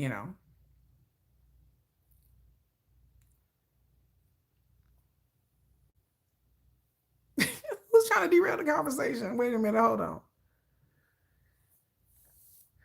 Wait a minute. Flower Pop says a combination of J-pop industry and the Korean acting industry help contribute to this current K-pop behavior along with hardcore sasaengs. Speaking of sasaengs, let me get my tinfoil hat on. Hold on. I know it's not tinfoil, it's just my. Okay, we need something else. Somebody asked me, what do you think about Judy, the NCT sasaeng? I've been looking into this for the past couple of days. I did a couple of posts talking about Judy Hong, who is the American NCT sasaeng that's been a sasaeng known in these streets since 2018. I have a whole post coming up, I believe it's going to be tomorrow, where there's a bunch of pictures of her. Yes, there is a sasaeng by the name of Judy. She lives in America. She has been an NCT sasaeng since 2018. Okay. Everybody in NCT fandom has pretty much heard of her. There is pictures that I'm posting tomorrow on my post on my YouTube channel of her social media and pictures of her. She broke into a NCT member's hotel in 2023. She is at it again where NCT, I believe that they were in the United States and California, and you could see her in the background peeking behind a damn tree. So it is like they're taking promotional photos of the NCT members, and then behind the tree, you behind the tree, bitch. Judy like this.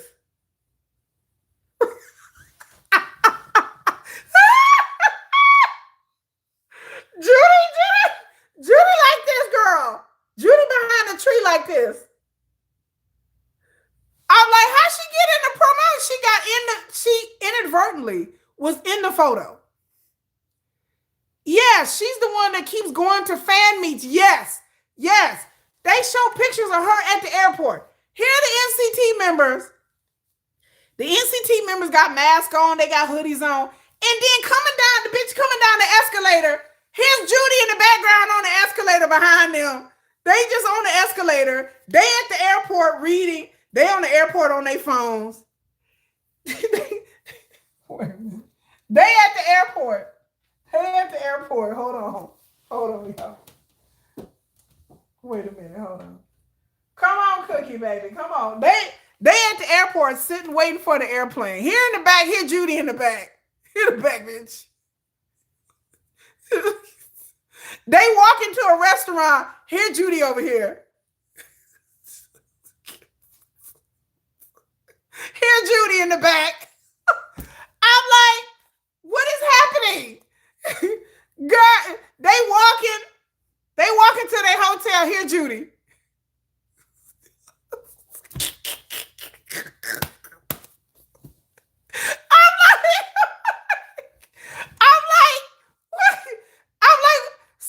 People been screenshotting. I'm like, Judy, what's she doing? I'm like, what? Exactly. I don't know what job Judy has, but she has been to fan meets. She has followed them in She broke into their hotel, y'all.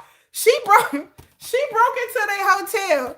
Here Judy in the hotel, right? She broke into the hotel. Here Judy laying on the bed. Judy in the bed at the hotel, like. I'm like, she laying in the bed. I'm like, is she laying in the bed? Girl, what she in the bed?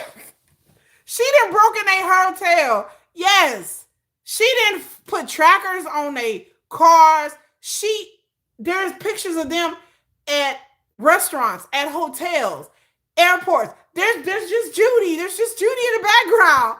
She just over here like, I'm like, is that her in the background? She peeking behind a tree. She like, oops, motherfucker, oops.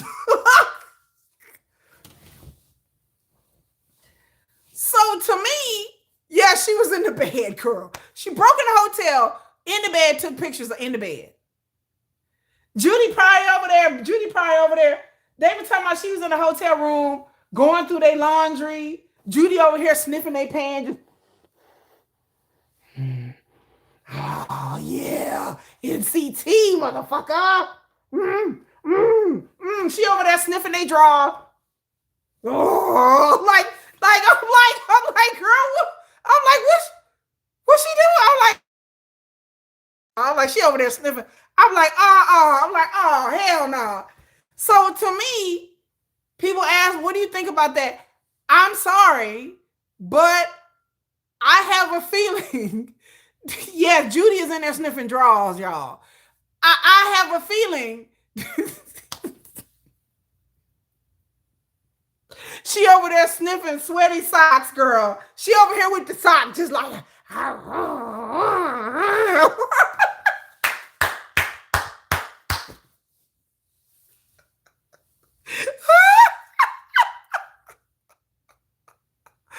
Right.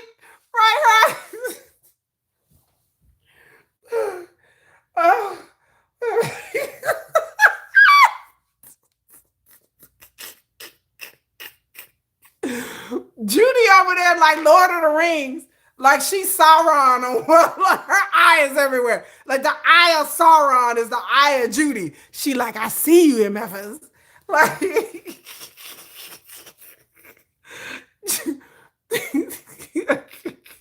so again, people ask me, what do you think about that? I think that there is something up with this situation. I think that there's something up. I don't care what anybody say.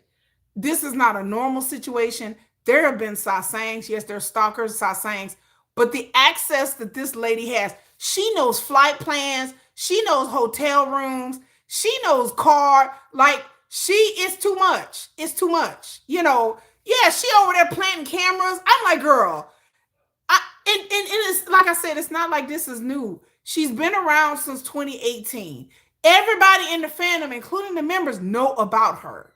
So again, the question I get is, do you think this is a setup? And I'm telling y'all, I think so. I think that something is going on. And I don't know anything. I don't know anybody who's working at SM, but I think that there's something going on. That the fact that how she go, like, her breaking in the hotel room, I need somebody to come tell me. Let me tell you. I tell y'all before, I worked in hotels for 8 years. I worked on corporate levels. I had to approve requisitions and access to dignitaries, famous people, and all kinds of things. I'm like, how did she break in a hotel room? I'm not saying it's not possible, but I'm just like, did she get the key card? How did she get the key card? How did she break into the hotel room? Like, what hotel is this? I have questions. Like, I will go and ask people. If it's a certain brand of hotel, I can go and ask people. I'm like, look, how did she get into? But this happened years ago, so it was 2023. So I don't know. They probably have a different staff by now. But I'm dumbfounded as to how this person is on elevators, how she is taking pictures on social media. She's at ski resorts with them in the background, not during promotions, but during the members' downtime. She was at a ski resort where one of the members was at. How did she know he was at a ski resort? And they haven't sued her, and they haven't. The only thing SM has done recently, they released a statement saying that if anybody get caught, it was a generic statement. If anybody get caught, blah, blah, blah, blah, blah, we're going to pursue. I was like, that's a real generic statement. That's a real generic statement. So they released some generic statement recently because she was caught out, sneaking, peeking behind a tree during promotional photos and shit. And they just released some generic statement. And I'm like, that's SM. That's all y'all do. Y'all just released this generic statement and that's it. And then people was telling me that SM had been known to sell the artist information to the public. As quiet as it's kept. People's telling me that SM have known to sell information to sasaengs, to people who run fan pages, and to the public. And that the staff has done it. Is JK Stalker going to jail? Y'all know JK Stalker got deported. She didn't go to jail. She got deported back to her country, and she was told, don't do that, girl. Don't do that. You stop it, girl. She'll be back. She gonna save up. She gonna save up her money. She'll be back. And then, wait a minute, hold on. Which JK Stalker? JK got about 4 or 5 older ladies, international fans that have stalked him. Yeah, she got deported. That's it. But you can't tell me that Judy, first of all, how she get all this money to be here, there, and everywhere?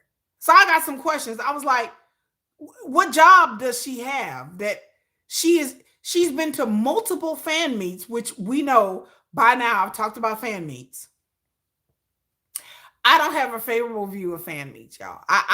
Somebody dropped dimes on the fan meets, and I've talked about fan meets before. There's somebody who works for a company and staff have told me months ago how fan meets really work, and I'm like, wait a minute, what? I like, wait, huh? How people get into fan meets and people get known and certain people get picked all the time. I've even heard about people's girlfriends being led into fan meets. People's jump offs, people's girlfriends, people that they're sleeping with. So what somebody said to me, somebody told me in the comment section, they was like, how we know one of them ain't sleeping with her? I said, I don't know. I seen video of her at the fan meet, and I'm watching this fan meet, and I'm like, huh. I said, okay. Like, again, I watch fan meet footage.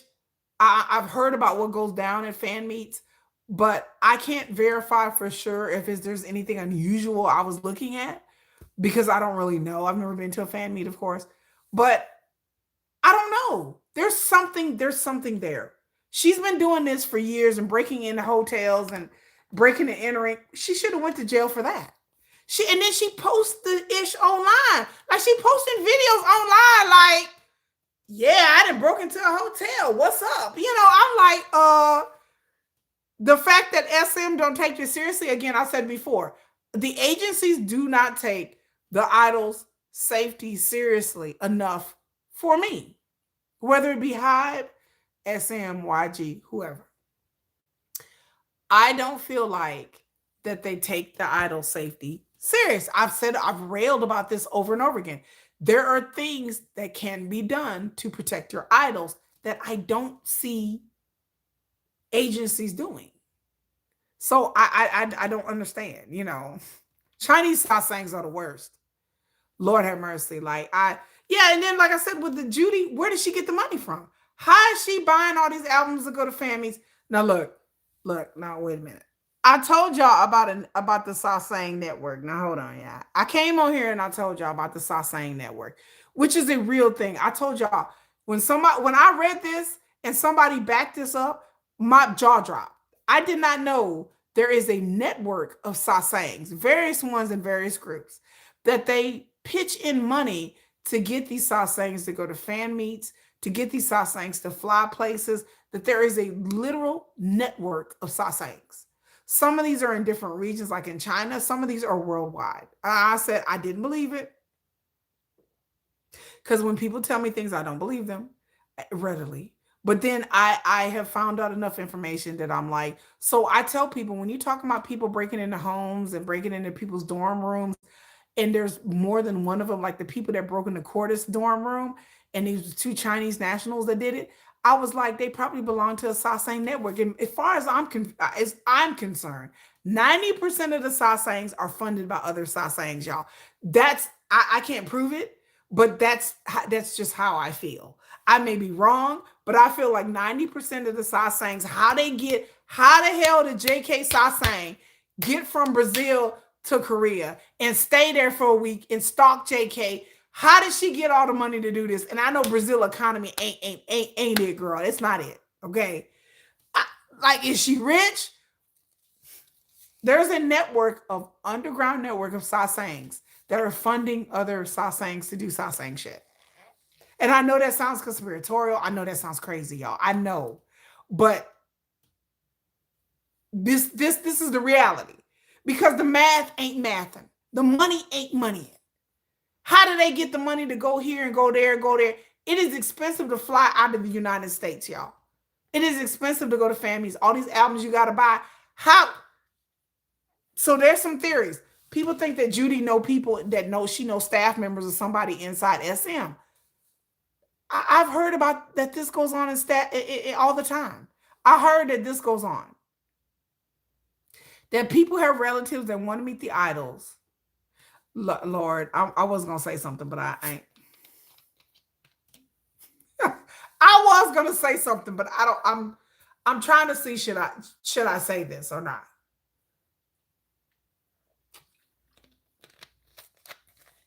Let me think. Let me think for a minute. Should I say this? Because this is okay. What I'm about to tell y'all is alleged. What I'm about to tell y'all, because again, I had somebody who works for staff that had me put me on game. One of the things I heard about that goes with fan meets is that,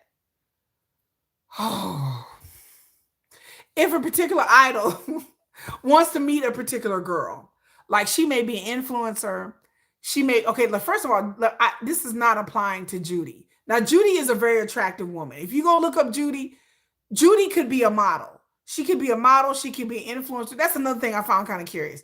That these chicks who actually look good, I'm like, I give a side eye to because Judy is pretty. So Judy is a good looking lady, okay?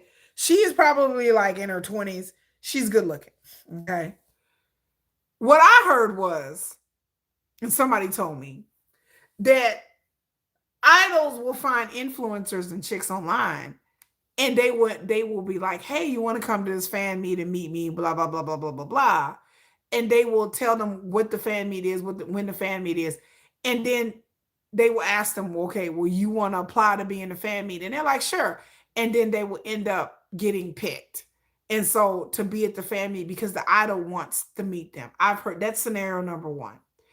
I've also heard about people dating girls, and these girls want to go to the fan meet, and they will let them in the fan meet that way. The staff will inadvertently pick them to be at a fan meet or whatever. I've heard both of those scenarios. So, but I'm the also person that somebody told me, which I don't believe, and I know I have not said who the person's name is, but y'all, I have heard of idols sleeping with girls from fan meets. I have heard that over and over again. I have heard that so much that I still don't believe it. I told my friend, I said, I don't believe it. But this person tells me that they are convinced. They know. They're not convinced. They know that idols have met girls and DM girls and slept with girls from fan meets. And I told y'all before, I never believed it. And then somebody told me an incident in the story, and I was like, so there is a legendary group that notoriously was known for sleeping with fans. I've told y'all this before many times on the live stream. I say, I'll let y'all figure that out. But there is a legendary group that I heard that would sleep with fans. And they are not the only ones from fan meets. They would exchange numbers with them. They would tell staff on the cool, okay, that one out there, let her know I want to talk to her or whatever, or they'll get their cacao or their social media.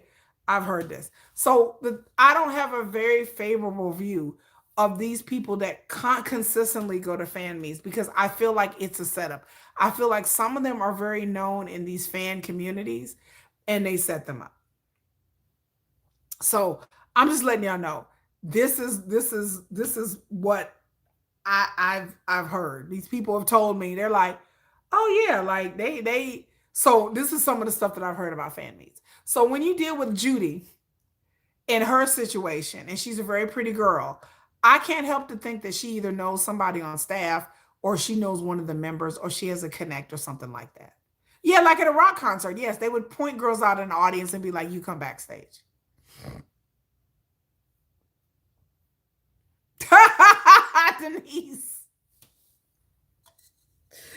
Denise over here dropping dimes, okay? She's dropping dimes on people. Denise is over here dropping down. We're talking about fan meets. We're talking about Judy from NCT, who's a notorious Sasang from NCT. That's what we're talking about. That's what we're talking about. I do love, I appreciate BTS. There's BTS right here.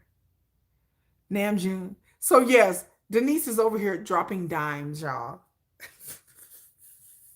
I'm not gonna say anything. You know, I'm not gonna say anything. Denise is like, I've been a fan for 12 years of K-pop. I've been around a few times. But yes, so this Judy situation, again, has me suspicious because how she has access to going to a ski resort where an NCT member was on his downtime. J-Hope. Yeah, J-Hope. Yeah. Yeah. Yeah, J-Hope. But yeah, so I am suspicious of people like this who are quote unquote sasangs and breaking in quote unquote hotel rooms. And I'm just sitting there going, do they have access? That's the question I want to put to people. Because it seems suspicious to me that this person's been doing illegal stuff and she hasn't been arrested.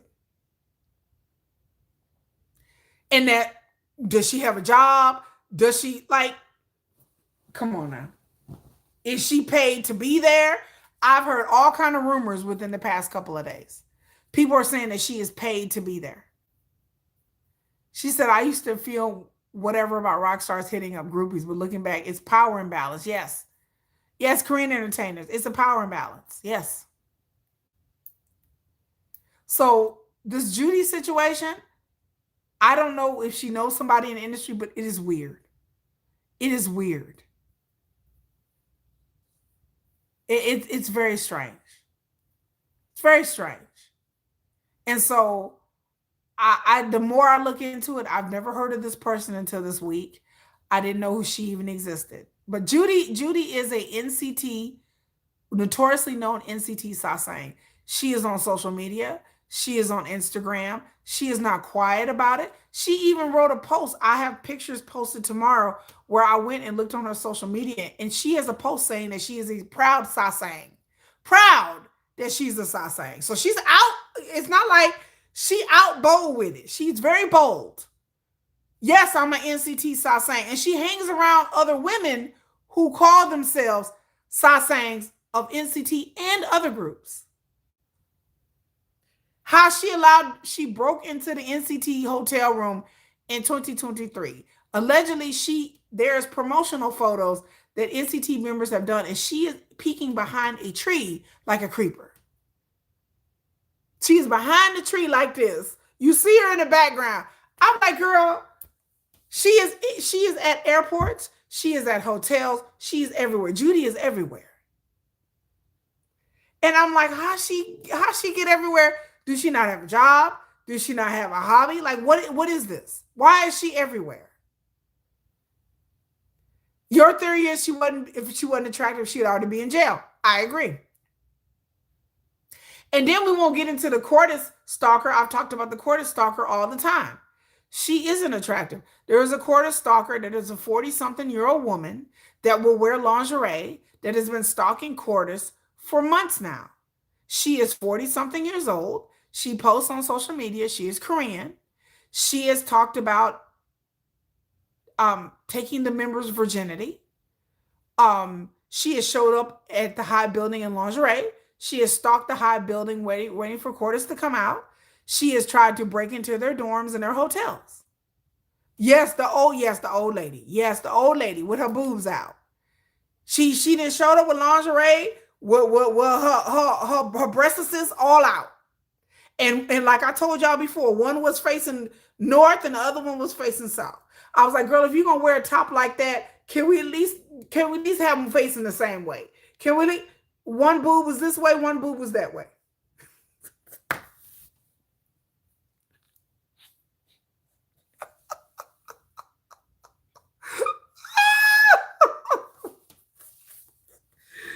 That lady, that the Cordis stalker, she has not gotten arrested.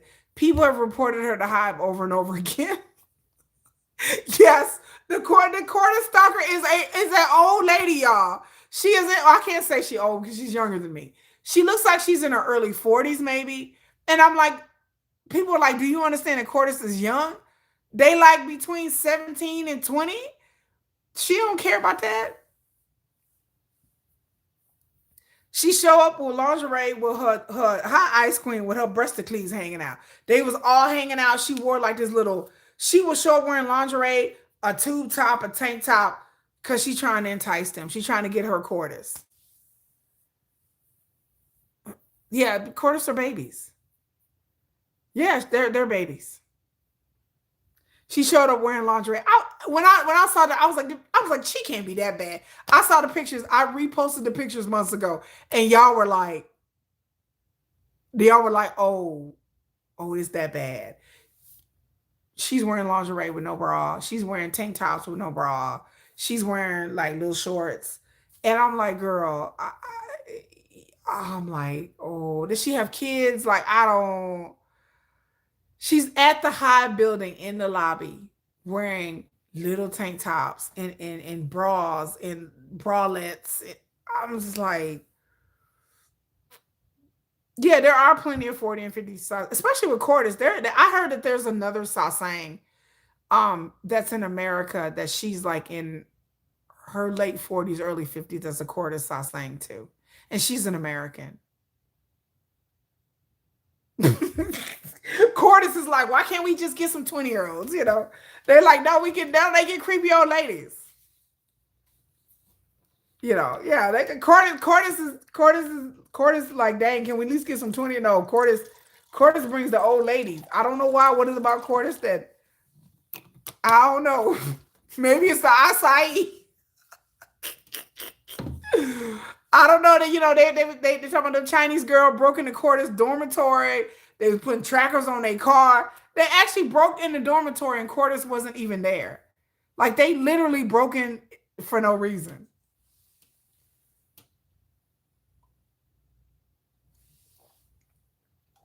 The Chinese stalkers broke into quarters dormitory. They told me they want some acai. They like, I just want the acai. Let me stop. They was trying to get that acai. They were trying to, they was in there with their laundry and their packages. And I'm like, okay. They just wanted the acai. Here's a side note. I put on my post on my YouTube that J Hope was actually a Hutchins Barbecue in McKinney. Hutchins Barbecue in McKinney is a great barbecue place. So I'm gonna try to go there tomorrow, you guys. And I'm gonna take a pictures of me. I'm gonna try to find the table that Hobie was at because I want to release my inner thing. And I'm gonna sit at the table that Hobie was at. I'm gonna try to find the table and I'm gonna sit at the table that Hobie was at. And I'll be like, Hobie touched the table and they ate here. So I'm gonna go to Hutchins. I didn't know that Hobie they were at Hutchins Barbecue. So I'm gonna have my own sausage moment tomorrow. I was like, oh my God, I gotta go. So Hutchins Barbecue has been flooded with customers. Like they have had a bunch of people. And so I'm gonna try to go tomorrow, like during the daytime when it's not as busy. And I'm gonna try to sit at the same table that Hobie sat at. Like he loved that place. He loved the Hutchins Barbecue is good. That's not too saying. Okay, all right, all right. I'm just letting y'all know. If y'all see me in picture, I'll be like, ah. Let's see. I'm still going through my questions. Any other questions? Let's see. Question number, I don't know what we're on. Being a content creator and thoughts. So people have asked me about being a content creator. Y'all, if you don't know, YouTube is about to change their algorithms and they are about to change how they monetize. And I'm already monetized, so that's fine. But people have asked me, like, how do I feel about being a content creator? Because I started out as just a casual fan. Being a content creator is different than being a fan of K-pop. I get to interact with people, of course. I get to see things and hear things in comment sections that other people sometimes may not be exposed to. So being a content creator is a lot different than me just being a fan. So sometimes you guys don't understand what's going on. Y'all got to understand my channel is heavily censored. It's heavily censored. You see it in my comment section. You will see it on my live stream. I have messages that are held for review. Like there's certain keywords you can't. My channel is probably one of the most heavily censored K-pop channels that are out there because a lot of times these K-pop content creators want the engagement. YouTube is not my job. YouTube is a hobby. It's something that I do for fun and I try to keep it fun. It's something that I find interesting. So my channel, there's certain keywords that are blocked. There's certain phrases that are blocked on my live streams and in my comment sections. I have comments that if they say certain phrases, that the comment will get held and it won't be published. So if you make a comment and you don't see it, it's nothing personal. It's just kind of like how my channel is very heavily censored. And the reason why my channel is heavily censored, and I talk about it in my video about my Army anniversary, is because I try to foster an environment that is Delulu free and that is not a free for all. I don't want my channel to become like Weverse or other people's channels where people are yelling at each other and cussing each other out in the comment section. I don't want that. So my channel is very heavily monitored and censored. And so comments get held that I see that you guys don't ever see. So sometimes I go off on things and y'all are like, girl, what you talking about? It's because there are comments that are being held that I see that you guys don't see. So I tell people all the time, there are things that you guys don't see that goes on in my channel. There are things that people say to me that is so horrible that it gets held and I just delete it. There are people that I have to hide on my channel literally every week because they come in here and they want to abuse you guys or me, and I'm not going to let them abuse you guys. So I have to stop it, nip it in the bud. So being a content creator, as my channel is almost up to 6,000 subscribers, and we're going to talk about that. It is humbling to have almost 6,000 subscribers. Consistently, my channel has grown, and it is very enlightening and humbling. But it's also challenging for me because as I try to push back the Delulu horde, I do my best. That I might have to recruit help as my channel becomes bigger. But I appreciate everybody being here. We have a very civil, very kind subscriber and viewers and people that come and comment here. I really appreciate y'all. But my thoughts on being a content creator is as time has gone on, it is becoming more challenging for me to hold back the Delulu horde, especially when things came up with the Chris Brown um J-Hope thing. Then my channel got flooded with a bunch of people, and a bunch of people who I have to systematically go and call them out because they were not armies, because I go and look at their profiles and realize that they are not armies. So I'm just letting you guys know, people, my thoughts of being a content creator. Again, I didn't start out becoming a YouTuber. Okay. I have a job, I have a career. This is a hobby. This is fun.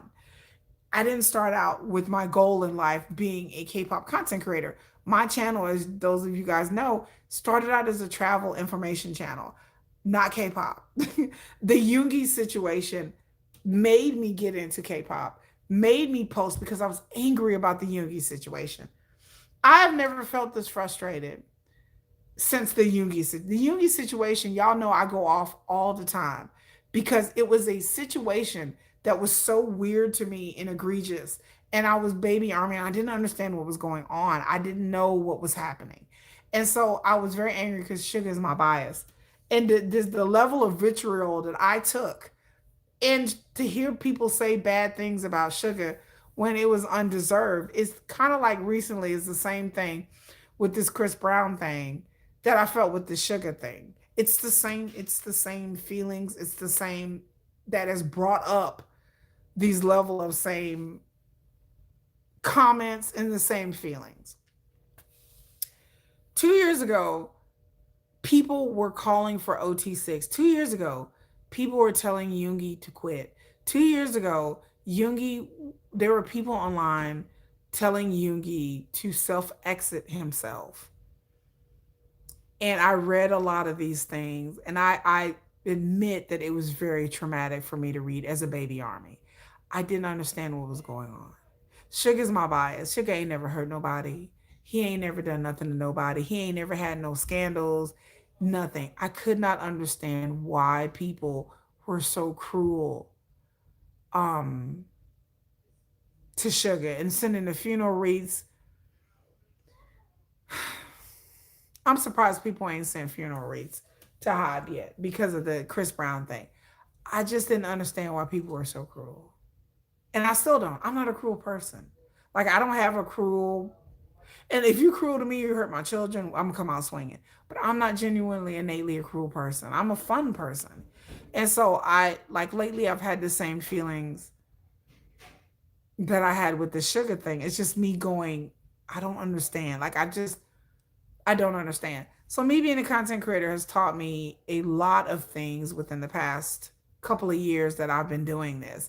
And I haven't been doing this very long, but I'm always like backpedaling and like asking myself, okay, why am I doing this? Sometimes I have to be like, okay, why are we doing this? Like, why are we?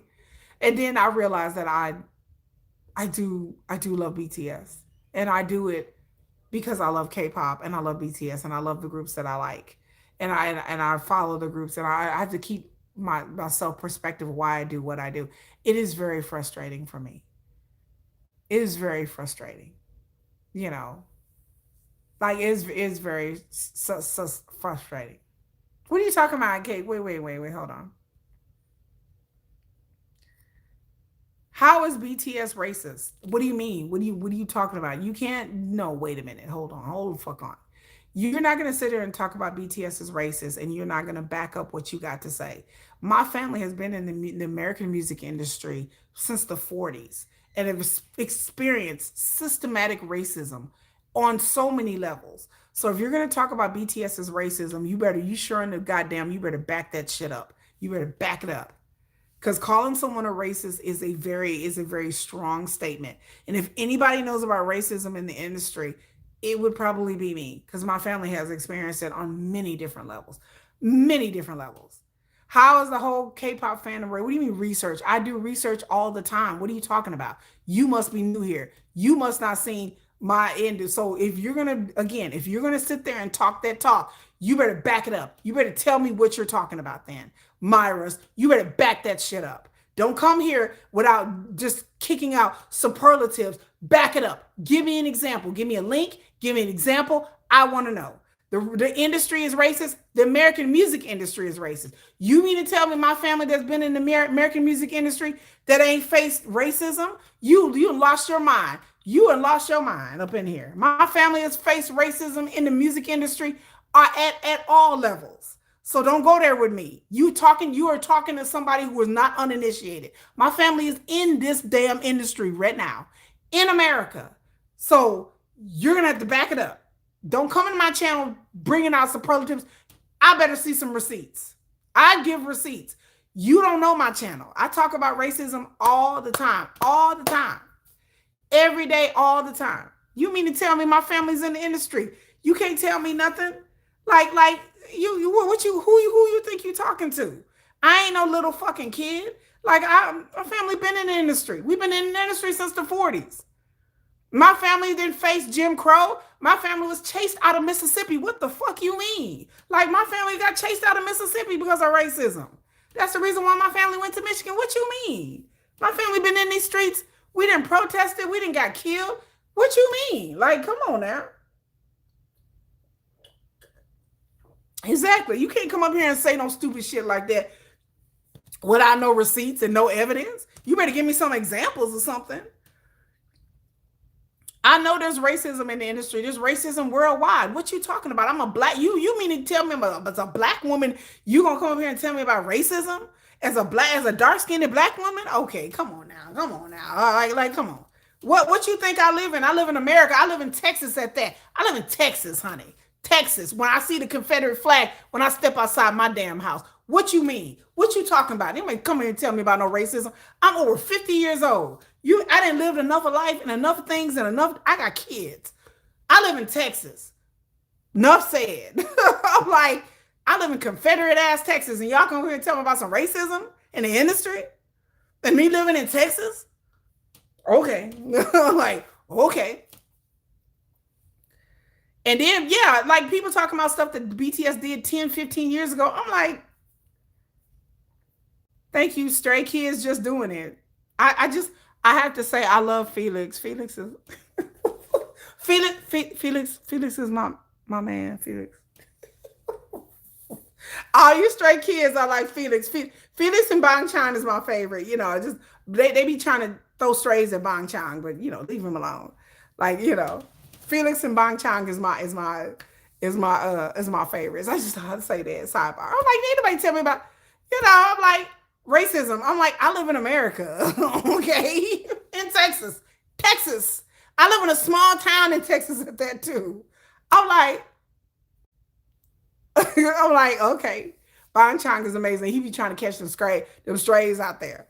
I'm like, yeah, like don't give me the cussing up in here. Nobody trying to tell me when I done did video after video about racism and y'all come on a live stream and y'all not even looking at my channel when I've talked about racism and prejudice in the industry, when I just did a video a couple of days ago about it. Like, okay, come on, man, bro. Like, you just sound different. Like, you just sound dumb. You just put your brain on display. Like, you look around my channel, I talk about it all the time. Right, people sling around words like BTS racing, then they don't give me no receipts, they don't give me no examples. People talking about stuff that happened 10, 15 years ago because RM had a certain hairstyle or whatever. I'm just like, okay, 10, 15 years ago, the industry was very different than it is now. So I give people leeway because, again, it's Korea. There are people talking about things about Korea that never been there, don't know no Koreans. I know Koreans. Been there, done that. Okay. I know Koreans. Like, I know I'm fully aware of that. Talking about G-Dragon.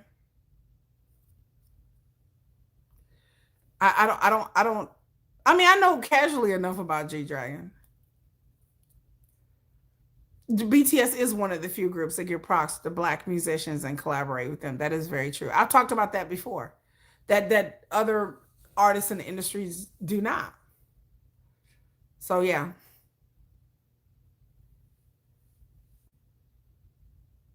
I don't know what, like I said, if people gonna throw out words like that, I'm gonna need some receipts. Like, do I like Stray Kids? Yes. I went to their concert last year, which was very good. I think I have Stray Kids memorabilia in my bathroom. Like, there's in my bathroom. I don't think I have any Stray Kids memorabilia out here. No, wait, no, just BTS here. Just BTS. I'm so lucky because I went to their concert was very good. Is I went in Dallas. Y'all know BT21 is one of my favorite things about BTS, and that I tell y'all the story all the time that I didn't know this was BTS. Like when I like these little things, I love these little things. These little things are so cute. Like I didn't know that this was BTS. I didn't know BT21 was BTS.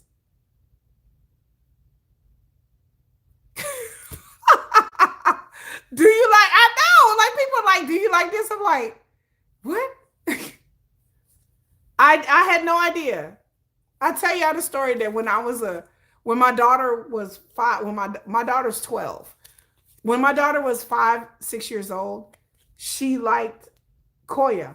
That was her favorite. And I would watch videos of these little things. It didn't dawn on me until last year that BT21 was BTS. I had no idea because I like I would these little things. I was like, oh, these little things are so cute, and I had no idea that it was BTS. No clue. I would see the merchandise in the stores like the lipstick and the things, and then I'm really into like Hello Kitty and Gudetama, and I would see it next to the Hello Kitty and the Gudetama stuff. So I would buy it. I would buy BT21 stuff, not knowing that I was supporting BTS. Cause I would see it next to the Hello Kitty and the Gudetama, and I would be like, oh, because I'm into Gudetama and Hello Kitty, and I would buy it, not knowing that that these represented a BTS member.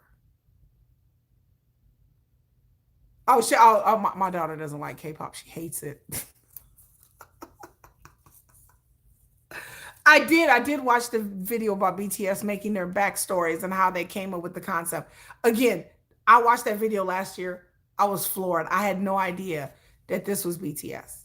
And no, my daughter does not like that I like K-pop. If I would get my daughter on camera, her and my son hate it. They hate everything. They hate K-pop. They hate the channel. Not hate. I guess hate is a strong word, but they just don't get it. They find it weird and annoying. And they have never, my kids don't even like mainstream music. So I have 2 kids that listen to underground music a lot. Groups that I've never heard of, that nobody's ever heard of.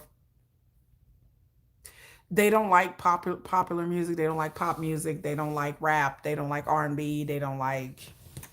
My son likes like all different kinds of music, but none of them are groups that anybody's ever heard of or that chart on the Billboard now. Like I would bring up groups, like I would bring up like Malcolm Todd, Olivia Rodrigo, Olivia Dean. My son is like, I don't know. He doesn't know who none of these people are. My daughter knows. She knows because some of her friends like mainstream music. My kids do not like mainstream music. They find it too commercialized and annoying. That's what I was told. My kids my kids are anti K-pop people. Like I can't even bring up K-pop because my kids are like, it's so corny. Mama is so lame. It's so corny. Like who listens to that?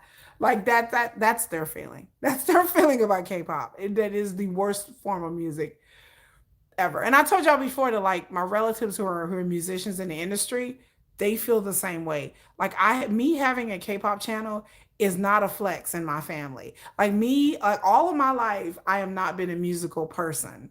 All of my life, I have these brilliant musicians and writers. Well, I'm a writer, but not music, but like songwriters and stuff. And to them, they're like, you have a cousin that has a K-pop channel? They're like, oh. It's like, my condolences. Like, we're just gonna pretend like I'm the black sheep of the musical family. They were like, you listen to K-pop? Okay. Like to them, it's a little strange. To them, it's weird because to them, K-pop isn't music. To them, they have no air for BTS. They have no respect, no air for BTS. I have relatives who are like, that's not even music. That's not nothing. They're like, this is not music. They're like, what is this? They're like BTS. They're like, yeah, yeah, yeah, we're familiar with them. They have nothing but disdain for BTS in the industry. They are like, some of them are like, oh, okay, they're cool. They respect BTS as being heavy hitters in the industry.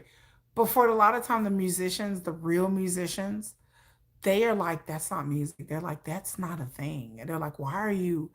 I have family members that are have serious objections about K-pop music on on race level, music taste level. So again, the things that you guys talk about, like, oh, love BTS. I'm like, my family's like, what is this? My family's like, you talk about K-pop? Like, I'm serious. I'm surprised my family hasn't set me down and had an intervention. I feel like one day I'm gonna sit down and they're gonna be like, "Well, we're just gonna read some letters to you," and they're like, "We're just gonna talk to you for a Like, I feel like they're gonna schedule an intervention. They're gonna be like, "Dear Kiki, we understand that you like K-pop, but this is not really a music genre. Like, this is not a thing. Like, to them, it is the opposite of everything that they like are represent as musicians. They're like, they don't even play no instruments. What are you doing?" Again, my family is full of musical elites and and snobs. They are in church choirs, they are church directors, they are producers, they are writers. They play lots of instruments. I have a cousin that plays like 6 different instruments. These are very musically inclined people. I have never been musically inclined. And they kind of feel like, oh, we knew it. Like, the way that they talk about me is like I'm the defective child. They're like, oh, we knew she was gonna be. If anybody was gonna be in K-pop, we're gonna be you. No offense, cousin. But we all know that your taste in music is unrefined. Like, you like trap music and a lot of twerking, and we feel like your taste in music is it's very basic. It's very ratchet, and which is true. My taste in music is very ratchet. But they were like, we pity you. They treat me like I am the antithesis of, they're like the ancestor. A matter of fact, one of my cousins told me they're like, our ancestors were crying out because you were into this Korean boy band stuff. I mean, really? That's my cousin. I mean, really? Like, our ancestors were crying out right now. Like, you are offending our ancestors. Like, I'm like, is it that it? They're like, we get it. You have a hobby, but this is not real music. Like, to them, this is not real music. So on my end of my life, I have my kids who are like, this is not real music. They're musical snobs. And then my family is musical elites. Like, they are musical elites. Like, we're talking about people that can sing and write music and play piano, and they can tap and they can dance and they can do it all at the same time. They're like, they're playing piano, they're singing, they're dancing, and I'm just sitting there like, and they're like, well, you don't really understand because you don't really have any musical talent. Yeah, you just, mm. Very sad. Like, that's how they talk to me. Like, I'm just this defective. They're like, yeah, but you don't really understand music. You're not really an expert on anything. I'm just like, well, I'm trying, I'm learning. They're like, yeah, yeah, yeah. That's how I'm literally treated with my family. Like, I'm the reject, slow musical person. They're like, poor thing. They're there. You like K-pop. Like, that's just so pathetic. They think it's very pathetic that I like K-pop. They think it's weird.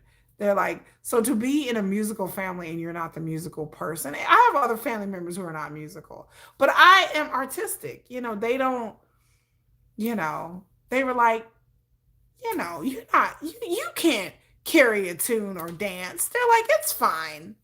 They're like, but you try. I'm like, I feel offended. They're like, it's okay. They're there. They're there. They're there. No, they're their non-musical cousin. You're fine, honey. You're fine. I'm just like, but I'm a person. Like, they're like, but do you really, should we really be listening to you? Because, your taste in music is just, it's dubious at best. Like, I don't, we're sorry that you didn't inherit our gene. And I'm like, I took piano lessons. They're like, yeah, but you weren't good at it. To be me is rough, y'all. I'm telling you, to be in a musical family and you're not musical and you don't really, I don't even like music like that. They're like, you don't even like music. Like, you don't even. And then like some of my cousins be funny. Like they'll sit there and they'll play something. They're like, "What is this song? What is this song? What is this? Do you know what this song is? Here, listen to it. You don't know what that is, do you?" I'm like, "I don't know what that is." See. They're like, "She don't even know what that is." They'll play a chord. What is this chord? What is this chord, Kiki? I'm like, "I don't know. I don't play music." And they're like, "She don't even know what a B flat is." And I'm like, "Okay, I don't know what a B flat is. Fuck y'all." What do y'all want from me? She doesn't even know what a B flat is. I'm like, I don't. I'm like, leave me alone. She doesn't even know what a chord progression is. I'm like, I don't. They're like, oh, poor thing. I'm like, you guys make me feel this big, like this stupid and this big. Like, I'm like, I feel like a reject.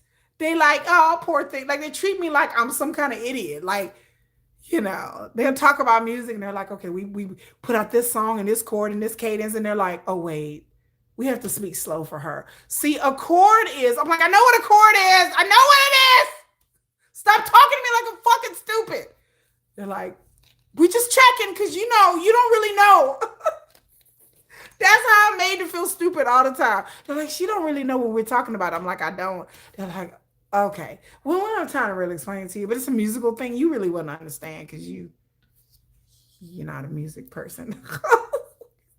I'm like, why y'all treat me like I'm stupid all the time? They're like, well, it's not like you're stupid, but you're just different. You're a different branch of the family that's not creative and musically.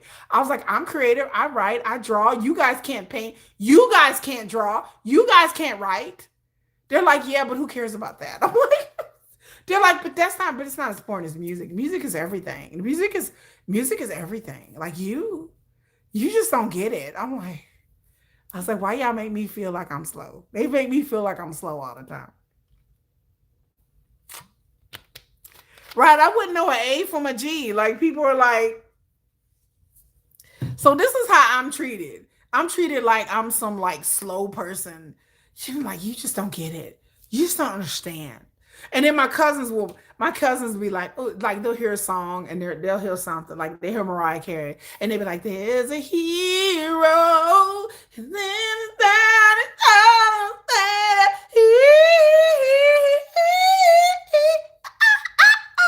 ooh, yeah, I did that. Yeah. And I just be like, is this what we're doing right now? Yup. See? I hit that octave and oh, that's right. You don't sing. I'm like, I don't sing. They're like, yeah, okay. I mean, seriously, they'll break out in song. They be like, and I'm just sitting there like, and they like, it's okay. You don't have to sing. Stay over there. Just it's fine. And I'm like, I want to sing too. They're like, this is fine. It's okay. You don't have to sing. Shh, shh, shh, shh. Like I get shushed. Like they're like, but you're not a singer. And I'm like, but I like to sing. They're like, no, you don't. They're like, no, just you know. They break out in a whole chorus. Ooh, yeah. Ooh, ah. And they're like, I'm like, yeah, ooh. They're like, okay. They're like, ooh, ooh, ooh, ooh, ooh, ooh, girl. Okay. They're like, just sit there.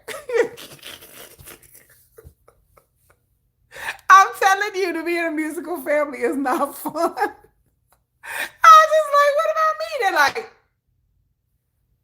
just sit there. Just, you're fine. You're good, honey. You're good. I'm like, I want to sing stuff with everybody. They're like, I'm like, all right. So that's how I'm made to feel all the time about K-pop. It is not something that I get encouragement from my family. They think it's weird. They think I have some family members that are very hostile to K-pop. They think K-pop is very racist. They think K-pop has stolen black people's music, and I never hear the end of it. About you just stupid K-pop. I'm like, oh God. I'm like, here they come. So I do have some family members that feel very strongly. I have some family members that are just like, okay, do your thing. But then I have some that are very musical elites, and they feel very strongly about the industry and the legacy of music. These people live and breathe music. I have family members that this has been their whole life since they were kids. They went to Juilliard and they practice instruments, and they teach music to kids on the weekend, and this is their whole life. And I respect that. I really respect people with musical talent. If you can sing and dance and play an instrument or either one of those, I respect that because I've never had that talent. I've tried, but I don't have that talent. My talents are elsewhere. Again, I'm an artist, I'm a writer. They can't do that. They can't do that. So I feel a little salty sometimes that I kind of get dismissed. But that's what I have to go through. So when y'all talk about like K-pop communities and dealing with K-pop echo chambers, that I deal with people who really live in K-pop silos and echo chambers. I don't live in a K-pop echo chamber. Whatever the opposite of an echo chamber is, I don't know the term for it. That's what I live in. I live in a constant K-pop hate fest. Like I constantly live in, oh God, K-pop. So that's the world that I live in. It's me always having to ignore the dismissals or me having to defend it sometimes. So I don't live in a world where K-pop is a positive thing in people's lives. People just hate it. So and then I try to come back and tell you, I was like, y'all do know there's a bunch of people that don't understand, don't know, and don't like K-pop. And I always try to talk to these people and try to figure out like why, because I want to know why. And then I come back and report to y'all and tell you guys why. So that's why like my life is just just full of haters. Like haters. But again, they're musical snobs. No offense to my family. No, I'm sorry, y'all. No offense to y'all. But y'all are musical snobs. Y'all are snobs. But they can't help it because that's how they were raised. They were raised to be like music is everything. It's a thread to our families. Is our lineage. It's our history. It's a big thing in my family that like it's part of our foundation. It's part of our storytelling as a lineage. And so I don't really have that kind of connection, but they do. But I ain't knocking it. I love them, but they just have a tendency to belittle me sometimes, and sometimes I get mad because I'm like, don't be belittle me. Okay. Somebody asked, next question, what is the future of the K-pop industry? Good question. So, what is the future of the K-pop industry? For me, in my opinion, I've talked about it. The way that the things are shaping up in the news, the future in the K-pop industry is AI. Now I know a lot of y'all don't like AI, but this is the future that is coming. As soon as they get these lawsuits with these AI music companies settled, and they're slowly but surely starting to do that, the future in the industry is going to be AI. When Hybe changed their mission statement, Hybe changed, I think, what was Hybe mission statement, y'all? Hybe was like for people or for music. Let me look it up. Y'all know Hybe's mission statement. Let me look it up. Okay, hold on.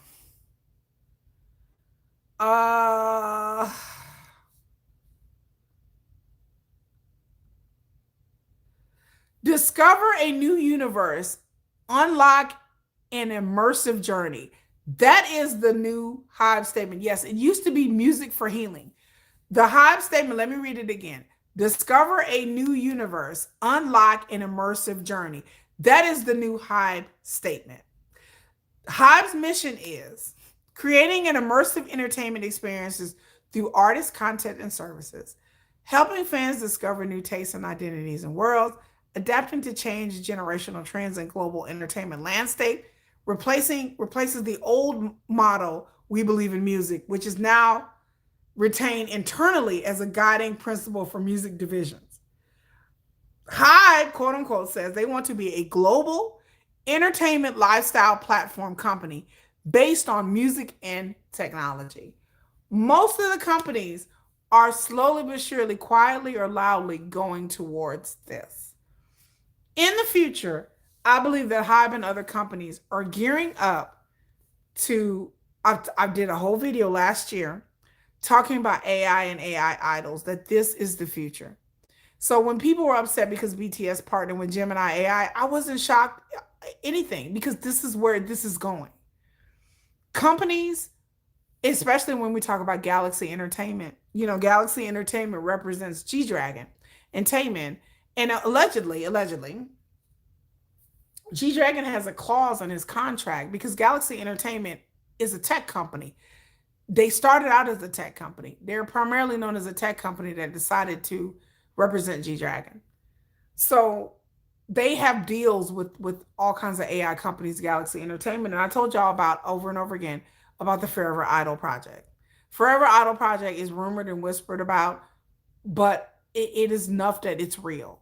So what Galaxy Entertainment do is trying to buy idols' name and likeness rights in order to have something called a Forever Idol, which means that they will produce a replica of the particular idol, and produce songs in perpetuity until, however, and then the money and the revenue will go to G Dragon and his descendants, his family, if he has children. It will just keep passing down from generation to generation. And G Dragon, even when he's passed away, will continue to make music. And because they bought his name and likeness. I don't know if Taemin has this contract. I don't know, but I keep hearing about this over and over again. Hybe and other companies, especially Isuman. Y'all know Isuman is coming back. I keep telling y'all Isuman is coming back.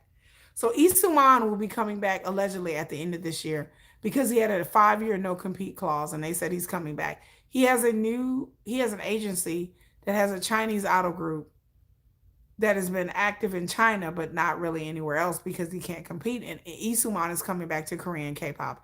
Isuman believes in technology. And even his platform is going to be, I talked about it before in a live stream about it being heavily AI and AI interactive, which will increase more Delulu stuff. But anyway, but I tell people, whether people like it or not, these companies want AI idols. They're waiting for technology to catch up because it is easier for them to deal with AI idols than to deal with real ones. Now they can have people singing the songs, but from what I heard, they don't even want to do that either. So I heard that they don't, child, quiet as it's kept, they don't even want to do that either. They do not want to have people coming in and singing hooks and doing all that.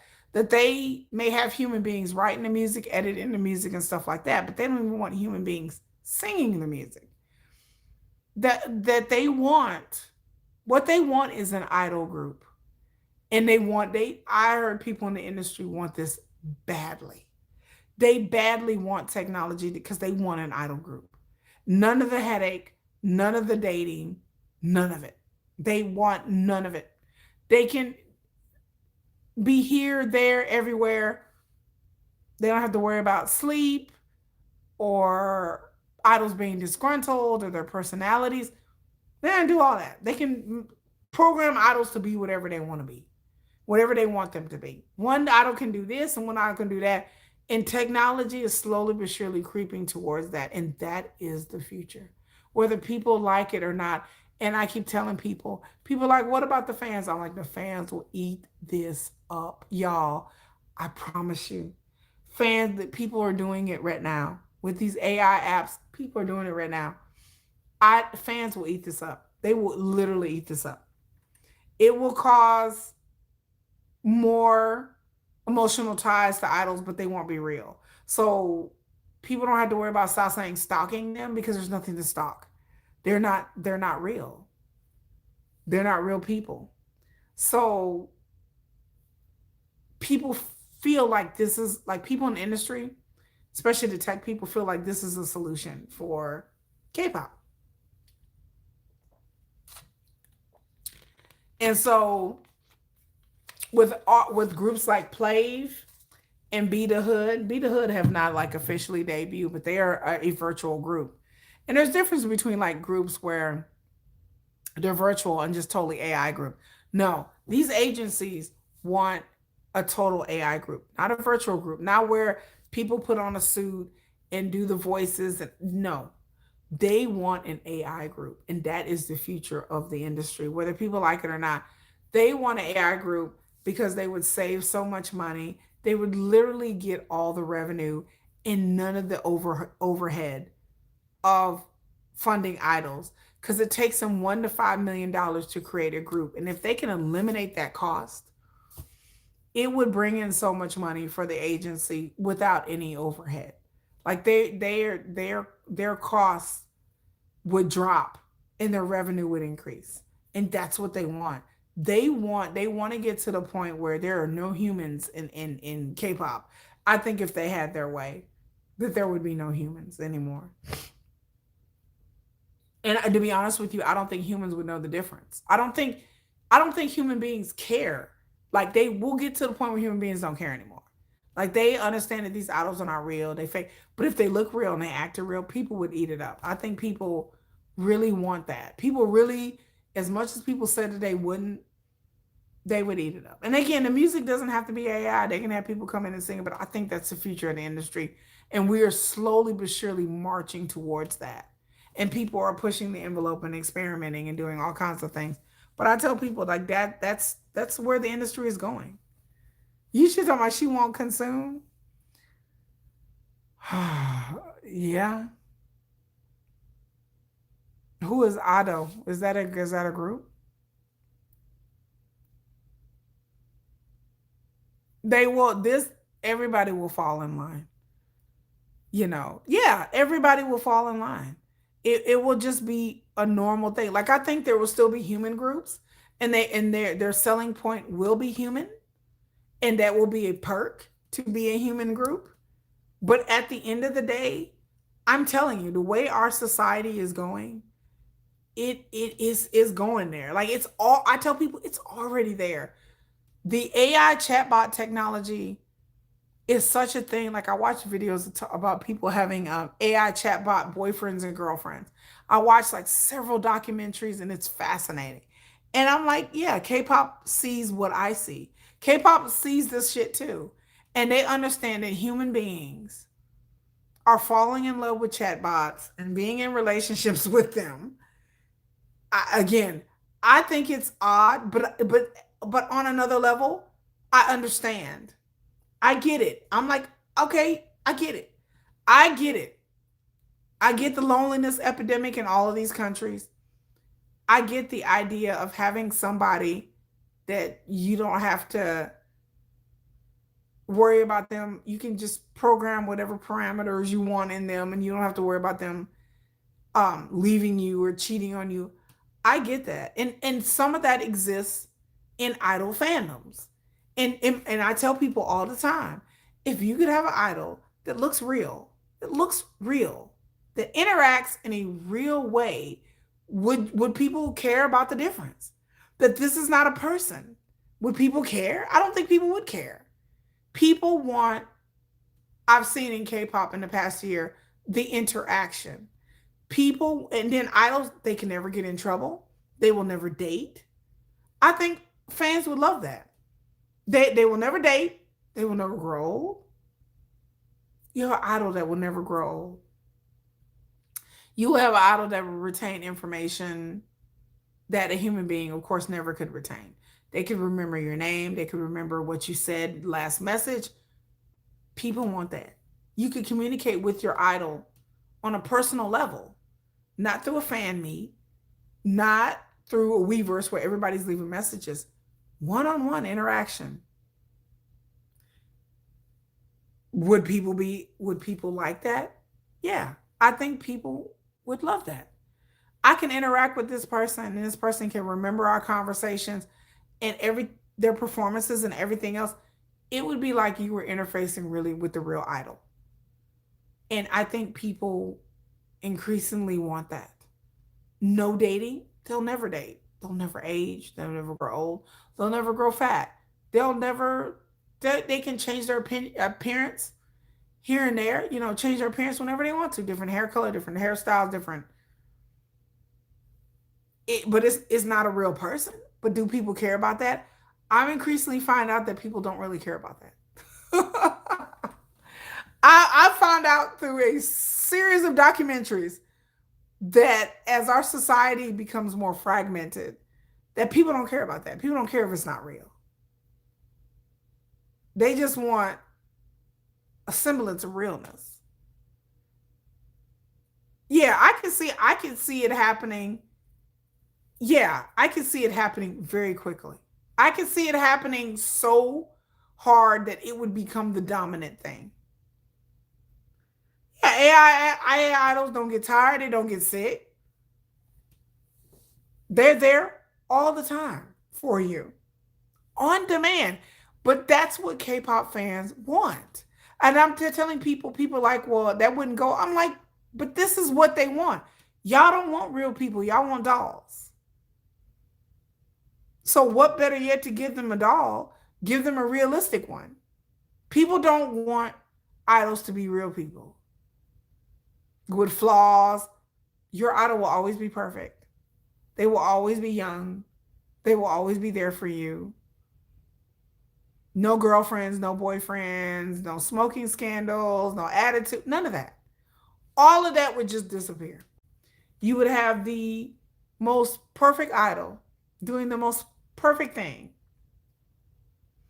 You would still have fan wars, of course, but it would eliminate fan critiques and criticisms. Nobody would sit there and debate about whether somebody lost or gained weight. They always look the same. Their weight is always the same weight. Now, you may debate about hairstyles and what outfits they put them in. That's fine. But no debate about somebody didn't gain weight, somebody too skinny, somebody starving themselves. All of that is gone. No idol dating. That's all gone. They wouldn't date. They're not real people. It's a perfect storm of perfection that if you think about it, it's almost scary because you can see that, like, oh, fans would love it. They would, I think fans would turn on the human idols real quick and be like, a human idol? I don't want a human idol. Human idols are too unpredictable. They're too volatile. People want perfection. People want consistency. People don't want these idols to change. People don't want these idols to grow older. People want them idols to be there on beck and call 24/7. And that's what you would get. You would get that all the time. And people would pay. Like, you get to talk to your idol live and chat to them live. People would pay. They would pay hundreds of dollars. Now, fan meets would change. They would probably go all virtual until they can find something else. But Plave is doing concerts right now, y'all. Plave is a virtual group doing concerts and selling stadiums. Plave, I think they're coming to North America. They got a North America tour. I keep telling Jennifer, Jennifer, I want to go see Plave. She's like, is that the virtual group? I don't want to spend. She don't want to spend money for a virtual group. But I'm just curious. Each idol would have their own personality, their own interests. Every time I think about it, I'm like, this is almost perfect. To me, as a business person, this is perfect. No idols going to the military. You had to worry about that. You can create the music. There's options. With the deals that they have with the AI music creators, you can create a whole AI list or have people sing it or blend up, have producers. You can blend both. You know, you can have some human talent, some people writing the songs, and some people not. It is K-pop is right for this type of she doesn't blame Jennifer. I want to go just because I'm curious. Now just spending $200 something for a concert.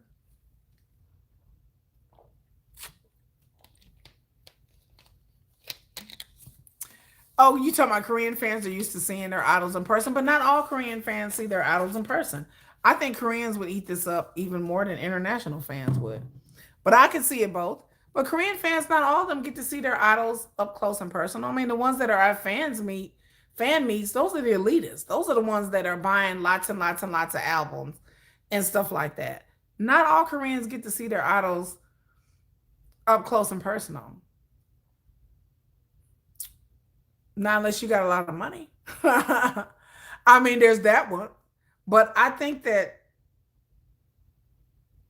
yeah, I believe it because I see the things that are happening in China with their social media, their Duan and their filters and their TikTok and their culture of influencers, which some of them are fake. A lot of them are fake filters and fake people. And I think people like that. I think people really, especially the young ones. Now the older fans, I don't know. But the younger ones, the teenagers and the 20 somethings, the next generation coming up, my daughter's 12 now. 5 years, she'll be 18. That generation, they are ripe for AI. That generation is more susceptible than older fans. Older fans, no. This generation coming behind us, Gen Alpha, I think so. I think they're much more susceptible to it than the older ones are. I think because they will grow up. My daughter's 12. She has lived with AI since she was like 9 years old. So it's always been a thing. And as she's gotten older, AI is more accessible and accelerated and it's normalized in her generation than even my son. My son's 16, but they both think AI is abhorrent. But my daughter understands that her friends are much more susceptible to AI. And in the generation that comes behind them, the 9 and the 10-year olds, in 10 years, they will be 18, 19 years old and they will be wholly fixated on AI. I told my daughter, I said, the ones coming up behind her, like she's 12, 10 years, she'll be 22, 23. But the 16, 7, the ones that are 6 years, 7 years old, in 10 years, yes, they will have AI as a normalized thing in their lives. And the more it gets normalized, the more that the K-pop fans that are coming up in this other generation will be much more receptive to it and welcoming it. Like I said, I done read a lot of studies and watched a lot of things. I'm talking about AIs, as young as 8 years old. They were talking about having relationships with chatbots, 8, 9 years old. Like that's just the way our society is kind of going. And so I tell people you can't fight it. Like you can't stop it. Like I don't know anything that can stop this besides legislation maybe, but I don't think they want to stop it. I think as our time goes on increasingly, my generation, we will become the old ones and be like out of touch and like you guys are out of touch. And then Jennifer's generation, the people in her 30s, they will become they're a little bit more receptive. But the young generation, they won't think anything about it. They will just have AI idols and AI people, and people will be like, what? And they will just think it's normal as time goes on and it becomes normalized. And I think it will become normalized. And I see it. I see the 8 and 9 year olds that I talk to, and I'm like, they're like, yeah, AI, da, da, da, da, da. It's just, it's normal for them. And I think that K pop is right for this because people want perfection. They don't want real people. Yeah, we have VTubers. Yeah, yeah, we have VTubers, that are in the West and the East, you know. Right, exactly. We have filters all over social media. This is becoming more and more prevalent, that real people, quote unquote, what is real people? It's starting to desensitize like what is real. I saw Rita, I saw this coming many decades ago. I saw this coming in the 90s. Anybody who was surprised by AI, they just haven't been paying attention. When they started talking about robotics and AI, when they started doing like the Matrix movies and stuff like that, everybody else was like, oh, this is entertaining. I was watching it going, y'all, this is kind of like the future. And people called me hyperbolic. And I said, there's going to be a version of this. We're going to have virtual reality worlds. And I saw this coming in the 90s. Like anybody who's paying attention could see that this was coming. And then when they started to talk about virtual reality worlds, even before Meta, I knew this was coming. I was like, they're going to do it. They're going to invent something to where people can interface with something that's not real. And people, all these AI, these movies like Her and stuff like this, people would laugh it off, and I'd be like, well, that's kind of the future. And people are like, well, no, people won't. I was like, people won't what? Human beings are human beings, and human beings gonna do human beings. I saw this back in the 90s. I was like, this is where our world is heading. When they started talking about technology and robotics and chatbots and digital interface, I said, oh, y'all gonna start to create something that is gonna interface with human beings. And this is going to be the norm. And people are like, well, we're way far out from that. And I'm like, we're really not. And I told people in the 90s, I said, 20 years from now, y'all are going to see that we're going to be living in what things that we read about, Isaac Asimov's and the robotic laws and everything. All of these things are coming to pass. And you don't have to be psychic to realize, you just look at just the way technology was increasing. And then when social media came, I said, we're cooked. I said, when social media came, I said, we're cooked. I said, oh, this is, I said, this is, I said, it's over. I said, civilization is over as we know it. When social media came, I knew, I was like, people are going to want to go online and interact and react with people digitally. And that's going to be a thing. And reacting with people physically is going to die off. And people are like, oh no, well, people are always going to react with people physically. I said, really? I said, okay. I said, look, I've lived enough life and understand how humanity go. Humanity is lazy. And people, it won't take anything away from our society. I'm like, yeah, it is. Because people are going to understand that I don't have to interface with people in person anymore. I can just do it digitally. And that's exactly what happened. And then slowly but surely, our society has slipped into this dystopian nightmare and then I got off of social media 6 years ago because I saw where this was going. I said, oh, I know where this is going. I said, oh, no. I said, this is damaging. I said, this is distorting people's sense of self. And I was like, I got to get off of social media and tell my kids, like, we're not doing this. And then people started to see that, like, and now AI come, and I'm like, well, you can't get rid of it because it's out now. It's everywhere. It's in my phone. It's everywhere. It's in our algorithms. It's on YouTube right now. I'm like, they're not going to get rid of it. And then now with K-pop, when they started talking about like companies changing their mission statements and they're starting to get more technological, I said, oh, you guys want AI idols. Oh, you guys want, oh, okay. And then I start thinking about the bottom line and how easy it is. If you can deal with the idols that you ain't got to pay, they ain't got to pay these idols. No, they don't exist. So they ain't got to pay them. You paying BTS millions of dollars. They're shareholders in the company. You can have idols that ain't shareholders. Who in the hell, what company wouldn't want that? If I was a company, I would want that. I ain't got to deal with problematic idols. I ain't got to deal with the contract negotiations and they'll just be there forever. Okay, well, I guess this is where we're going. Like, they ain't ever got to leave. Sweet dreams, Denise. Good night, Denise. Good night, Denise. Ooh, wait, hold on. Good night, Denise.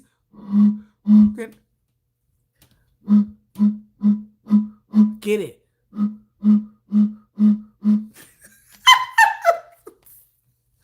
You got a whole concert, girl.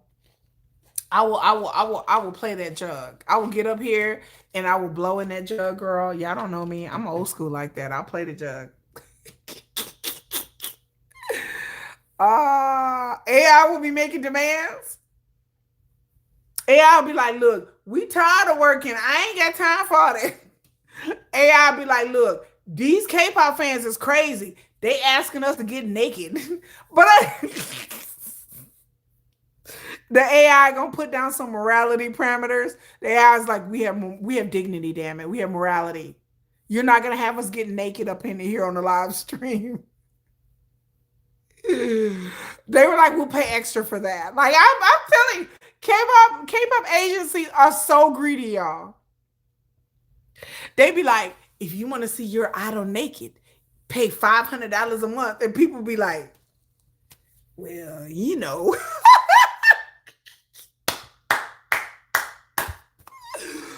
Oh, okay, Denise, bye, girl. K-pop fans will be like, pay $500 a month and you get to see your idol naked, in the shower. And they be in the shower talking about, hey, shit. They be like, hold on, wait a minute, how much money I got? Girl, they be signing up like that. They be like, you get exclusive video of your favorite idol in the shower. Girl, people would sign up for that shit so quick. They can see their idol like, ooh, like they in the shower and they like, hey, I'm in the shower. They would eat that up. Women would eat that up. Like they would be like, here, take all my money. I'm gonna see him in the shower. Talk about, hey, I'm in the shower. Like, yeah, we're gonna need more bandwidth. That right. I watch Star Trek. I'm a Star Trek fan, diehard Star Trek fan. Which I'm gonna get to this in a minute. I'm a diehard Star Trek fan. So every time I watch Star Trek Next Generation, you see the hologram and all that. Girl, I was like, we need to have that. We are getting to that point now to where it's like Star Trek level now. It's like, well, we got a hologram and they can interact with them. Baby, people be like paying all kinds of money to have interface. So again, for me, recapping, I think the future of the K-pop industry is AI. And I think that fans won't mind it. I think fans would love it. I think people love chatbots now and they have relationship with chatbots and they're marrying chatbots or cheating on their girlfriends and boyfriends with chatbots. That's kind of how it goes. And psychologists and sociologists are all freaked out. But I honestly feel like this is the next level of human interaction beyond K-pop. I think that people are going to get to the point where you have like a human partner and then perhaps you have an AI partner and then like they can coexist and you have an AI partner that fulfills a certain needs and then a human partner fulfills a physical need until they can get robotics with AI, which is a long way off. But I think that it's going to get to the point where people are going to start compartmentalizing their lives where they may have multiple AI partners and then a human partner or a wife and children and then introduce them all together. This is my AI wife. This is my human wife. This is my AI husband. This is my human husband. And it's just looked upon as like, okay, this is normal. Like, this is normal. And the AI wife, you may have an AI family. You may have AI children. And then you have a real wife and a real kid, like humans. And I think that this will eventually just be normalized, that this is just one way of people interacting with quote unquote people, I guess. Like I just like, are they really people? I think AI is going to get to the point where AI is going to become sentient and it's going to know more and do more and be more sophisticated. And I don't know how long that's going to take. It may be 5 years, it may be 10 years, it may be 20 years, but it's going to get to the point where AI can think and react just like a normal person would. AI divorces, like I'm divorcing my AI wife. I can't deal with that bitch.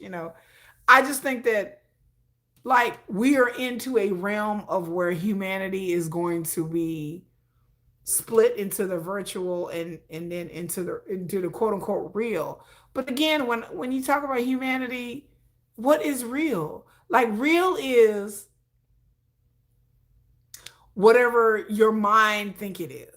I found it fascinating. I was watching this study where people were saying that with K-pop fans, because I've been watching a lot about parasocialism, that K-pop fans cannot differentiate between what's delulu and what's real, and a lot of that is because of the human brain. So there's a sleep study because I have sleep problems. So there's a sleep study that I was reading about that there is a state of sleep that you get into that I get into frequently because I have so many sleep disorders. There is a point where you're really sleepy and you're halfway between waking up and then you're halfway between asleep. And there are things that happen that may not be real, but the human brain thinks that they're real. And the human brain reacts like it's real. Like when they do like CT scans of people's brain activity. So that's why when sometimes you dream and you wake up and you're like, did that really happen? Or where am I at? Like you're kind of disoriented because your brain is in the state where it doesn't really know if it's really real or not. So there is a thing that you can do when you're in between this state where you can think about something or some scenario or person or something, and you can like see the person kind of like it's like a low-key dream state, and you can manifest this person and interact with this person, and your brain doesn't know the difference. Your brain is like thinking this is real. So when you think about memories of a person, your brain is like that's a real memory. It's not a real memory. But again, the human brain is really weird because it doesn't differentiate between this is fake and this is real. It's like the same synapses fire. Like the human brain is so fascinating. And that's just one example. That's just the dream state. There are other things that happen to the human brains that happen to us that our brains react the same way that it does with reality and fantasy. And when I was watching these videos lately about parasocialism, they've done scans on people's brains and they're like, oh, people really think this is real.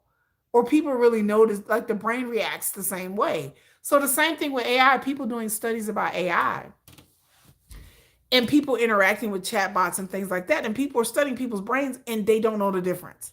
Like to them, it is real. So when your brain doesn't, and the brain reacts in the same ways that what would happen in real, it's not real. But the brain doesn't really understand, like, okay, this is not a real thing. It'll react the same way. So some people will have relationships with K idols or chatbots and they will get jealous because the brain thinks, oh, this is a real person I'm having a relationship with. The human brain is so, y'all, so fascinating that it is a behold to study what is reality and how we perceive what's real and what's not real. And there is a fine line between reality and what's not real, but our brain sees it all as real. And so people are really upset with AI chatbots and virtual reality because people are saying that our brains are not equipped to deal with this type of technology on a logical and a physical level, that our brains are really not there yet to handle that. Our brain thinks it's real. We interact with a chatbot, people start forming connections because the brain is like, oh, I'm talking to this person, and it's not understanding that this is not a real person. This is not a real, the brain sees it as this is a real person. I'm forming a connection. And so people fall in love with their chatbots and stuff like that because that's just how the human brain works. Our human brains are not evolved and equipped to deal with virtual reality and virtual fake things. And so when you think about that, that's why I tell people, I was like, some of this like idle shit, like it's really not the fans' fault or the agency's fault.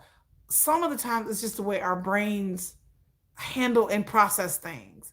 And if you don't realize that, the feelings that people feel is real. When people feel feelings of jealousy or whatever, it's because your brain is like, this person is my person. And so you're automatically going to feel feelings of jealousy if you think that you're in a relationship with a person, even though you're not really, but your brain think you are. And so I've been going down a rabbit hole about parasocialism and the psychological aspects to it. And then also AI, people adapting to AI and becoming emotionally attached to AI. And knowing that the brain just doesn't, we're not equipped for this kind of technology really on so many levels.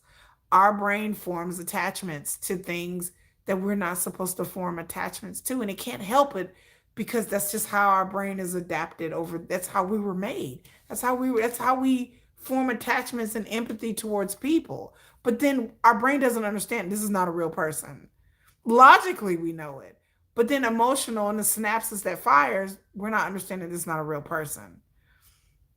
So I don't know. We're cooked. So to make a long story short, we're cooked. Okay. I have no faith in humanity to work this thing out. Like humanity is going to have to work this out. And I don't know how long this is going to take. But in other words, we're cooked. Okay. That's just out to it. We are a cooked society and a species of people because our brains haven't evolved to keep up with technology. We have not evolved quick enough to keep up with technology that is evolving and changing too quick. So in other words, we're cooked, ladies and gentlemen. So Be prepared for AI husbands. And again, I'm not against AI husbands. To me, because I'm a control freak, the idea of planning out an entire partner from top to bottom is not something that I'm averse to. I'm like, that kind of sounds something I would be into. My feed. I'm like, in my mind, I get to create somebody or something that is set to my parameters and everything that I want in one person. And people are like, well, that's dangerous, that's unhealthy. I'm like, is it? I'm like, kind of sounds like a good time.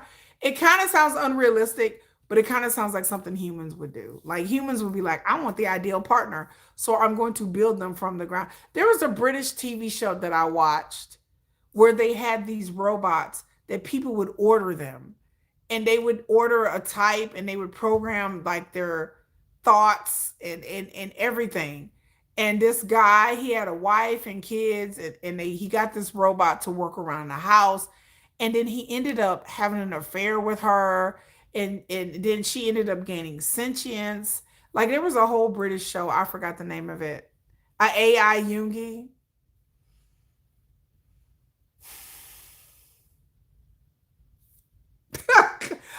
I mean, if there was a physical interface you can put a glass, I mean, that would be optimal for a lot of people.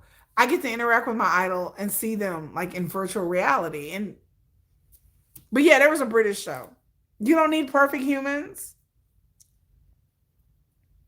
I don't deal, but a lot of but I understand what you're saying, Eon Flux. But a lot of us don't deal with humans. Period. I don't deal with humans like that, like in person. I guess I should say, I don't deal with humans. If I didn't have if I wasn't a content creator, my contact with humans is minimal. And I'm telling people that most people, that is our reality. Like to deal with humans on a day to day basis, a lot of people do not deal with human beings. A lot of us work from home. A lot of us have jobs where maybe we don't work from home, but our contact with human beings is through emails, through messages. Human contact is slowly but surely becoming regulated to certain businesses and some certain industries. Like if you work in hospitality, or you work in a restaurant or a grocery store, you work in a service industry, you have access to human beings. But for a lot of us who are professional people, we don't really deal. I go to my office and shut my door, and I don't have to talk to people. Like I message them, but it's not like me dealing with human beings like on a day-to-day basis. I deal with my children. That's a different story. They're my children. But other than that, a lot of us, I just see people, I talk to people all the time. I'm like, how much do you interact with people? And they're like, not that much. Like, we don't, a lot of people don't deal with people on a day-to-day basis unless it's work related. Then they have to. But there's a lot of times people don't like it, but they just like, yeah, I work a service job. But I just see that people just don't. Like if they don't have to, then they really don't want to deal with people. Okay. You know. Why J Hope is in the background? J Hope and RM are in the background. This wouldn't be, I'm an introvert. So this is an introvert's paradise. This is a paradise for me as an introvert. I'm an introverted person. I'm not a people person. People I find tedious. Dealing with people in person is tedious. So for an introvert, this is like our paradise, you know. Like, yeah, a lot of people don't like dealing with people. Dealing with human beings is a lot.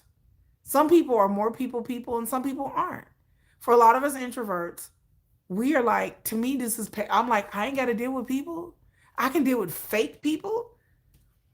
That sounds like heaven to me. I was like, I ain't, I'm like, I don't have to interface with people like that. Like, but again, like I said, in my day-to-day life, I don't. I work from home, so I don't, you know. Shelly said the more that she deal with people, dumb people, then she realized how introverted she become. It is perfect for introverts. All of these AI chatbots and these AI scenarios and situations are perfectly made for people who are introverted. And that's just how it is. And more and more of us are becoming more born every day. There are more introverts, I think, in the history of the world than there's ever been. There are more people claiming to be introverts than there ever been. And I think that like as social media starts putting people in silos and echo chambers, there will be more and more introverts as time goes on. There's going to be more of us. And again, I'm not you hear no complaints from me. Being introverted is like it's a saving grace in my life. I'm like, I don't, you have the people. You always have the people, the people that like, but I think, and then I think age has to do with this as well. I think the more younger the generations are, I think that they are much more. This is not my shirt. This is not mine. This is my daughter's. I don't know how her stuff got here. But I think that like as time goes on, that you will see much more people that are introverted. And social media has facilitated that. Social media has caused a lot of damage in our society. Social media has caused a lot more introverted, lonely people. Um, Social media is just that it's just reshaped our society. You would think with social media, it's not very social at all. I should call it unsocial media. INFJs, I am an INFT. I am the rare, I am the crown jewel of the MBTI, the elusive. What is it? INFT? Wait a minute. Yeah. Hello from Switzerland. Hello. Ray. What is it?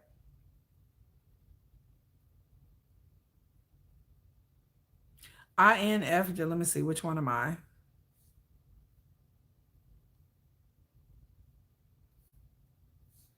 Hold on. Let me look up the MBTI. If you guys I've taken many of these personality tests.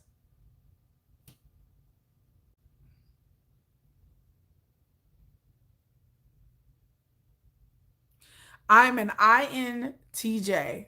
I am one of the most rarest to have a female be an INTJ is rare. Most women are not INTJs. I am very much an INTJ, which is means that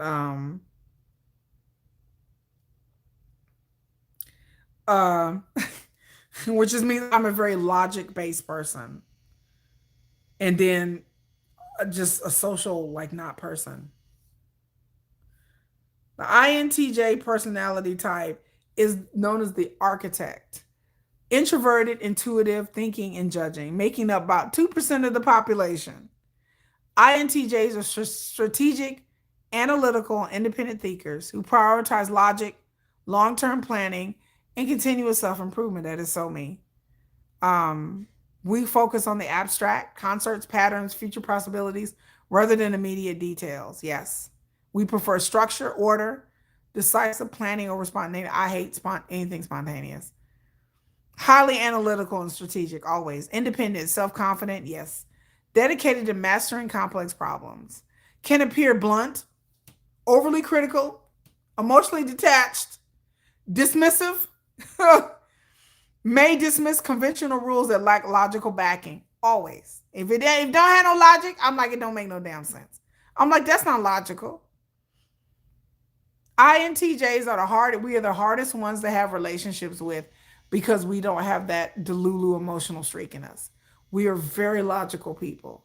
I gravitate toward men who are logical. I don't want to hear vibes and feelings. I'm not a vibes and feelings kind of girl. I'm just like, why are we doing this?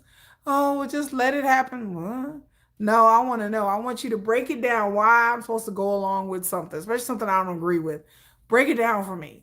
Like I'm a very logic based person. If it's not logical to me, it doesn't make any sense. To me, humans' emotions are weird to me. Like I don't understand why people do certain things. People are like, oh, well, emotions. I'm like, what? Like that's not a barometer of anything. The less people deal with differences, the more they're easily manipulated. I would say people get off of online. I'm not on social media, so I would tell people to leave that too. You're also a psychologist. I would tell people to get offline. I don't agree with that either. You're Virgo. You're a Virgo. I'm a Cancer, and I'm a Cancer and an INTJ. I am a very logic based person. If it doesn't make sense to me logically, it defies. There are a lot of things about human beings and people that I just don't understand, and especially being in K-pop, I have learned to like. I am fascinated by things, and I'm always asking you guys, why do K-pop fans do this? Why do people do that? And I'm constantly looking at videos and reading things, trying to understand because my brain just doesn't react that way. I don't react in emotional ties and ways to K-pop idols like a lot of people do. And I just it's not like I'm trying to drag them, but I just want to understand because I have a hard time understanding and relating. And I want to understand. I'm fascinated by like why would people, like people come in my comment section and someone say some of the most craziest illogical things and I'm just like that I have to sit with it. I'm like, okay, what? Like, wait, okay, wait, I just wait. What? Like I have to sit there and really think really deeply because a lot of times people say shit. To be honest with you guys, I don't understand in my comment section. Like people would talk about BTS healed me and BTS are advocates for women and BTS. I feel safe with them, and my mind is sitting here going, wait, I have to read their comments. I was like, let me read it again. Maybe I'm missing. I have to keep reading it over and over again till it drives me nuts. It aggravates me because I'm like, I don't understand what none of this means. In my mind, I don't understand what any of that means. I don't know what none of that means. So for me as an INTJ, my mindset is, oh, that don't even make no sense. Like, I just what? I get very frustrated and confused with human beings. So that's why I try to stay away from them because I find human beings are very illogical. Like when it comes to Star Trek, I would definitely be a Vulcan. Like when I was watching Star Trek, I was into Vulcans. I was like, ooh, Vulcans, ooh wee. Like I was like, hey, Spock, daddy, come smack it, smack it, smack it, smack it. Like, okay, like I watched Star Trek Strange New Worlds and that young Spock, I was like, Young Spock got me in a thirst trap and a chokehold, y'all. I ain't gonna lie, Young Spock. I love Vulcans. Vulcans are very sexy people to me. I like men who act like Vulcans. I like very quiet, very look. I love Vulcans, y'all. Ooh, there's just I like that. I like the steel, the calmness, the non-emotional. I love all of that. Like that's me. If I would be in the Star Trek universe, I would be a Vulcan. Like that would be me. I would be like, that don't make no sense. Like that's dumb. Like what are we doing? Narcissist. Today's your mom's birthday. Happy what? Your birthday's 10/2. Happy birthday.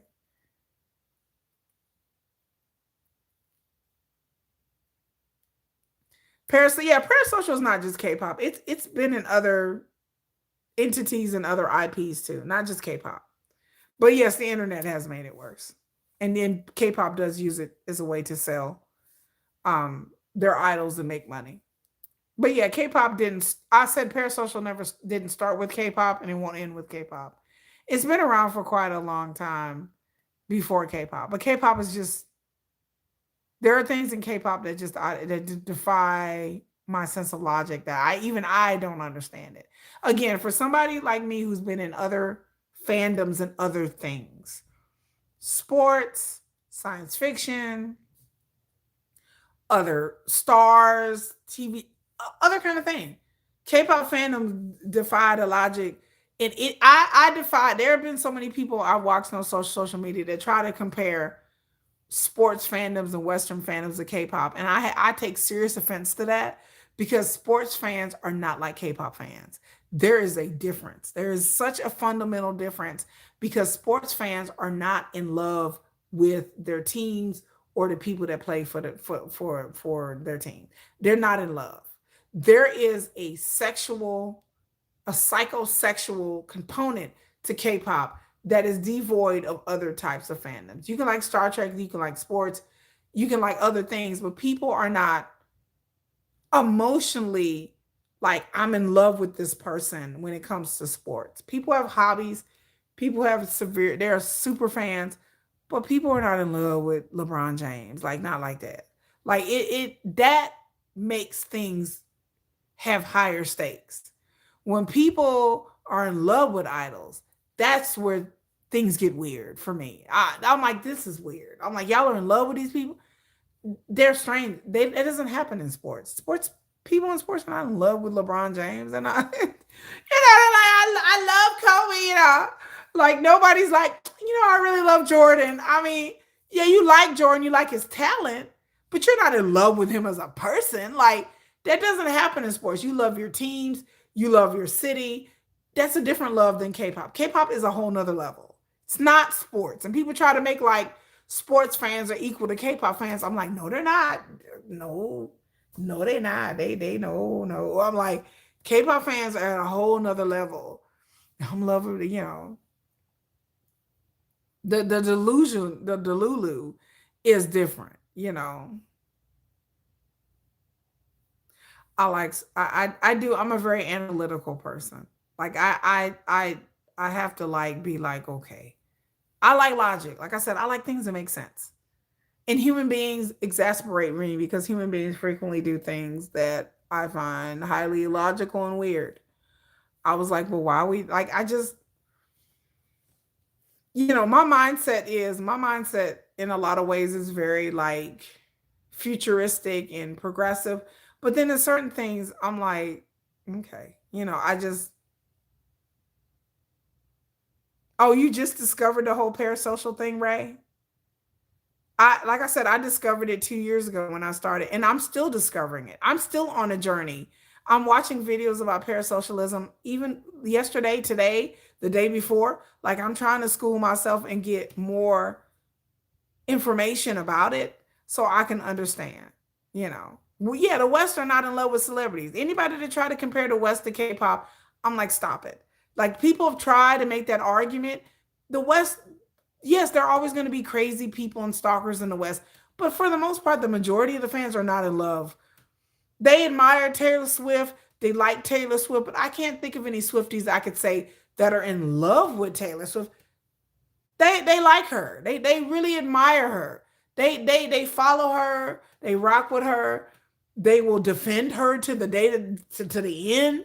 But do I think that any of these crazy Swifties are in love with Taylor Swift? No, I don't think that they are in love with her like that. Same thing about the Beehive. Like I told you, I have somebody that's in the Beehive tough. Is she in love with Beyonce? No, she's not in love with Beyonce. She's very straight. She's like, she admires Beyonce. She looks up to her as a role model, as somebody that she would want to be. It's aspirational. She would cover for Beyonce. She would defend Beyonce to the end. But is she in love with Beyonce? No. It's not like like she's not attracted to and or in love with Beyonce. It's not that serious for her. It's not, even though she's really into Beyonce, like that's her favorite celebrity, but she understands that Beyonce is a celebrity. She don't think that she has a personal relationship with Beyonce. You know.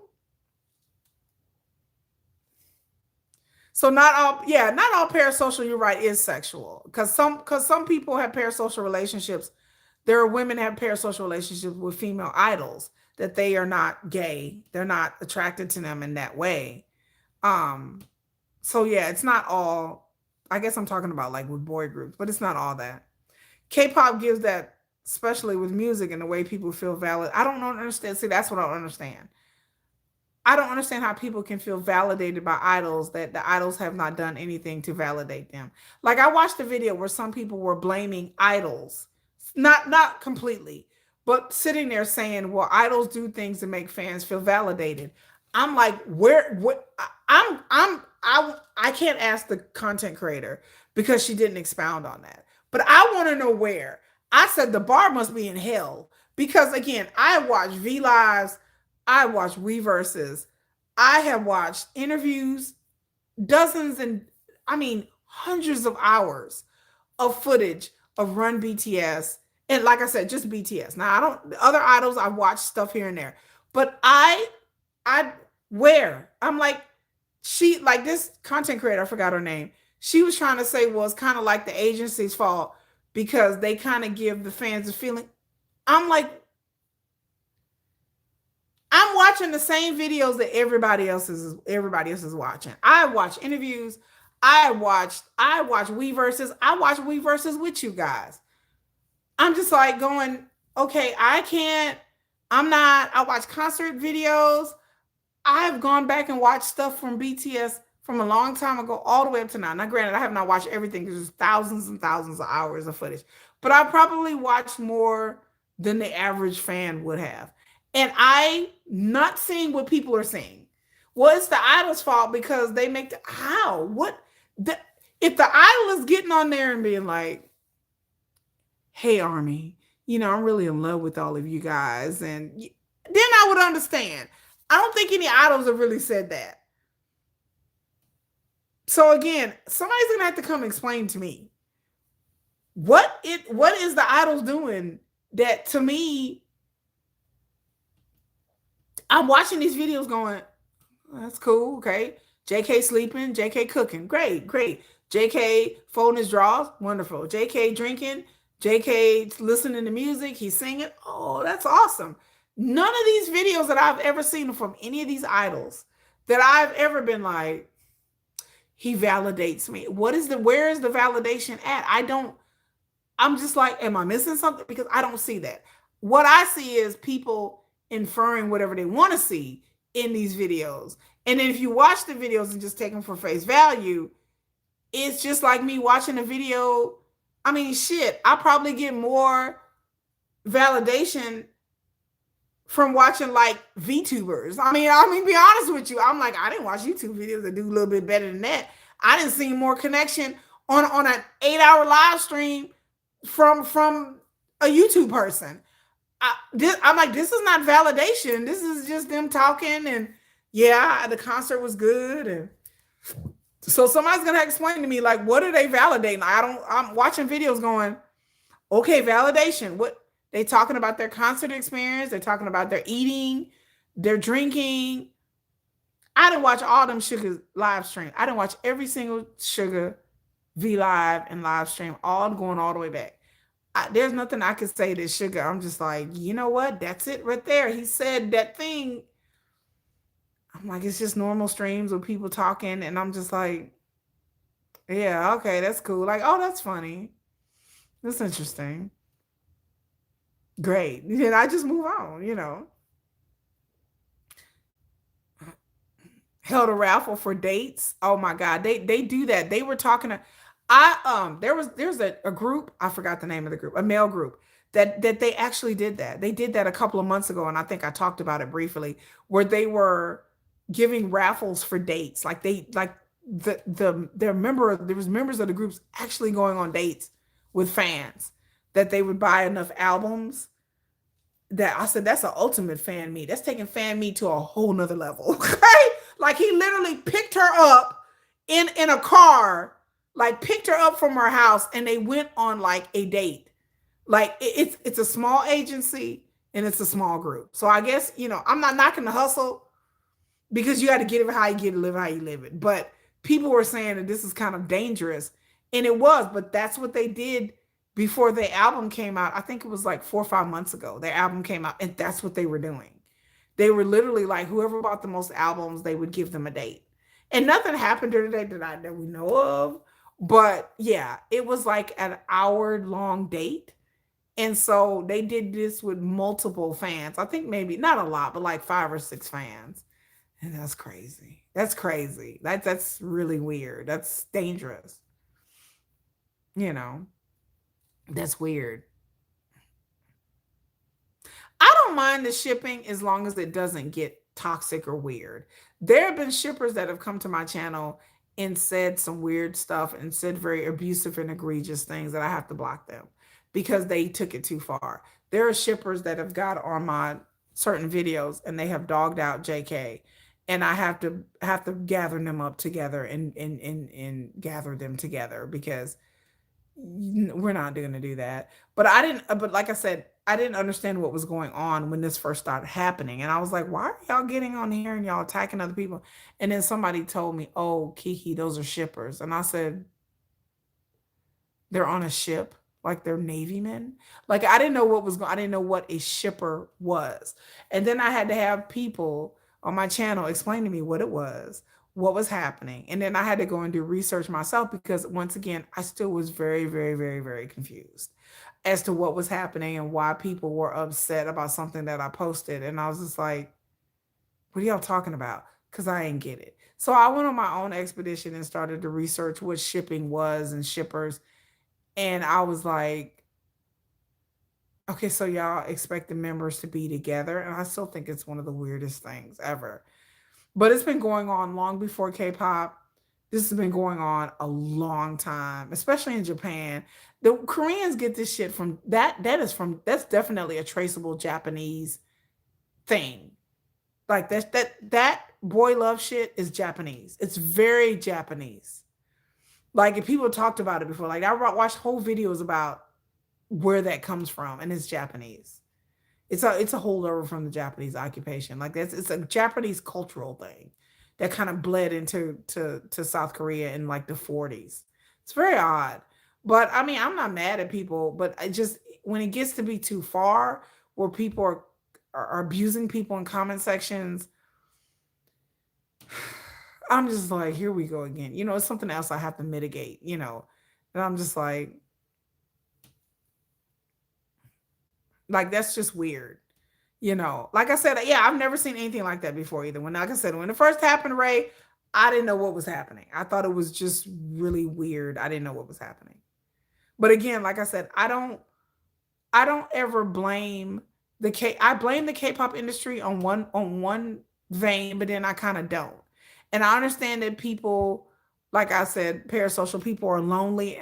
I get that. But I don't know how people's loneliness equates to this.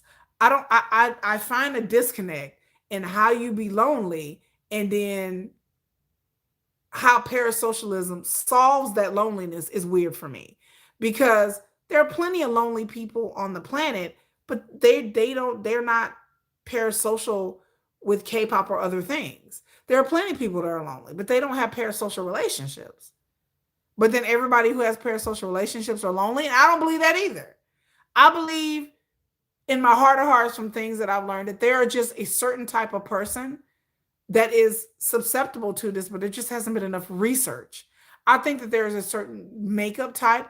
I don't know whether it's social, it's genetic, brain. I don't know what it is, but I think my theory is that there's a certain type of person, and that yes, loneliness adds to it, and other factors add to it, trauma and stuff like that. But I really honestly think that there is just a person, a type of person that this is kind of how they get down. And I think this is the same type of person that's more susceptible to cults and more susceptible to high control religions and more susceptible to groupthink and stuff like that. I think that there are some of us who are just naturally skeptical. I think some of us, I'm a big skeptical person. I am not like, I'm like, what? I'm like, wait a minute, what are we doing? And I think that there are some people who naturally fall in line with things because either that's just their genetic makeup or they're just their personality or how they were raised or a combination of factors. I'm a natural skeptic. I am not one to fall. I'm like, what is happening? Somebody tell me the sky is blue. I'm like, is it? Is it blue? Do I need to look? Let me look outside. Hold on. I don't really believe. Like, I think some of us are just naturally skeptic. And I've been like that since I was a kid, which makes parenting difficult for me. But as a child, I was skeptical. My grandmother would tell me not to do things, and I'm like, why? Like that. My grandmother's like, do you always have to question everything? I've been questioning everything since birth. I came out the womb questioning shit. But yeah, my grandmother would be like, don't touch that, it's hot. Is it hot? Like my brain is like, which got me into trouble as an adult, as a child, because I was naturally curious. I was like, that's not gonna do what they. I was strong. I was very pigheaded, and so that's just my personality to be like, well, I'm not gonna listen to you. Is it? And it got me in trouble a lot. Like physically a lot. I never told y'all that. Like, I don't know if you guys can see, but if you see my arm, I have a huge burn on my arm. It's all the way here, and you can barely see it, but it's all the way up here. I have a huge skin graft burn on my arm. When I was 4 years old, I stuck my hand in this washing machine because, of course, I didn't listen, my grandmother. And so I thought I could do it because I was five. And so, 4 or 5 years old, I thought I was grown always. And so I stuck my hand in this thing, and this thing grabbed my arm, and it almost, if I would have pulled the right way, it probably would have dislocated my arm, pulled my arm off. It ripped off the skin. It burned and ripped off the skin of my arm.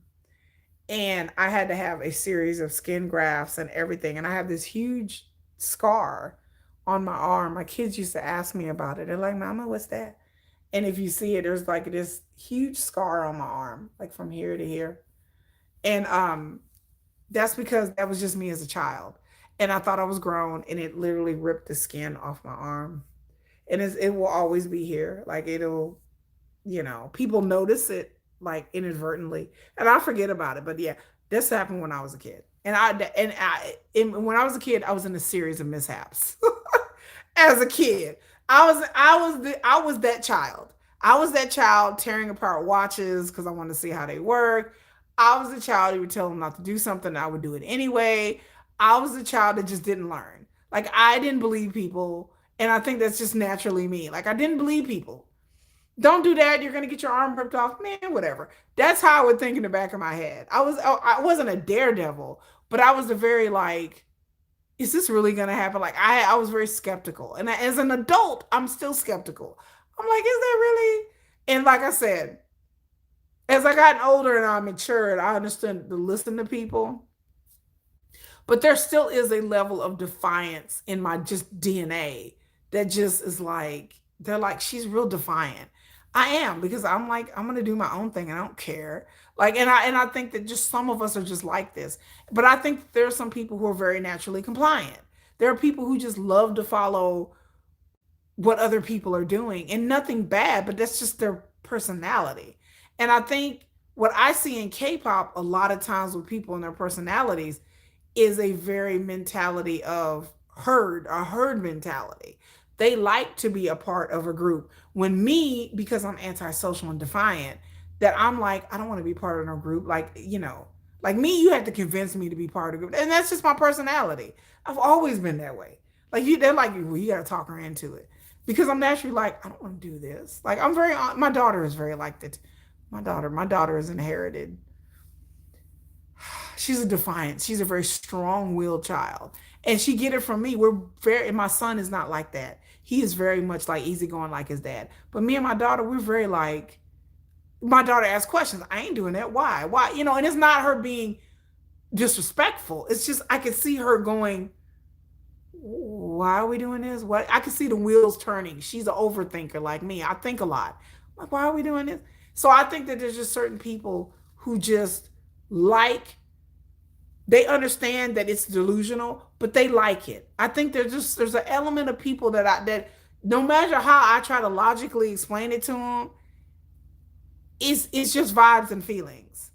And I think that they like that. They like vibes and feelings. And where I'm not a vibes and feelings kind of person. I'm just like, I don't like vibes. I don't like feelings. I'm just like, what is this?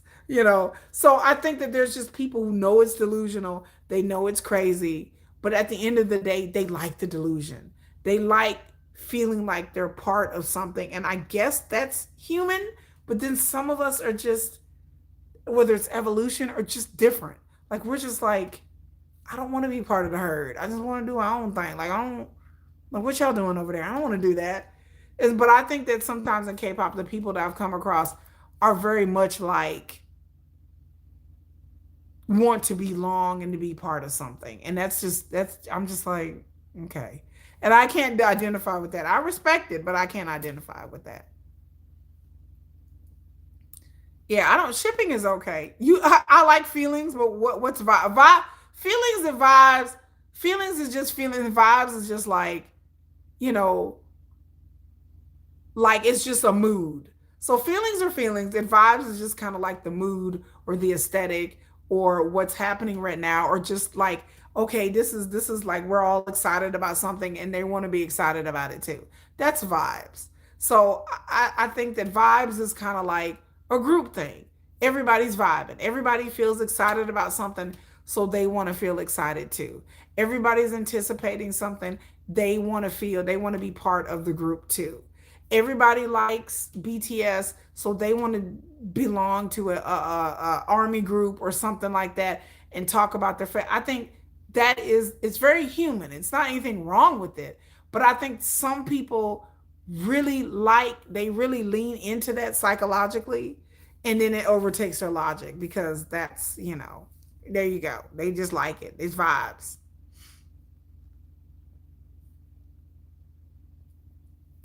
Jennifer is my partner. Like, without her, I wouldn't know K-pop. She's the one that introduced me to K-pop. But Jennifer is not just my partner. Jennifer's my family. Like, she's my sister-in-law. So I love Jennifer, but at the end of the day, she's the only family, that one of the few members of my family that I have left. So Jennifer's not just my friend, y'all. If y'all don't know, Jennifer's my sister-in-law. So she's not just a friend, she family. Like, she's really like my sister. She's my sister from another, but she's not just like a friend. She's a uh direct link to my late husband. So she's my late husband's sister. So therefore, you know, so there you go. But I think that some people get addicted to the feeling of community within BTS as a group, and then also within Army, as Army being an entity in a group as well. But instead of just community, people take it overboard. People start feeling entitled and feel like, well, we're better than everybody else. That's my problem with it. It's the level of entitlement for me that gets me fucked up. That I'm just like, you can have a community and that's fine. But when you get to the point where you start feeling entitled, like, oh, we're better than this other fandom over here, that's where I'm just like, okay, what are we doing? That's where I feel like it goes real left real quick, is when people feel like they're entitled to BTS, that they have power now. I'm part of Army and I have power over BTS. That what I think matters to them, and it should matter to them, that's where I'm like, time out, sweetie. It doesn't. That's where I have a serious issue. That's why I just like, time out. No. Because people start feeling like they all of a sudden have importance and they have power. And I'm just like, okay. That's where I take serious issue. People can be part of any group that they want to, and they can have fun and they can have community. And it should be fun. It should be a thing, but then like it goes left real quick. It goes to whatever we say go, and these people in my little Reddit group or my Instagram group, we feel this way, so everybody should feel this way, and everybody do feel this way. And I'm like, I talk to people on my channel, and I know everybody don't feel that way, because I feel a whole bunch of difference of opinions. And so there are people out there who think that the way they feel is the way everybody feels. And I'm like, it's not though. I talk to all kinds of people, and I'm like, I don't feel that way. So my point is with people, what is your opinion more important than mine? I don't think that my opinion or how I feel about BTS is the right way to go, and it's more important than anybody else's. I don't think BTS should listen to what I say and what I do. Like, who am I? I'm nobody. Like, armies, to me, and a lot of K-pop fans beyond armies, don't have that level of humility. I'm like, you a fan. To me, a fan should stay in a fan's place. That's where they should be. It's transactional. You buy concert tickets, you should see a good concert. You buy merchandise, you're getting good use out of the merchandise. You're expressing your fandom. You're expressing how you feel about the group, because you're buying albums, you want to listen to the album.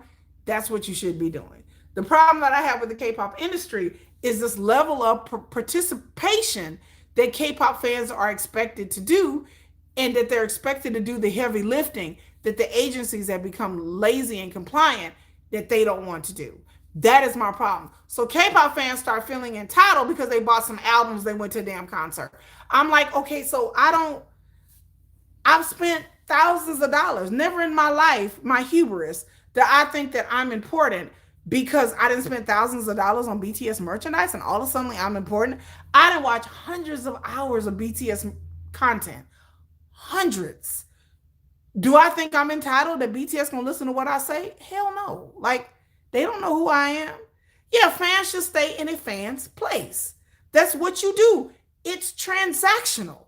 You buy albums because you want to hear the songs. You love the songs. You want to rock the songs. You're supporting the group. You buy merchandise. I buy merchandise because I want to wear a BTS t-shirt. You go to a concert because I want to see a good concert. BTS put on a good show. It is always transactional. With these super fans, they don't feel it's transactional. They feel it's something else beyond transaction. I'm like, y'all, it's transactional. It's like, what else do you expect? So now they buy albums and they spend time and effort and they voting and they're streaming, and all of a sudden that turns into I have a say so about what BTS should do or say or act. Huh? Because you didn't stream and you bought some albums? That's kind of not how that works. So I'm like, no, you're a fan. You're partaking of their music, of their entertainment, and that's it. The idea that somehow because I streamed and bought some albums for years that I should be important is effing nuts to me. That don't make no sense. It logically makes no sense. It'd be like me working at a job and I'm clocking in and I'm giving all to my job. They are paying me a paycheck. It's transactional. And then all of a sudden you feel like you should be treated some sort of way special than everybody else because you've been there a long time. I don't think people really in their real life feel this way. It's not, it's a transactional relationship.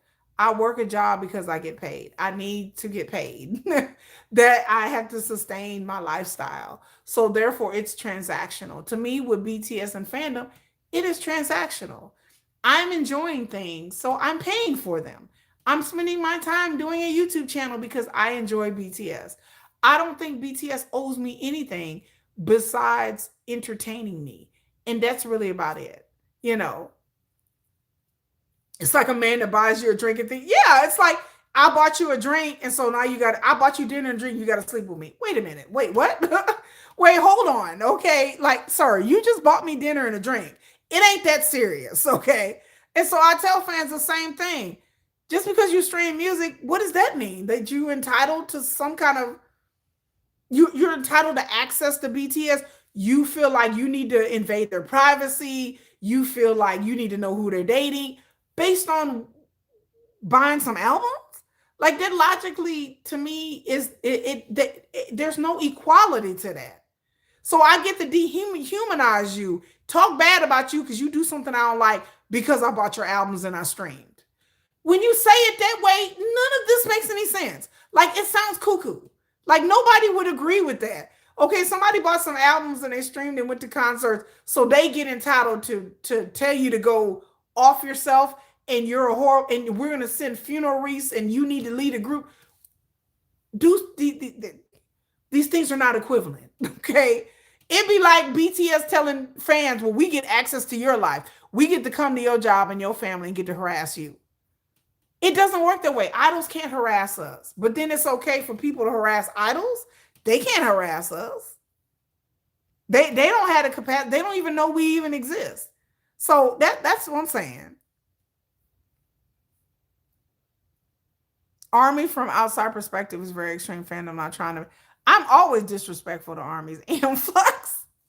I go in on armies all the time. I'm like, don't come here with this ish. Like, they will get cussed out if they sit there and fall and try to get me to plead their case. And then the other thing I don't understand, let me go off.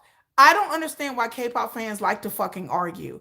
I don't understand. I'm like, why do y'all like to argue so much? Like, why? Like, there are people I disagree with all day. There are content creators in all fields that I don't agree with, that I don't like. There are people that have said things about the Chris Brown things. I am not on their page arguing with them.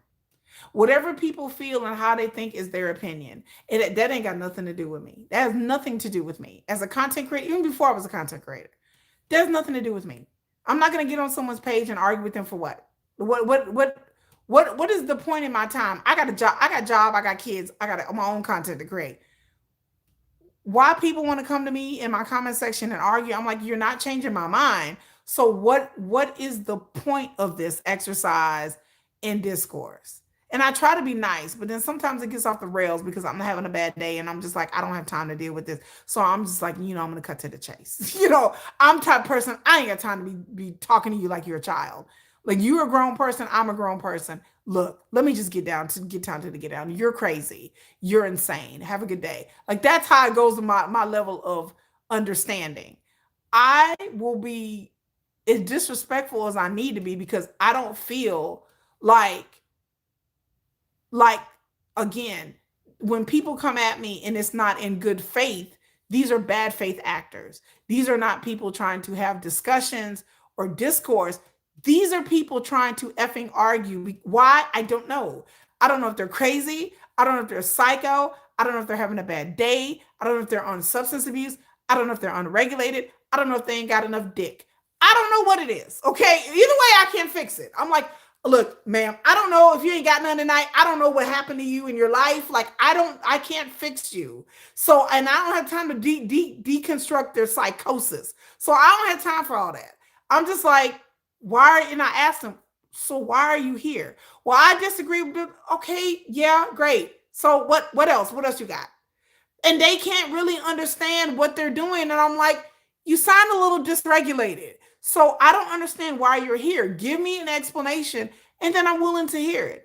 But other than that, you sound crazy. Like, I just tell it like it is.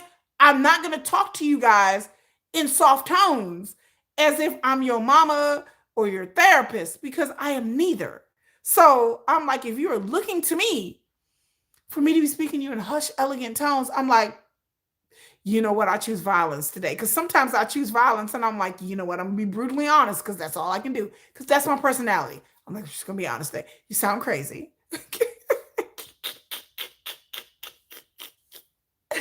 I'll be like, you sound nuts. Just going to put it out there. Is this a reason because people are chronically online? That's what you guys are saying? Some people like, I don't know. Well, they need to get off my channel with all that shit then.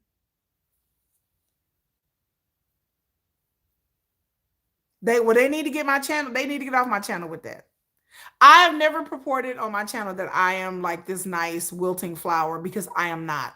My patience and my time is finite. And so what K-pop content creators that I've noticed, I haven't seen a whole bunch of them, is that, if it's not like a reaction channel or a clip show or something funny like that, the other channels, they talk to K-pop fans like they're children. I'm not here to talk to K-pop fans like they're children. Like, I'm going to sit here and coddle you like you're a baby. I'm like, we're an adults. So let me talk to you like you a effing adult, because we're adults here. And K-pop fans, I found, are some of the most snowflakiest snowflakes, that when you talk to them like they're real adults, they somehow get offended or, oh my God, I'm like, shut the F up. Like, please stop. Like, okay, we're grown people. You're not a teenager, are you? Even if you're a teenager, I have teenagers. I have a 16-year-old and a 12-year-old. I know how 16-year-olds and 12-year-olds talk. Don't try to, well, they're little kids. I have little kids at the house. I've heard how my children speak with their friends, and it's not in hushed tones. I'm telling you, okay? Especially my son.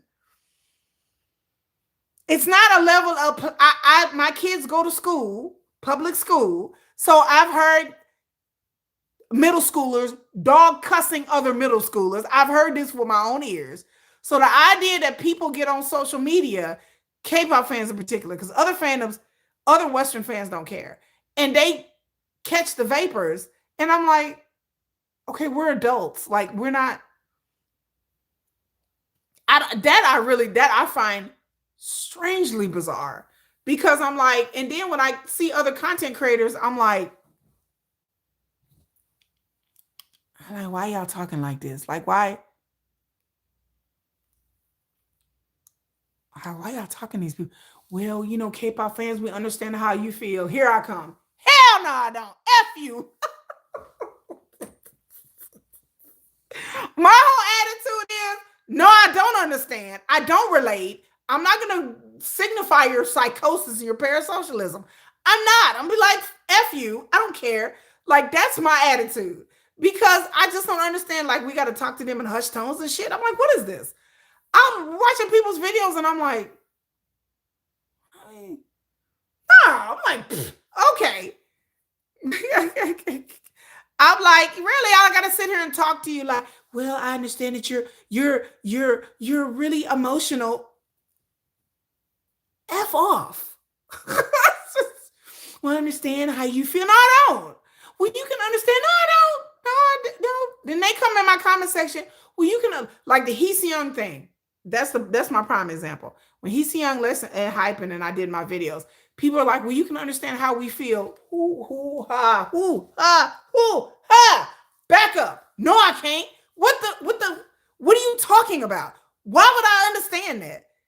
My sugar can lead a group tomorrow, and I'll be like, okay, all right, cool, bet. See you in that solo, you know. People in my comment section like, well, you can understand. Well, why are you so mean? Why would I understand y'all upset about somebody leaving a group? Are you for real? Like, no, I can't. You're insane. You're a psychopath. And I would tell them in the comment section, you're a psychopath. And they were like, well, I don't understand. What do you mean? Oh, you think because I'm a K-pop fan that I would care when the members of BTS could disband tomorrow, and I'll be like, y'all, they didn't disband it. Damn. All right. Anyway, so let's move on to we're in our solo era, everybody. You know, it wouldn't be like I'm gonna sit up here and cry about it. And then you expect me to co-sign their behavior? I'm like, lady, I'll be telling people in the comment section, you're in the wrong channel. Because you're go find you an hyping channel that will glaze you.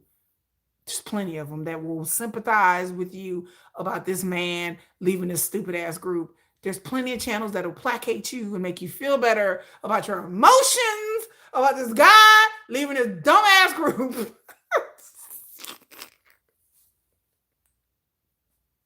Go find them. Go now. Like, because if you expect me to sympathize, I'm like, whew, you haven't been around here for very long. I didn't tell them in the comment section all the time. Like, they annoyed me so bad with that. Well, you can understand. No, I can't. What? BTS disbanded. I'm like, ooh, all right. Is the tour still continuing or we're not? All right. We're not solo, everybody. Solos. Hey, solos. It would be solo air time. Like, I would just be like, well, solo air time, everybody. Like, guess we're going to be doing some solos. I guess the tour, we're going to tours. The tours. Like, I like the idea that people expect me to sympathize with them or they wanting some sort of sympathy. I'm like, don't come up here asking them for no things. Don't come up here with that. I get annoyed by that. I'm just like, we expect you to sympathy. I'm like, yeah, fans were okay. I was like, y'all gonna be okay. Y'all gonna be fine. Like, y'all don't. I suggest, yeah. I was talking about get rid of the protest trucks. That is a logical conclusion. You know, I am very mean about hyping. I'm like, to hell with all their fans. They all can rot and they can burn in the lake of fire for all I care. Yeah, there was people talking about, well, I suggested get rid of protest trucks. I'm like, of course, get rid of protest trucks. I said they should be banned and set on fire. Same thing with the funeral wreaths as well. They should be banned. That shouldn't be allowed. It should be illegal. What else? I'm like, if y'all don't know, good night. It's 1:30 in the morning. I mean, hyping is cool, but I said if the engines keep this up, I said they should just disband the group. I'm always about disbanding groups. Like, I am the king, the queen of disband a group. I'm like, well, you know what we could do to solve this? Disband the group. I am always like, disband the group. BTS this weekend with this Chris Brown shit, I said, disband BTS. I will sign the petition with you. Where I need to sign up at? I am with y'all. I said, I am with y'all because I'm tired of dealing with the fans. So the way I deal with it is scorched earth. disband New Jeans, let them go. Disband and hyping, let them go, and disband BTS a week so I can get some peace and we can just move on. I said, if people want to disband a group, let them. Let them. I'm like, ooh, good suggestion. I'm with y'all. I said, I'm with y'all. Disband the group. I'm scorched earth. I'm just like, I'm tired of hearing about it. Disband the group. Will everybody be happy then? Then if they disband, y'all are going to be upset. I'm not. I'm be like, well, this what y'all wanted, so disband all of BTS. Go ahead. I'm like, let me sign the petition. I'm with y'all because I don't want to hear it. So my suggestion is get rid of the group. In hyping, I said disband the group. I would be happy. Then we ain't got to hear it no more. I said if they would just disband the group, I would be like this. Happy. I'm like, well, solve that problem. Now everybody don't have no reason to complain. And then the members can go do solos or do whatever they want to do or go on vacation or fall off the face of the earth. Either way. So I'm like, disband and hyping. Yes, I sure did. I said disband them. Like New Jeans. I said, y'all drove me crazy with this BTS-ish. Me and Jennifer was like, just disband the group. That sounds like a good enough solution for me. Then we ain't got to hear it no more. Like, oh, BTS ain't a group no more. I'm happy with that. I'm okay with that. I don't have any issues with BTS disbanding. I'm like, if I could get people not to talk about this Chris Brown shit, disband the group. Would that remedy everything? Okay, well, good. We need disband. We can go get on it. Let them finish touring, then disband. Like, let them fulfill their touring obligations. Then they can disband. The fact that people were upset, well, they're talking about BTS going to disband. I'm like, I don't think it's going to happen. I said, I can imagine it was going to happen, but I'm like, that could be a solution. I'm all about solutions. I'm a solutions-based person. So I'm like, is that a solution? Because that's a solution I want to do. That's a solution. Hey, Catherine. That's my solution. I was like, disband them. Okay. Not like In Hyping did anything personally to me. I think they're lovely. They're a lovely bunch of guys. But I'm tired of hearing the fandom. So when I'm tired of hearing the fandoms, my attitude is, well, the group got to go. I'm tired of New Jeans. I told those New Jeans fans, boycott the group. I said, boycott the group. Well, New Jeans, okay, great, boycott. I said, I'm on y'all side. I told New Jeans fans, I am here for y'all. I am on y'all side. Just disband New Jeans. Just call it a day. I would happy for New Jeans be gone and we can just move on with our lives. I'm all about moving on with our lives. Get rid of bunnies, get rid of engines, and get rid of half our armies. I'm a scorched earth person. I was like, well, we're just gonna start all over again. Everybody's gonna be gone. Like, and just be, what about Cat's Eye? I don't know. I'm tired. I'm slowly but surely starting to get tired of their fans too. I'm about to call for a disband on them too. All the groups that are problematic fandoms, they need to be disbanded. Like all of them. Like Cat's Eye fans, they this close for me to be like, you know what? We're going to disband this group. They need to be gone. They get on my nerves too. I'm like, just disband. I'm tired of Mano. She need to quit. I'm tired of Sophia. Okay, whoever that's on, they need to quit too. I was like, my idea of fixing things is just to get rid of things. I'm just like, that's how I deal with life. If I ain't tired of dealing with somebody, I'm like, you know what? I don't really think this relationship is working. Yeah, we're done here. We're done. That's how I deal with problems. Just, we're done here. We're done. Like, I'm tired. I'm like, you know what? It's hard. To me, that's a problem solver. She's a fan of Blackpink, even though she's tired of it. Even BTS, yeah, I told you, BTS, I'm tired of the fans. So I would just let them disband. Just call it a day. No, they move on to different projects. Yeah, that's true. After military service. Yeah, that's true. But I'm just tired of the fans. So I just want groups to be disbanded because I just get tired of the fandoms. That's what I said. They need to tell the fans to F off. I wish to God they would just tell the people, like, look, I would applaud that. I would be like,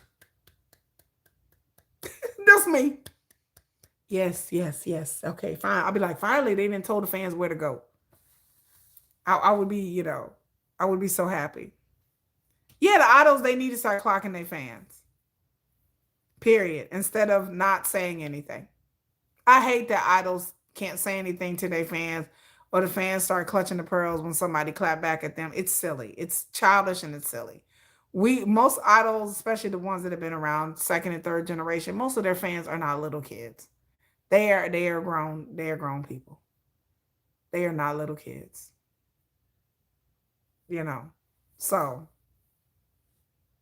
if they couldn't take it, they I told you, K-pop fans are some of the most snowflakiest snowflake, because I've dealt with them, and I'm just like, and so like whenever I do my research and I go on X or I go on Instagram, and then the fans are fighting back and forth again, I just be sitting there. I'm like, this is your idea of fighting?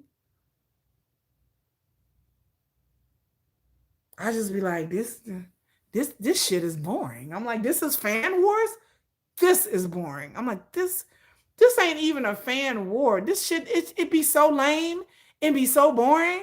I just be like, this is what y'all do. K-pop fans can't even fight right. Like they fight like little kids. It's like this. It's like yeah, yeah, yeah, yeah. It's like little kittens. They in the comment section like, well, she can't sing and she got a flat butt. Well, what about his ratty hair? And I'm just sitting there going, this is what y'all doing. This is fan wars.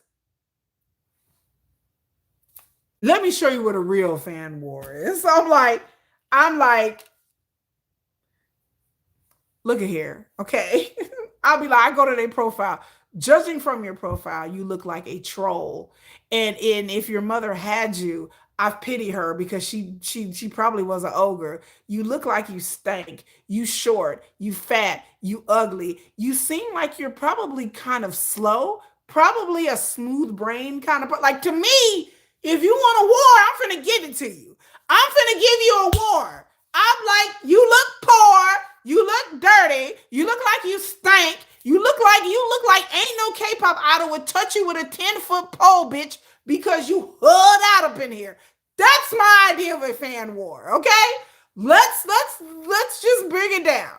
The ish that they be talking about online, I'm like, this is it? This is look, you troll looking, yo. Your daddy probably left you.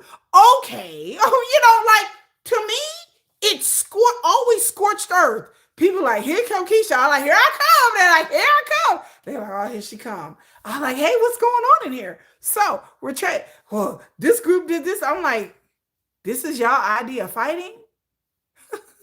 I be laughing.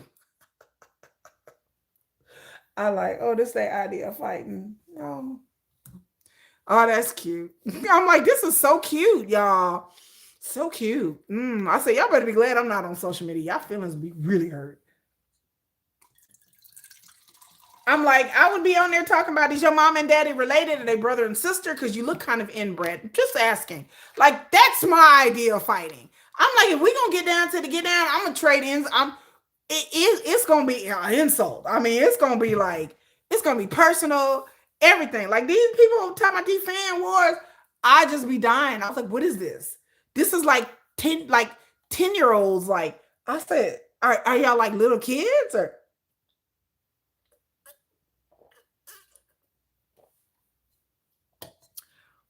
I don't get it. I don't get that either. I just be sitting there like, y'all supposed to be in y'all feelings about this? Like, well, this group and they did this, and I'm like,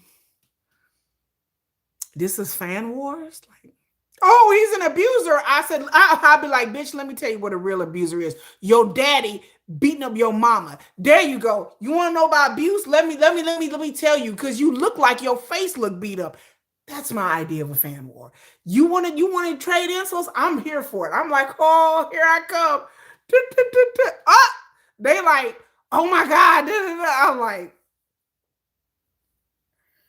I'm like, y'all ain't doing it right. Y'all ain't doing it right. I'm like, y'all are not ready. Y'all ain't doing it right. I'm like, y'all ain't doing it right. y'all are not doing it right. My insult game is so acute. Like I'm like, y'all not doing it right. I was like, y'all not doing what y'all think it is. I said, damn K-pop fans, y'all can't even fight right. What is this? I'm like, man, this is corny. I'm like, lame. Boy, I would roll off a litany of profanity that it would just be like, I mean, that's my expertise. You MFing you pussy. Because my natural state is profanity. So I was like,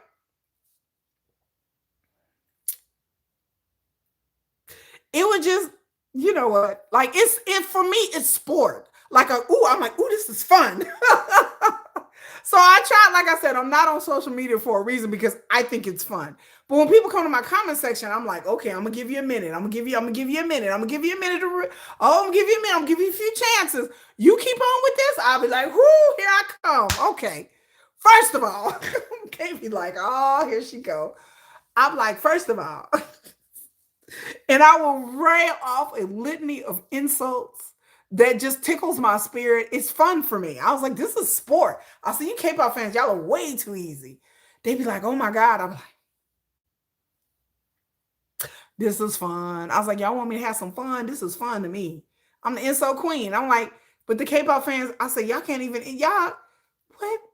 I don't care about it, rattling about insults about my group. Y'all, I say, y'all are such snowflakes. Y'all are just, oh my God, I'm so offended. I'm like, okay, like you weren't offended last night. So, oh, they be like, oh, yeah, I'm brutal. I'm savage. I'm like, I said, y'all need to up y'all savage quota because I'm savage. I'm brutal. And I was just like,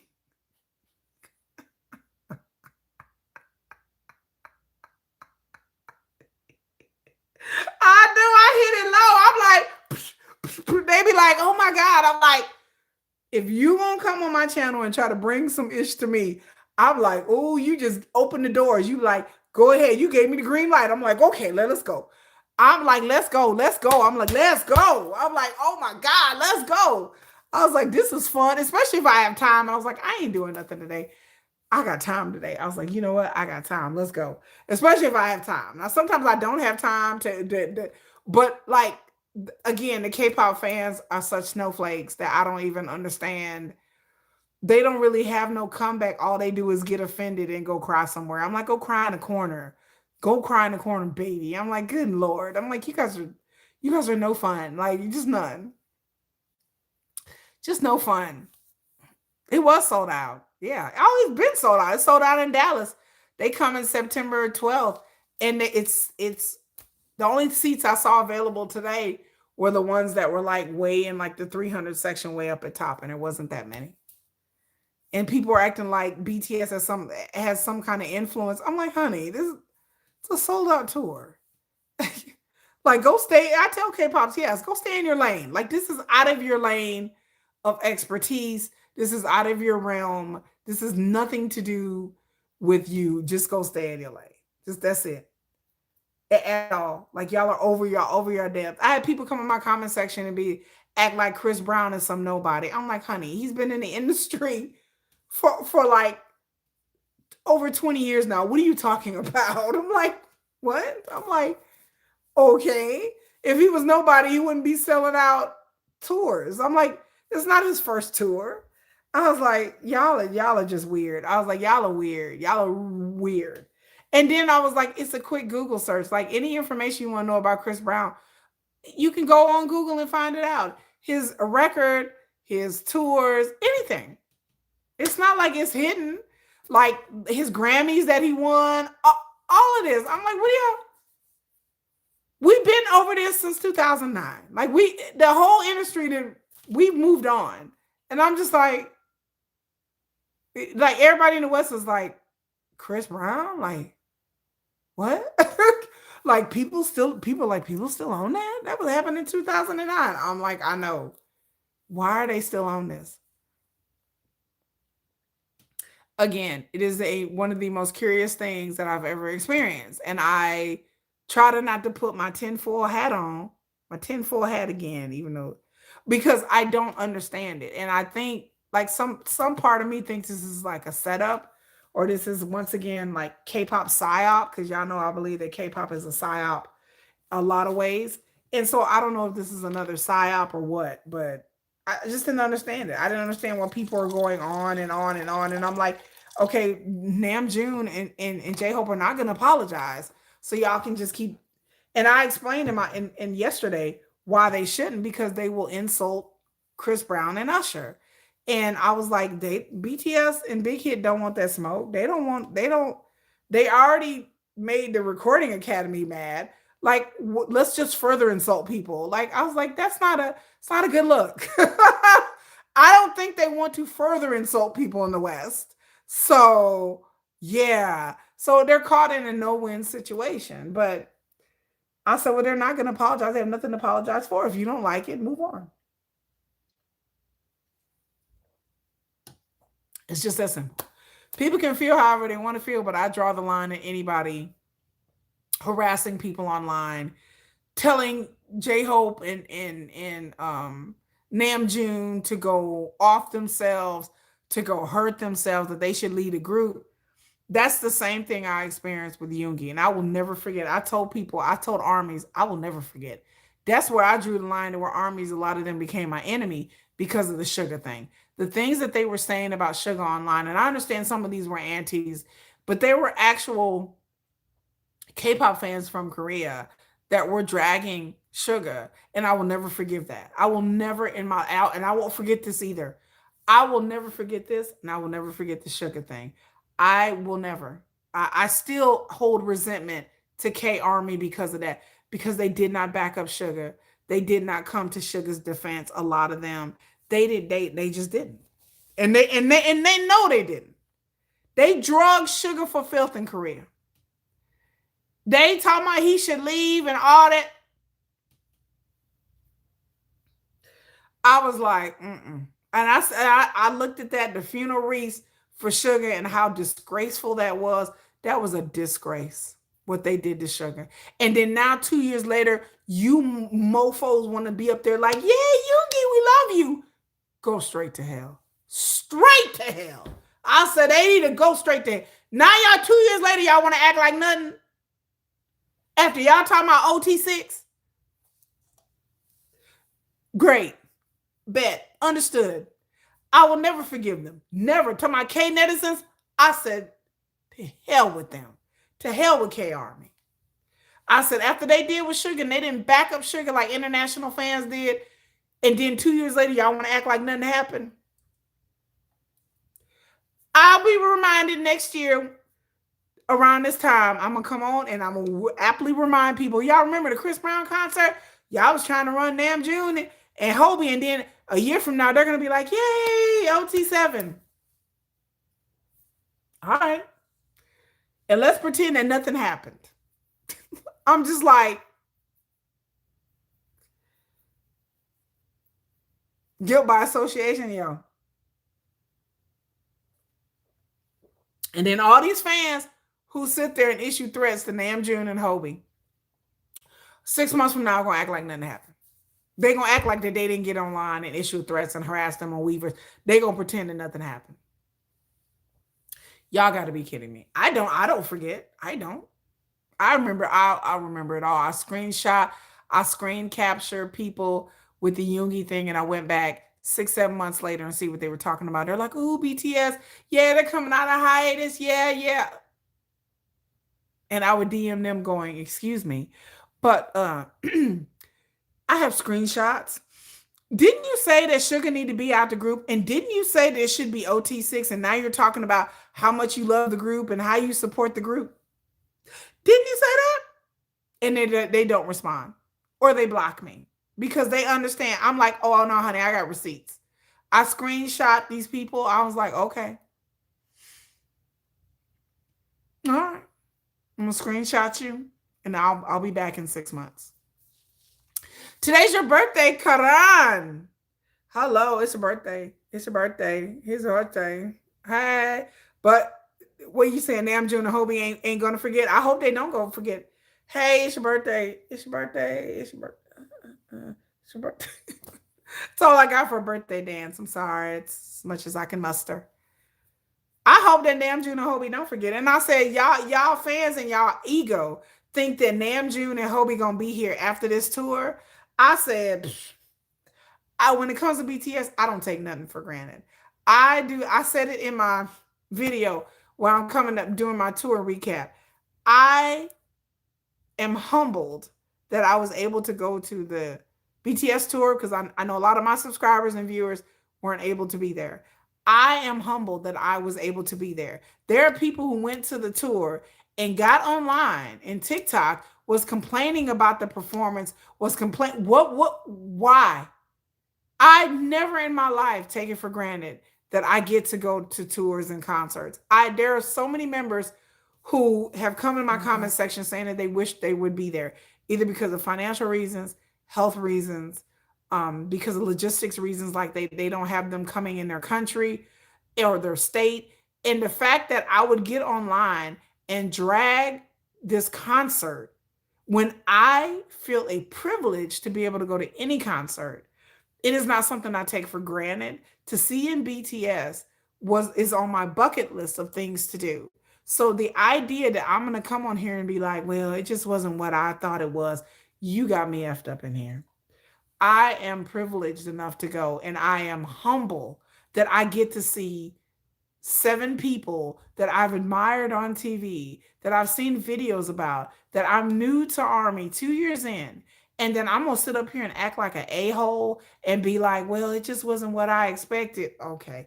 It must be nice.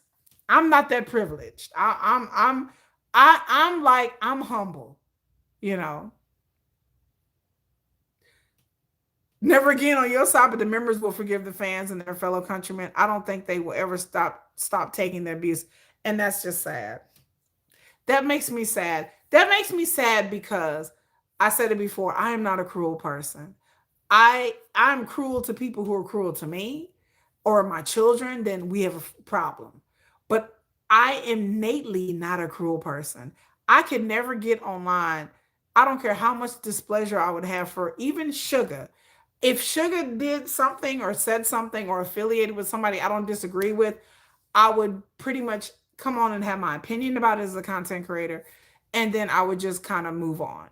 Like I would either not support Sugar anymore. I would still be fans of the group, but I would just not F with Sugar for whatever reason it was. If he said something or did something very racist or something like that, or very misogynist, he would say something or do something to a woman or an animal or something, I would start effing with him. But the idea that I would go and harass Sugar on his Instagram or Weverse, I would never in my life be so cruel. I would never in my life tell Sugar to go off himself or go hurt himself. I wouldn't want Sugar to hurt himself. I would, no matter if he did something I disagreed with. I am not so cruel. I'm not a cruel person. So the idea that people use idols as punching bags to say the most cruel, mean things is what unhinges me the most. I strongly believe that what you put out into this world will come back on you. I strongly believe that. Like what you put out there. I try not to go too hard on people. I try not to be cruel. I may read somebody real quick and I may give it out if somebody's giving it to me. But the idea that BTS haven't attacked me. They're not sliding my DMs talking about UB or whatever. But the idea that I would feel entitled enough to go and attack them on Weverse or be like, are you going to apologize? Or, you need to go. And knowing that, and then the thing that really affected me this week is with Namjoon. We understand, and we should all know as BTS fans, what Namjoon has experienced. We understand that Namjoon have done Weverses talking about his experiences in the industry, talking about his lack of sleep, talking about his feelings of loneliness and depression and being overworked And the fact that people would go and say mean things to Namjoon and then turn around and act like nothing is going, like nothing in 3 or 4 months, unnerves me to the point I can't even deal with. You don't kick somebody when they down. We know Namjoon be online doom scrolling. So I could not imagine the things that Namjoon has read. Like it was so bad, and I never do this. It was so bad that I got on Instagram and I posted something on my Instagram account that I never post anything on, saying that I love Namjoon, and I put a little song and I tagged him in it. And again, I don't think it did anything. I don't think I'm important enough for him to see it, but I would just hopefully that he would see it because I felt so bad. I didn't want Namjoon doom scrolling and him seeing the evil and ugliness without him seeing something to put a smile on his face. So I like, again, I don't know if he would see it. I don't know, again, no clue. But I wanted him to understand that, like, hey, there are those of us who support you. And I have a hard time dealing with the Namjoon situation in particular because I know the things that he's said online and Weverses about him, his feelings, of reading things and things that they've said about Namjoon over the years, about his appearance, about just evil, cruel things that I didn't know that people were saying about Namjoon. And so Jennifer told me 6 months ago, because she's been into this K-pop thing, but the awful things that people would say about Namjoon online, that he's ugly, that he's the least favorite of BTS. Like I felt some type of way about that. So little old me just went on Instagram and just posted something, and I was like, I don't know if he's gonna see it, and I felt really dumb posting it. But I just, by chance that maybe he would stop and see it and be like, oh, okay, well, this person, I didn't want him to see things and be like, oh my God, You said Namjoon Nahobi has had it the hardest as far historically. Really, y'all tell me something. Y'all tell me that all the time. And Jimin too. Don't even get me started when I watched that video about Jimin, about how they called Jimin a pig and called Jimin fat. I'm not an emotional person, but that hurt me. That really affected my spirit when I watched that video, which was like a 45-minute video talking about how Jimin was called a pig, how Jimin was called fat, how Jimin was issued death threats. There was a video of them doing an interview, and then Jimin was like looking at his phone, and then like he was like stopped, and then he showed Yoongi, and you can see Yoongi's face and RM's face of like, RM looked angry. Yoongi looked really annoyed, and it was saying that Jimin was getting a death threat, and he was showing them, and it was just, it was so sad. I do feel like the K-poppies are jealous. I do. Um, they're very shallow, very shallow. I don't. Yeah, that's all I can do. I feel the same way, Shelly. That and to me, Shelly, for me, I'm protective about everybody. Like I am not a cruel person. Like at the end of the day, I'm a kind person. And so when I see people being evil or mean, like that sets off something in me just because that's just my natural personality. I don't like people to be mean to people. I was bullied as a kid. I just don't like people to be mean. I told y'all the story. I told one somebody commented on the video. I told y'all this story, and I'm gonna leave y'all with this story because I'm fixing to go to bed. When I was a kid, my grandmother, we would eat, of course, some of us grew up old school. So when I was a kid, of course she would eat, and then I would get full. And then I would leave food on the plate. And I'm like, oh, I'm full. And my grandmother was old school, And so she grew up in the era a lot of us have grandparents and parents who grew up in the era where you have to like clean off your plate. And so my grandmother would look at me and she'd be like, are you not gonna eat that? I was like, Grandma, I'm full. And she'd be like, well, you better eat it. You don't understand. There's starving people in Africa. And, and then sometimes, and I would look and be like, okay, so I would eat it. I would eat it to the point where I was beyond full. So other times, again, I wouldn't finish the plate. And she'd be like, there's starving people in America. There's starving kids in China. And I would look and then I would eat it. Okay. So then it happened the third or fourth time. I would eat and I was full. My grandmother used to say, You know they're starving people, girl. You can't eat this food. You know I spent all this money on this food. I bust out in tears. Ah! My grandmother's like, my grandmother stops and she's like, oh my God, what's wrong? And I said, well, Grandma, I'm full, but they're starving people. They're starving people. Why are they starving people? I don't want the people to starve, Grandma. I was in tears. My grandmother stopped and she looked at me and I said, but Grandmama, they're starving people. I gotta eat. But I'm like, I'm full, but I feel so bad. I would lay awake at night. My grandmother would stop and she's like, I don't understand. I said, Grandmama, I lie at night and I said, I see the starving people. And I would be like, Grandmama, I don't want the people to starve. I said, but Grandmama, I said, can we send them the food?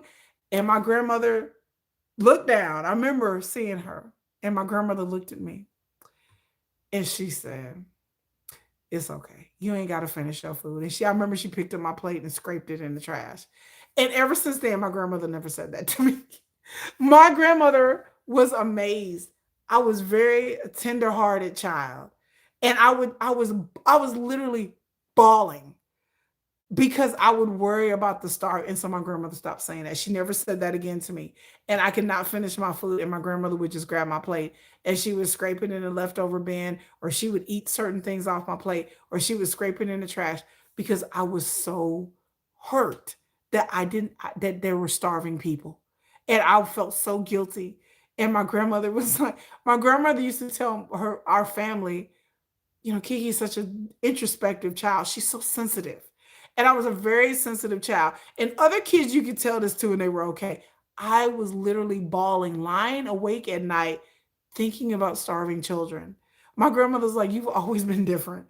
Like I would always think about that. I said, but grandmama, and I would ask my grandmother once in a while, are there really starving children everywhere?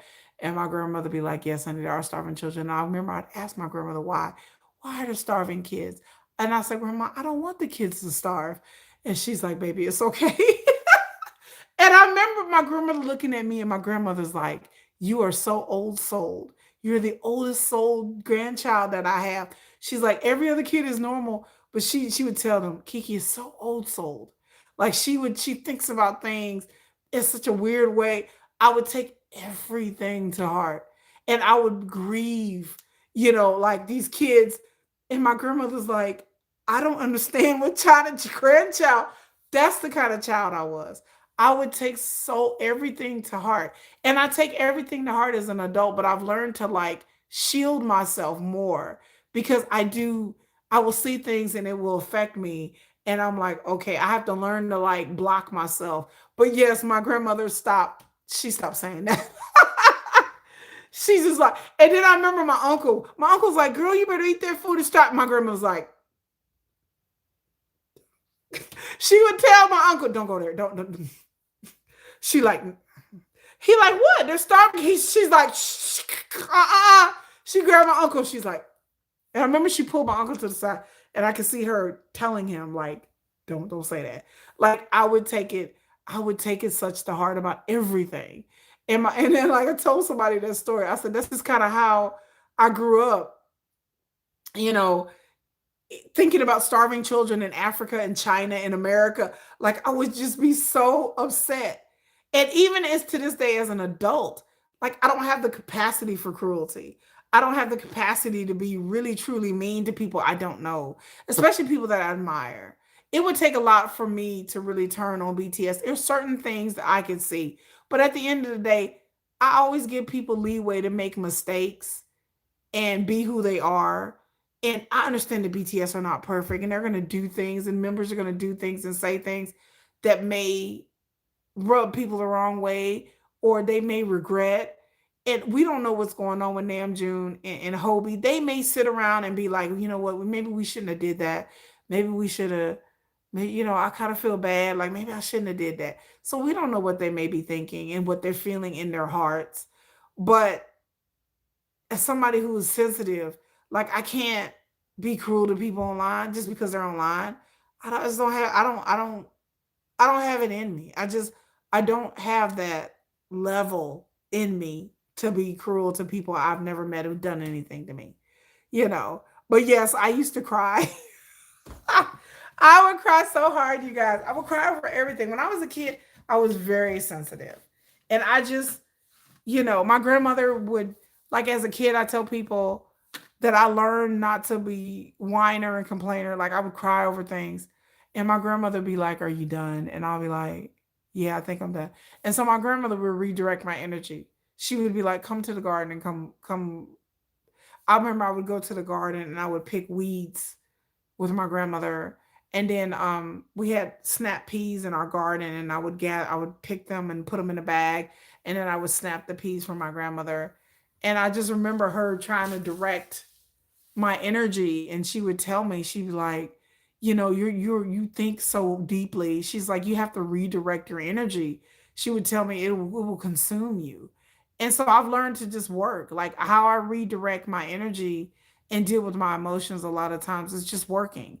Because as a kid, that's what I learned. Like I was so overly thinking about everything. Like I remember as a kid, we had like the Iran Contra. This sounds so unhinged. But this is let you know what kind of kid I. So when I was a kid, we had something called the Iran Contra, where there was like a missile crisis. Okay.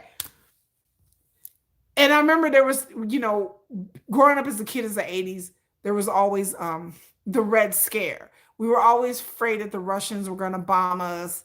And I would worry, I would lie awake at night worried about whether what Russia was going to bomb us. And then the Iran Contra hit, and I was even into politics as a young age. And I remember when I got to be a teenager, I would watch about the first Iraq war. I would sit there and watch footage after footage on CNN, the first Iraq war, and I would just worry about the soldiers and worry about America and worry. And my grandmother used to tell me that I need to funnel that energy. She's like, "You'll worry yourself sick." And I wouldn't eat, and she'd be like, "Why are you not eating?" And I was like, "Mom." I would tell my grandmother, I said, "Grandma, there's an Iraq war." She's like, "Yeah, I know."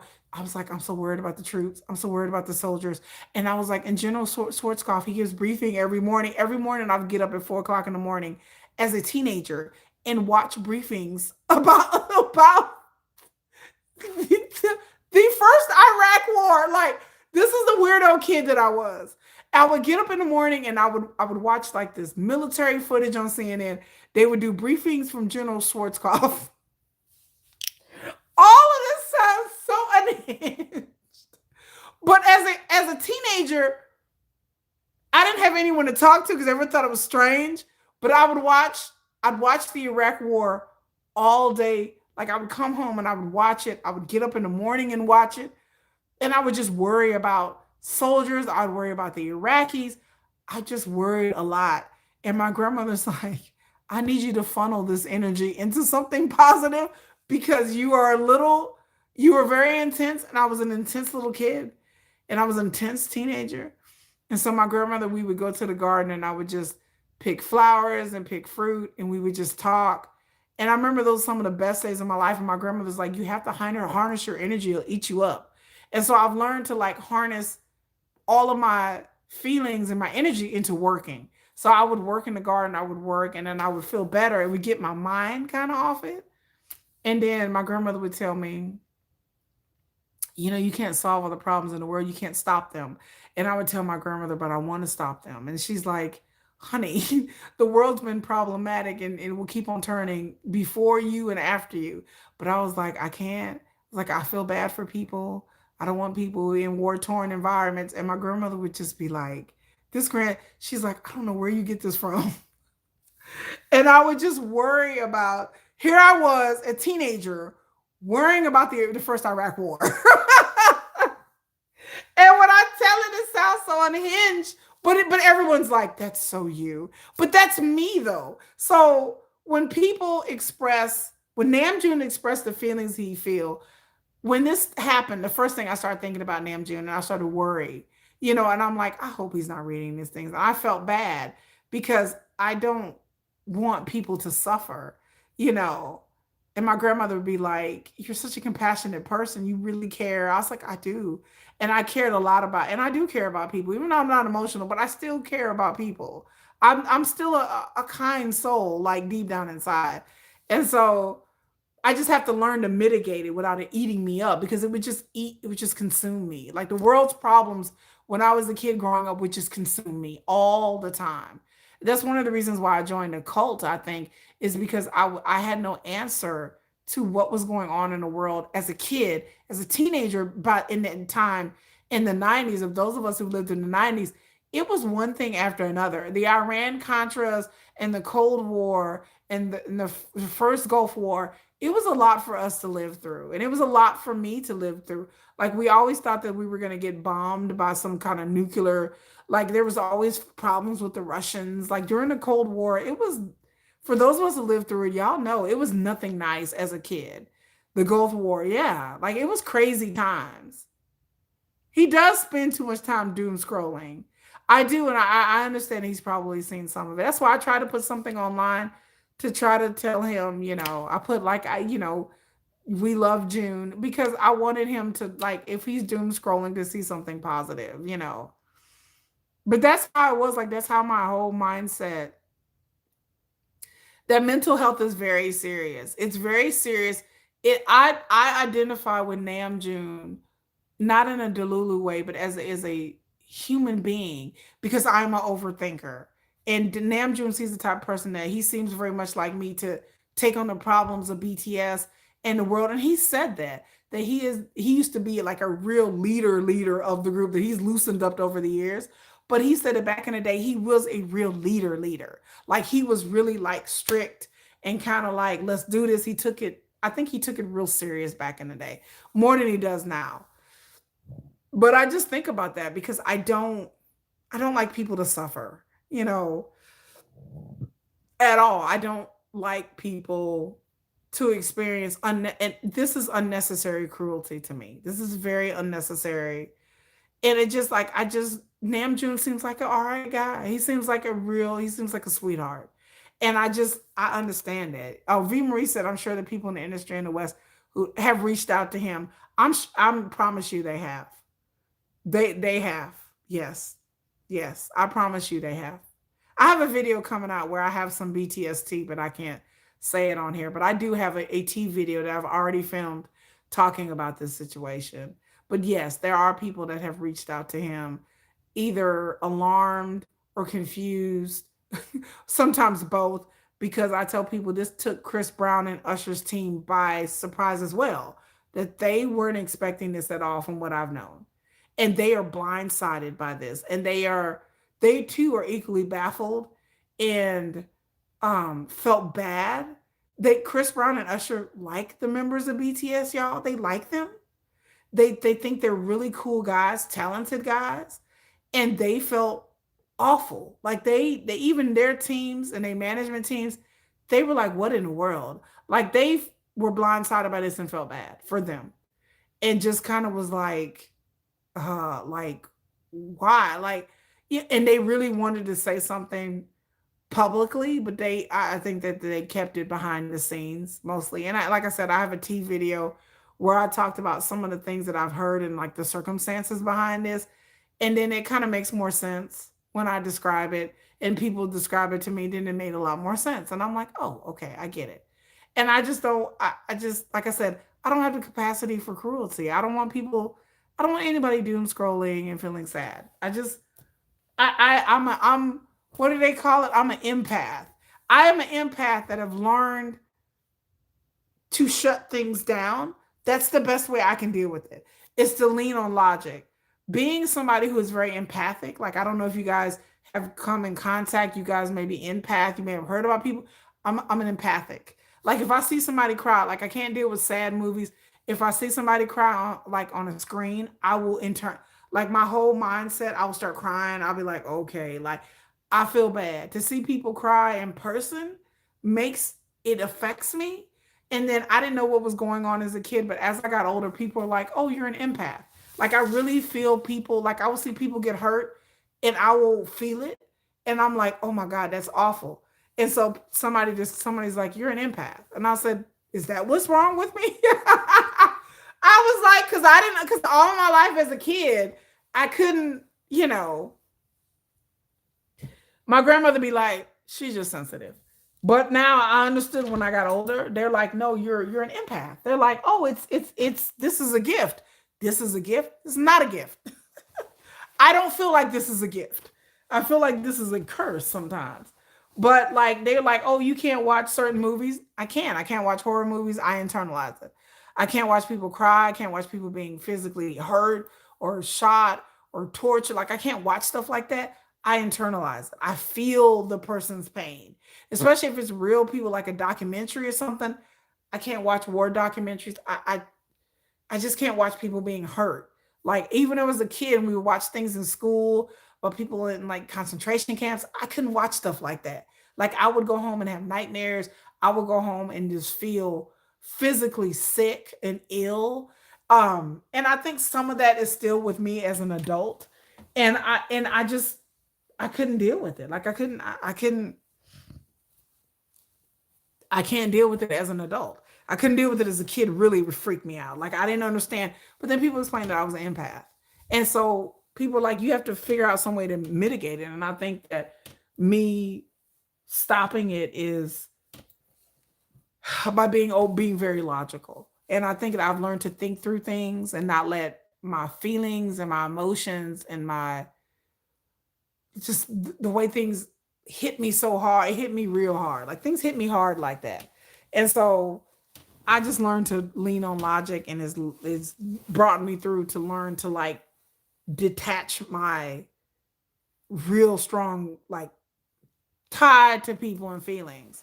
And I've had a lot of people, that in my real life, like have experienced things and they understand that like I'm very like they're like, oh, she's very sympathetic and kind. And I'm always like, oh my God, like I'm always freaked out when people experience things like loved ones. I just I really take it to heart. And people are like, you always try to help people. And I do because I end up feeling it. I'm like, oh my God, I'm feeling this. Like, so empathic. That's what people told me. Oh, you're an empath. I said, oh my God, it's a curse. It's a curse. Like I can't just watch things objectively. I'm just like I said, I can't do ghost movies. I can't do horror movies. I can't do violent movies. I'll have nightmares, child. I'll be up here unable to sleep, be worried about fictional characters all the time. That makes people human. I am very much human.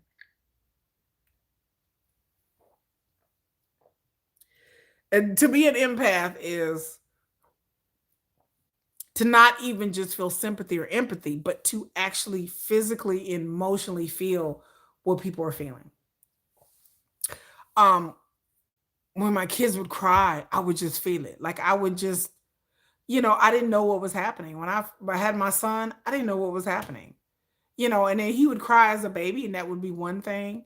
But then, like, as he got older as a toddler, he would, fall down or get hurt or something. And I would like freak out and then my late husband was like, what's wrong with you? And I'm just like, when he falls down or hurt himself, I'm like, I feel that. Like, and I thought it was just my connection as a mother. But then as I got older, I realized I'm like, wait a minute, this has been all my life. Like, I feel people's pain. Like, I feel like I internalize, like, I feel it in my soul. Like, I'm like, and I want to help and I want to stop it. I'm like, you're in pain. Let me stop it. Let me heal it. Let me, you know, I could never be a nurse or a doctor or anything because I would just be an emotional wreck. And so when my son would fall down and hurt himself, I would just be like, I would just run and be like, and my late husband would be like, are you okay? And I'm just like, I'm like, he's suffering. And I'm like, I don't want him to suffer.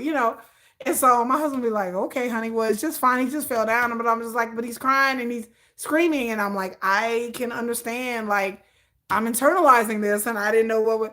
And I just thought, like I said, it was just me being his parent. But then I realized, oh, I do this a lot. Like, I do this with everybody. Like, I really have my husband be like, you're one of the most empathetic people I know. Like, you really want to fix the world. And I had to switch that off because, like I said, being an empath is not fun. You want to fix the world. You don't want people to hurt. You want to fix everything by any means necessary. You just want to fix things. And so, I like I said, over time I learned logic. Like I had to switch that off because if I let that take over, I'd be miserable. I would be feeling everybody's feelings in her. Now, again, the Mina Chan thing, I have to say, the Enhypen fan, it like it affected me because I could, like, people were playing the video. I couldn't watch that video. I could see it in my mind right now. I could see her video and I could see her crying and I just felt so hurt. Like I could feel her hurt. Like I think about it now and I could just feel it. I feel it in my chest. I can feel her hurt.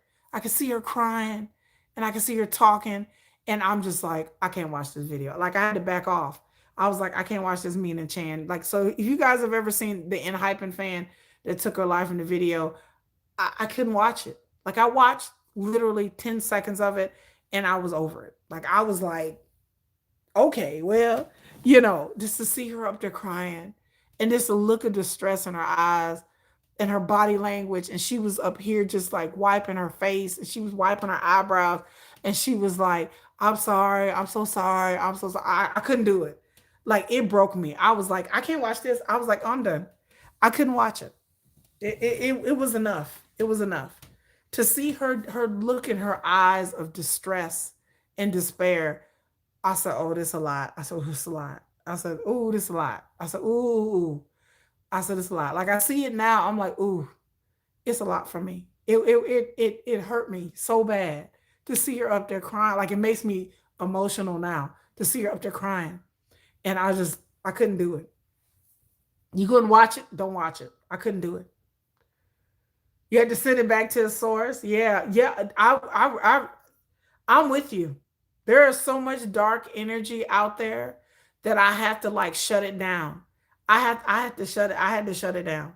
That Mina Chan video, I had to shut it down. I have to shut it down. Like I couldn't watch it. I could only get through like 10 seconds of it and I was like, okay, I'm done. I don't want to see her. Just to see the look of distress on her face was so demoralizing and heartbreaking for not just for her, but just for humanity. To think that like this is what we've come to. Y'all are fighting over K-pop idols and K-pop singers, and she is on the social media crying when, honey, she could have just shut off the social media and went on. I just was screaming. I was watching them screaming. Just turn it off, girl. Just turn it off. I wanted to just shake her and be like, if I could go back in time, I would have. I would have been like, girl, shut off the internet. If I could go back in time and would have been in the room with her, I would have been like, cut this shit off and let's go. Let's go. Like, stop. Just stop. Just stop it. I would have just grabbed her and been like, this is not it, honey. These people don't mean you no harm. I mean, no good on the internet. These people, she couldn't shut it off. And it just haunts me that she couldn't shut it off. That she let these people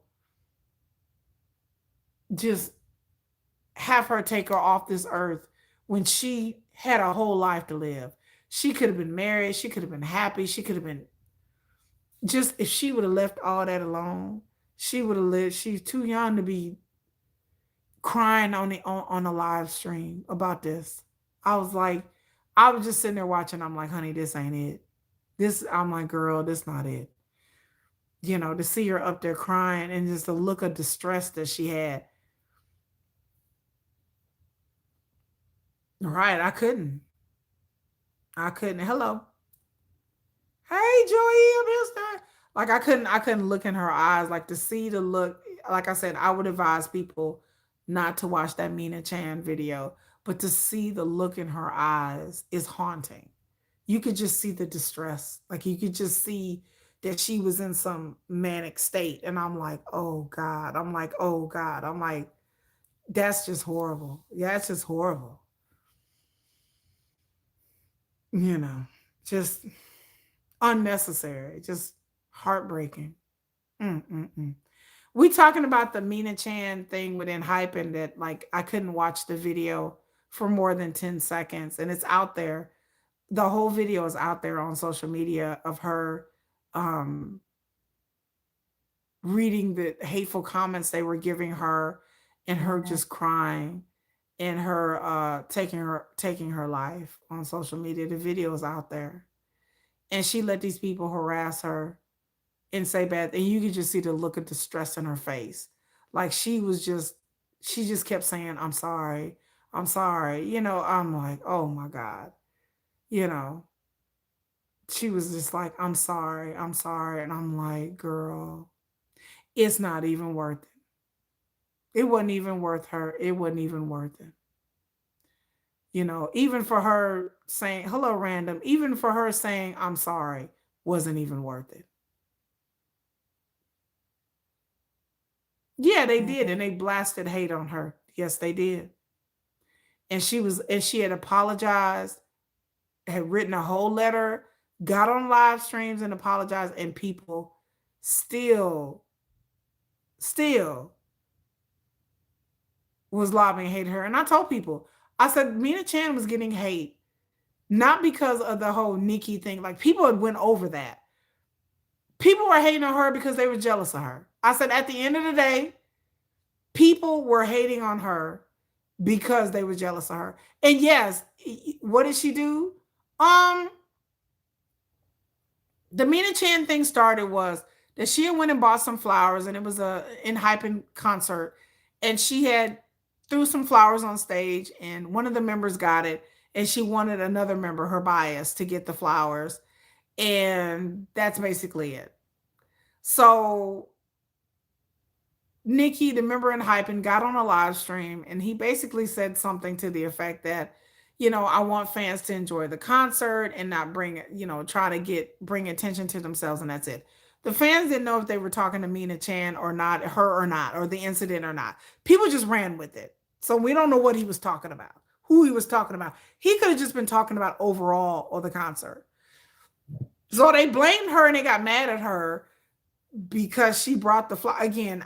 I'm still trying to deconstruct why they got mad. Because they got mad at her, blamed her, saying that Nikki was talking about her. There's no evidence. They went online, harassed her, DM'd her. She apologized. She made this long written apology, and then she came on one of her live streams. She apologized,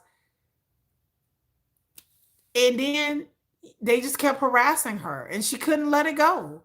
Like I said, this was just a convergence of insanity all the way around. All the way around. The fact that she was on social media and she couldn't just log off and leave and block these people. I said, why didn't she block these people? These people harassing her online, she should have just blocked them. She didn't block them. She didn't. Why? I don't know. Why she let these people send her DMs and talk bad about her in live stream? She could have just blocked them. Why didn't she just log Mhm. off? She could have just logged off and not been on live stream. Not why these people wouldn't leave her alone after she apologized. I couldn't tell you. There's enough blame to go around in this situation. Well, to make a long story short, she got on a live stream one day and she ended up taking her life on the live stream. And she was crying and she was begging and she was saying that she was sorry.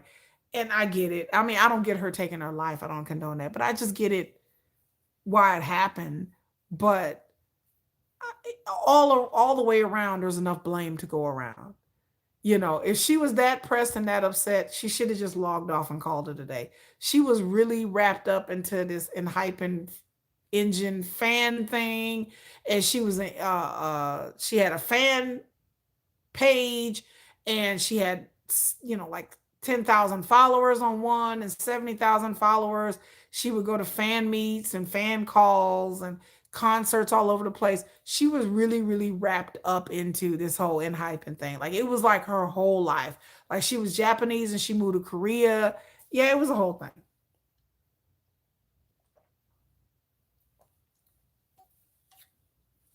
She was doing way too much. You know, she was doing way too much.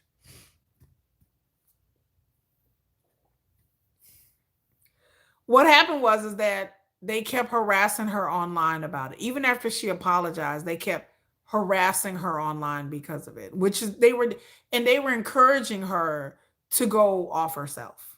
That's the other thing about it. People online, and then after she did, people were online making fun of her and were saying that they were happy that she ended her life even after it. So I don't know if that ain't demonic. Again, I'm not a religious person, but if I don't know how else to describe that. You have to be a pretty effed up person that after somebody takes their life, for you to get online and post jokes about it and memes and say that you're happy that she's gone. I don't have words for that. Yes, these people should be brought up on criminal charges. That is crazy. That is nuts. That you would get online and celebrate. I ain't never seen nothing like that. I said, what? And people were screenshotting and showing it to me where people were online making fun of her and happy that I'm like, y'all are happy? What? Like, I'm like, never in my mind would I ever think that it would ever cross my mind, heart, logic, spirit to be like, well, that's what she get. That's what she get. Um, okay. Wow. Okay. Like, I don't, what level of dehumanization do you get to that point over a K-pop group? Yeah, that is very sadistic over a K-pop group. It's not like she hit somebody or she meant to hurt anybody or threw something at the K-pop idol. None of these things happened. They were harassing her and DMing her over some flowers. They went on and on and on about this for 2 weeks. Enough is enough. Like, what point is enough to harass somebody about this? You just gonna keep going on? The same thing with J Hope and Hobie. Okay, when is enough? After a week and a half, 2 weeks, y'all still on this? Like, we still harassing? Like, they go, and then people talking about apologize. So what? There's idols that apologize and people apologize, and they still be harassing them. So if Hobie and Namjoon come and apologize, do y'all really think people not gonna be harassing them no more? Everybody just gonna be like, oh, well, they apologize. Okay, we're cool now. No, even if you apologize, they still harass you. So I said, no, Namjoon and Hobie shouldn't apologize for nothing because people are still going to keep on and on and on. Sugar issued 3 apologies, handwritten letters, and people went on about this for months with the Sugar Scooter thing. Even after he apologized over and over, even after it was over and done with, he didn't pay this $17,000 fine. He's in the military. He laid low and didn't say anything. Months later, people were still bringing this up. I was like, y'all still on this? Yeah, we're still on this. Okay. Like, they just kept on. So I was like, y'all want Namjoon and Hobie to apologize for what? So y'all can still keep on harassing them about it? Apologies does nothing. Idols apologize and people still come back and be like, well, that's not good enough. They should have said something 2 weeks ago. Why even apologize if y'all just gonna drag them still? Because the apology didn't come quick enough or they didn't like the apology. Don't apologize. My advice to idols, it would be like to not apologize because these mofos ain't gonna appreciate it no way. Right? They don't owe nobody apology. Right? People, yeah, exactly. People still bringing up stuff from 10, 15 years ago. People still bringing up stuff that they did years and years ago.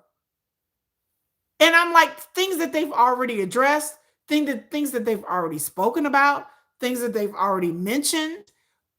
Okay, I'm like, okay, y'all, he already talked about, like, how many times are we going to have to keep going on about stuff that happened that they've already addressed and talked about years ago? People still bringing it up. I'm like, why apologize when they just going to drag you anyway?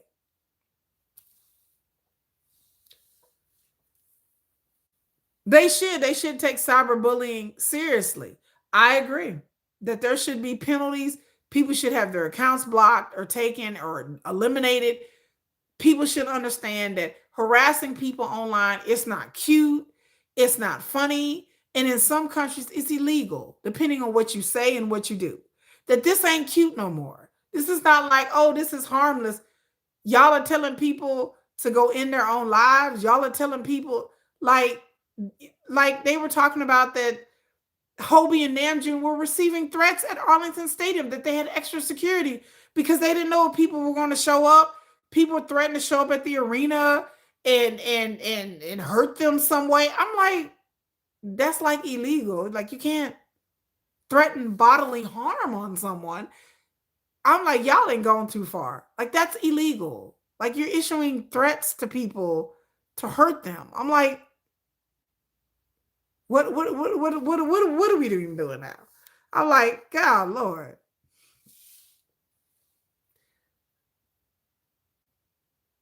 It is that's what a video I watched yesterday, Shelly. They were talking about with the advent of AI and VPNs, that it's going to be harder for people to get online anonymously. With the AI, they're doing a lot of these platforms are doing age verifications where they're asking people to send in copies of their IDs and stuff like that. And it's going to be harder and harder for people to go on the internet anonymously and harass people. And that's the good thing. That's a positive thing I would say about AI. Because yes, it's going to make it harder for people. People are going to be able to track people down very quickly. And they don't have to go to the courts and have Google pull their information and subpoena. No, with the advent of AI and ID verification, they're easily going to be, these platforms are easily going to pull people's information, and they have terms and services and rights in there. And if you're violating their terms and service, third party companies can come and get your information and sue you and expose you. Like, that's what's one good thing I can say about AI. And these people should be exposed. You should not be able to get on the internet and issue threats to people and harass people on multi different platforms just because you're miserable or you feel some type of way. I told people everybody has a right to feel how they want to feel about the Chris Brown thing. I don't have an issue with that. I draw the line at harassment. I draw the line at threats.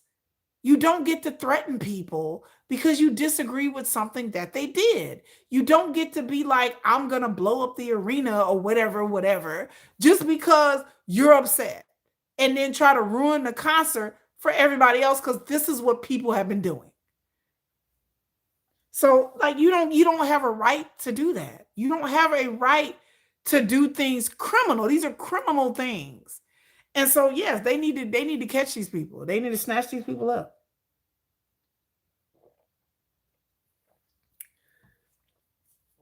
Because people have gotten too bold and feel like they just have a right to say whatever they want to say, even if it's illegal, even if it's threatening, even if it's threatening other fans. Like, people have gotten online and threatened fans that disagreed with them. People are like, well, I disagree.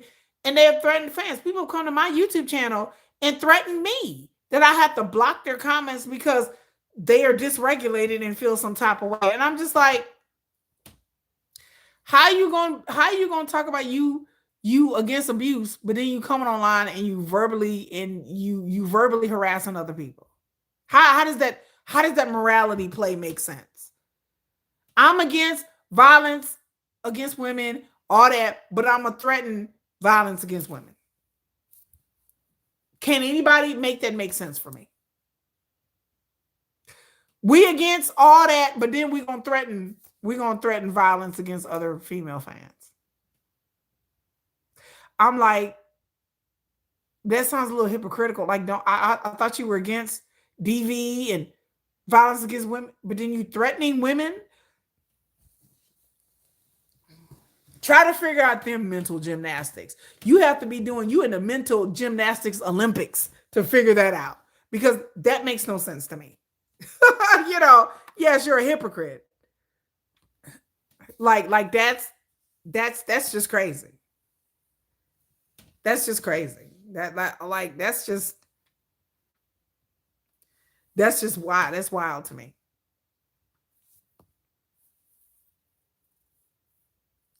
So I don't understand. I'm like, and then people come on my channel and then they justify it. And I'm just like, how do you justify? Okay. Like, again, no justification is weird. Yeah, it's very hypercritical. I'm like, I would think that if you are against anybody experiencing any sort of harassment and DV or violence against women, like you would be against it all. But no, I'm going to issue threats to you.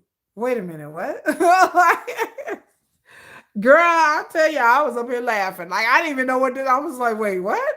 I was like, this is wild. I'm like, this is some wild ish, y'all. This is wild. This is wild. This is one of the wildest weeks I've ever experienced being in the BTS fandom. This is wild to me. Like, I've read comments that made no sense. I've experienced things in my comment sections that I have never experienced before with people that don't normally come to my channel, but I do videos and then here they come. And then, like I said in my other video that I have coming up, I would respect people more if they would just be honest. If you don't like BTS, then just tell me you don't like BTS. I would respect you more. If you're like, look, Kiki, I don't like BTS. I don't like anything that they do. I hate BTS. I would be like, cool, bet. I would respect you. I'd be like, I respect that. I respect the fact that if people are honest and being like, I just don't like this group. I respect that. I may not agree with it, but I'm not going to question it. But I'm like, respect.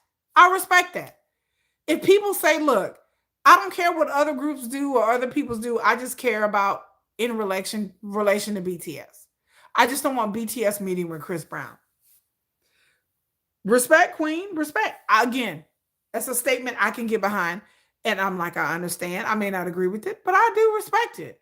But for people to come on grandstanding talking about, well, you know, just like with the Sugar Scooter ish.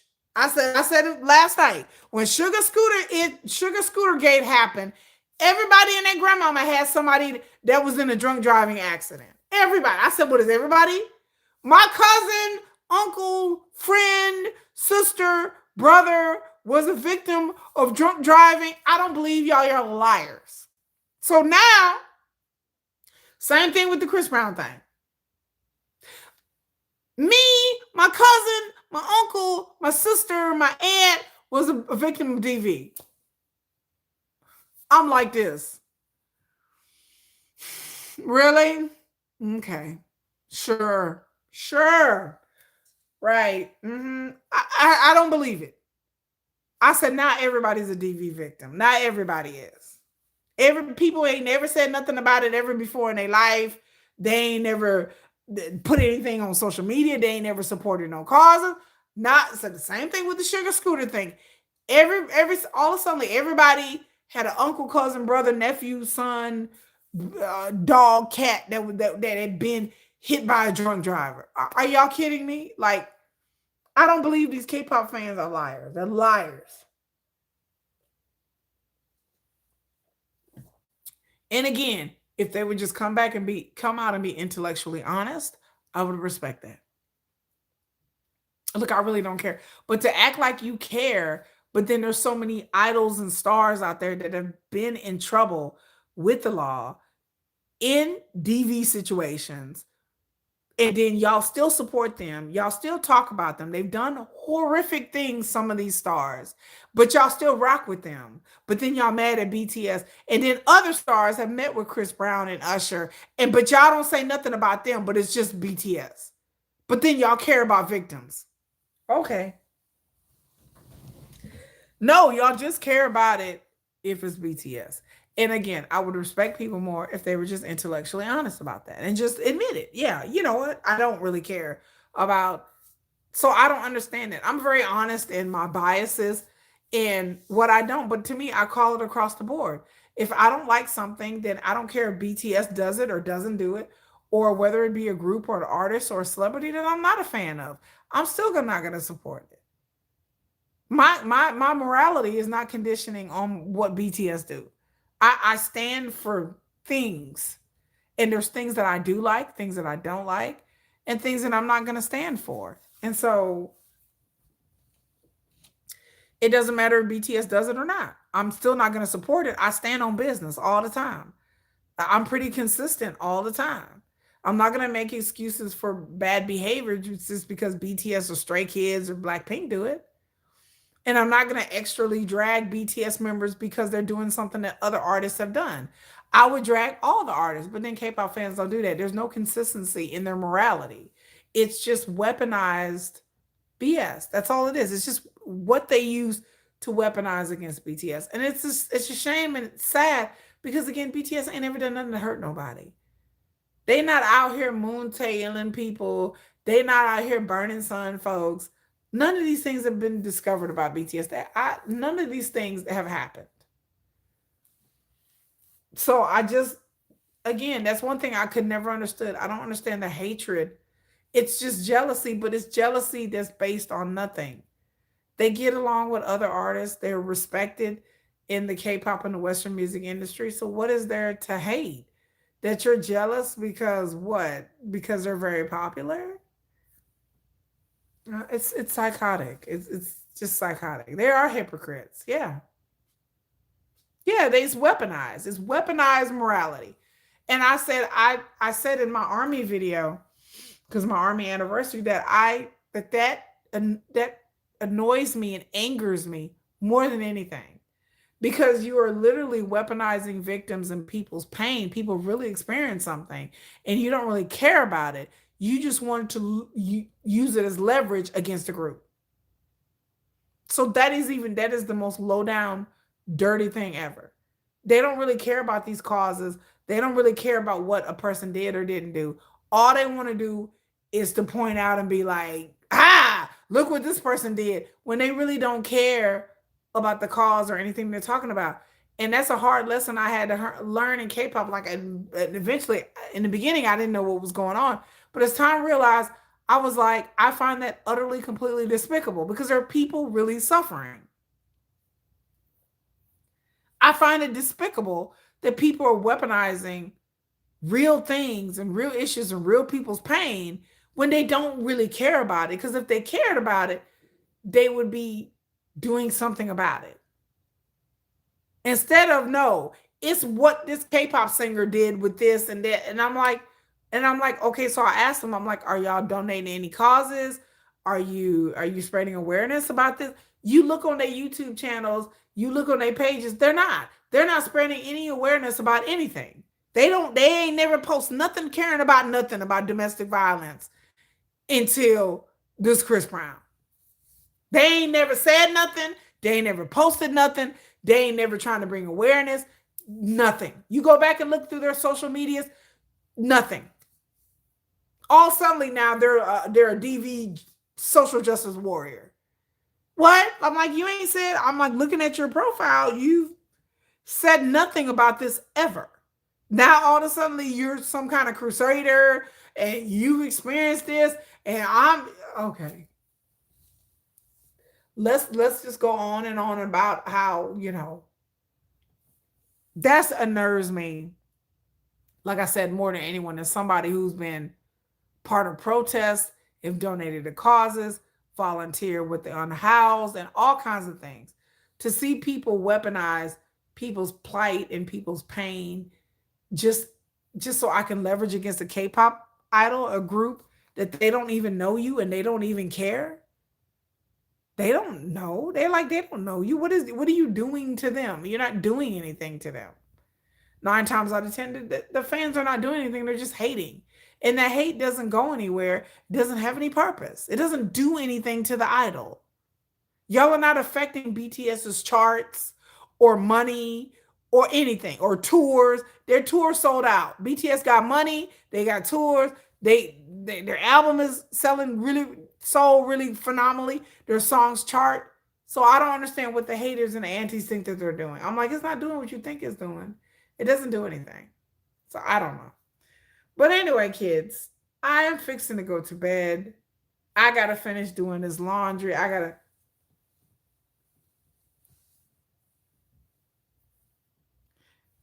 got to finish doing this laundry. I'm going to be up here like Hobie. Hobie had like the little scarf on his head. I was like, all right, J Hope, I appreciate that look. But I appreciate everybody being here. I'm gonna finish the laundry and I'm gonna take myself to bed. I am tired. It is probably like 2 o'clock in the morning.